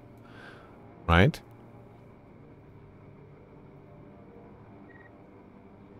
They would have to, like, they would have to define what is creativity. They would have to have an idea of where creativity comes from, right? Like, they would have to define, this is creativity. This is what we're testing. So where does creativity come from? You just defined it in the beginning of that paper. In the beginning of this, right? They would have had to. This nature or nurture question, like everything else, I'm guessing 50-50. Because that's what they always get as a result when they try to do those studies. They say, well, 50-50 kinda. Banana Waffle Monkey says, I always found it interesting that the divination card for the tabula rasa is called humility. And the divination card for the corrupted tabula rasa is called vanity. They have pretty good artistic naming conventions in Path of Exile. I like that, yeah. Humility. Not making any assumptions. And vanity. Being corrupted and stuck in your ways. I don't know. Adventure 95 says, in Nigeria, it's completely legal to publicly execute a person who seems like an LGBTQ person. That is just fucked up. That's witch hunting, right? You can kill whoever you like then. If that's completely legal, you can just say, oh, they seemed like they said, I like people of the same sex as me. They can just say someone said that and kill whoever they like. That seems like a fucked up system, yeah. That does not seem sustainable, and that seems like it's gonna change some way. Can't just have the general public go around executing whoever they like. That seems unsustainable. Right, and leading into circles of hate and revenge. The scientists then gave the test to 1,600 children between the ages 4 and 5. What they found shocked them. Did it really, though? This is a test that looks at the ability to come up with new, different, innovative ideas to problems. That does not surprise me at all. And I've studied just a little bit of psychology. That kids are better than that. Did you know that there is this... what's it called? Is it called neogenesis? No. Where did I get that from? That's not what I'm thinking about, is it? No, it's... fuck.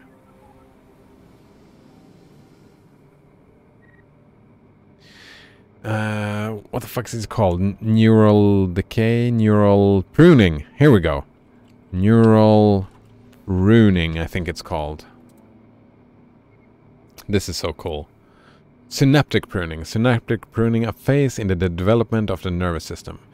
It's the process of synapse elimination that occurs between early childhood and the onset of puberty in many mammals, including humans. Pruning starts near the time of birth and continues into the mid-20s.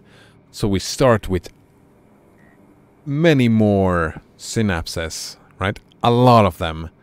And what we call development is stripping them out. Just taking them out. Taking them all out. Just get rid of them. Get rid of all the synapses. Synapses are the brain cells, by the way. So most of our cells just are taken away. So that, I don't find that surprising at all, that more ideas, that children have more ideas.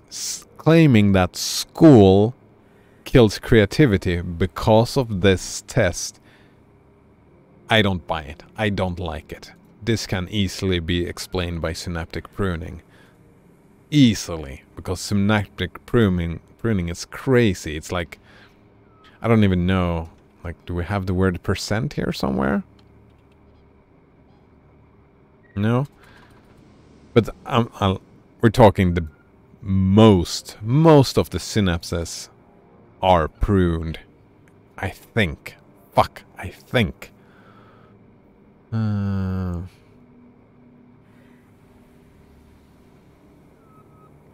That's what happens, right? Because the synapses is just pretty much floating freely, don't have any connections.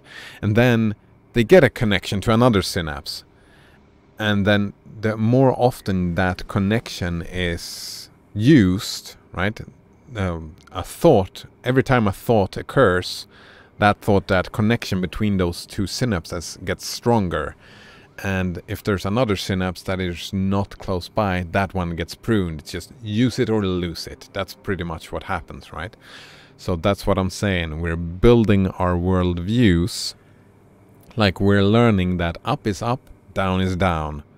And everything that down is up, those neurons, those synapses, those creative ideas disappear, right? Down is down, up is up. up is not down. And from this test, up is down is a creative statement. So I don't like this. I don't like, it's very, what's the word again? Clickbaity. It's sensationalist writing. This is sensationalist writing. What percentage of those children do you think fell in the genius category of imagination? All 98%. Yep. Does not surprise me at all. It's just... saying that school kills imagination? I don't buy it. It gets more interesting. But this is not the real story. Thank you. Thank you. Oh man, thanks. Alright. Coleman122 says Monkas, neural decay. Yeah, neural decay, synaptic pruning. That is what happens. Coleman says you start 5 head and then you regress down to 3 head. Feels bad, man. But that's not it. That is learning. This is learning. This is development. You start out with pure imagination and then you learn stuff. And all the stuff that are not relevant, you discard. It's kind of like that. It's simplifying it, and it was a long time ago. It's not as easy as that. But you get my point, right? This is not the way it works, and that's what they say, right? The scientists were so astonished that they decided to make it a longitudinal study and tested the children again 5 years later when they were 10 years old. The result, only 30% of the children now fell into the genius category of imagination. Right? So I would say the problem here is not, it's like what they defined as genius imagination. I think their operationalization and the test itself is probably not very... Is this it? 3 ways to generate brilliant ideas, live a creative life. Like pure creativity isn't like creative geniuses. You only become a genius. You're only considered a genius if your ideas have any pragmatic value, and children's ideas do not hold any pragmatic value, right? Geniuses are, well, not even pragmatic, aesthetic value, right? You only are considered a genius if your creativity somehow generates something that enough people find valuable. And we don't find children's ideas and imagination valuable. Not really. Not as a society. Kids are fucking dumb. Yeah, kids are dumb. Banana Waffle Monkey says, but this is not the real story. I wonder if there's a less clickbaity research study version of this. Of course, I'm guessing this. We can find the actual article. Right? This is just reporting on an article. Maybe not. Maybe they didn't even read the article. Who knows? But we could read the actual research. But I'm just going to go through this and then I'm going to lunch. So if you're interested, we can look into it tomorrow or another day. But I want to see where it leads. It drops, not surprising. Again, synaptic pruning could explain all that. Again, right? This test, like, it's NASA scientists, right? Doesn't seem to be psychologists doing the study. Or this idea pod, this reporter, has not studied psychology, right? When the kids were tested at 15 years, the figure had dropped to 12%, also still explainable by synaptic pruning. What about us adults? How many of us are still in contact with our creative genius after years of schooling, right? That's... like, so many things happens. Explaining it by only... what they're saying is, oh man, we have to stop selling ice cream. Too many people are drowning because we are selling ice cream. Correlation and causation is not the same thing. This is a correlational study, right? This is a correlational study, and this clickbaity dude makes that mistake. Sadly, only 2%. It's not sadly. Man, this dude really riled me up, right? This article really riled me up. Oh man. It's like that Greek dude all over again. But no. This dude doesn't hype himself up, I suppose. And for those who question the consistency of these results, I wouldn't. Or think they may be isolated incidences. I don't. These results have actually been replicated more than 1 million times, reports Gavin Nascimento, whose article first alerted me to this amazing study. Ooh, and its shocking implications that our education system robs of our creative genius. That's... Just no, dude. Just no. Fucking no. This idea pod, right? This feels like an agenda, not an action. It's not a news article. It's not even a science article. It's just a clickbaity blog about someone who thinks that our education robs of our creative geniuses. This is one of those blogs where you just want to earn money through ads by being clickbaity. Recapture creativity? Ugh. What's the solution? We need to find that 5-year-old again. 5-year-olds are fucking stupid, man. They're stupid. Fuck you. Alright, sorry. I got a little bit riled up. I mean, the studies are valuable, I suppose, but nothing he said was any evidence for the education system dumbing us down. Here we go. Study shows that we are born creative geniuses, but the education system dumbs us down.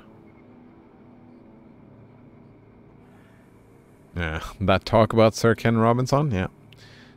Alright. Let's... Yeah. Why are NASA doing this study?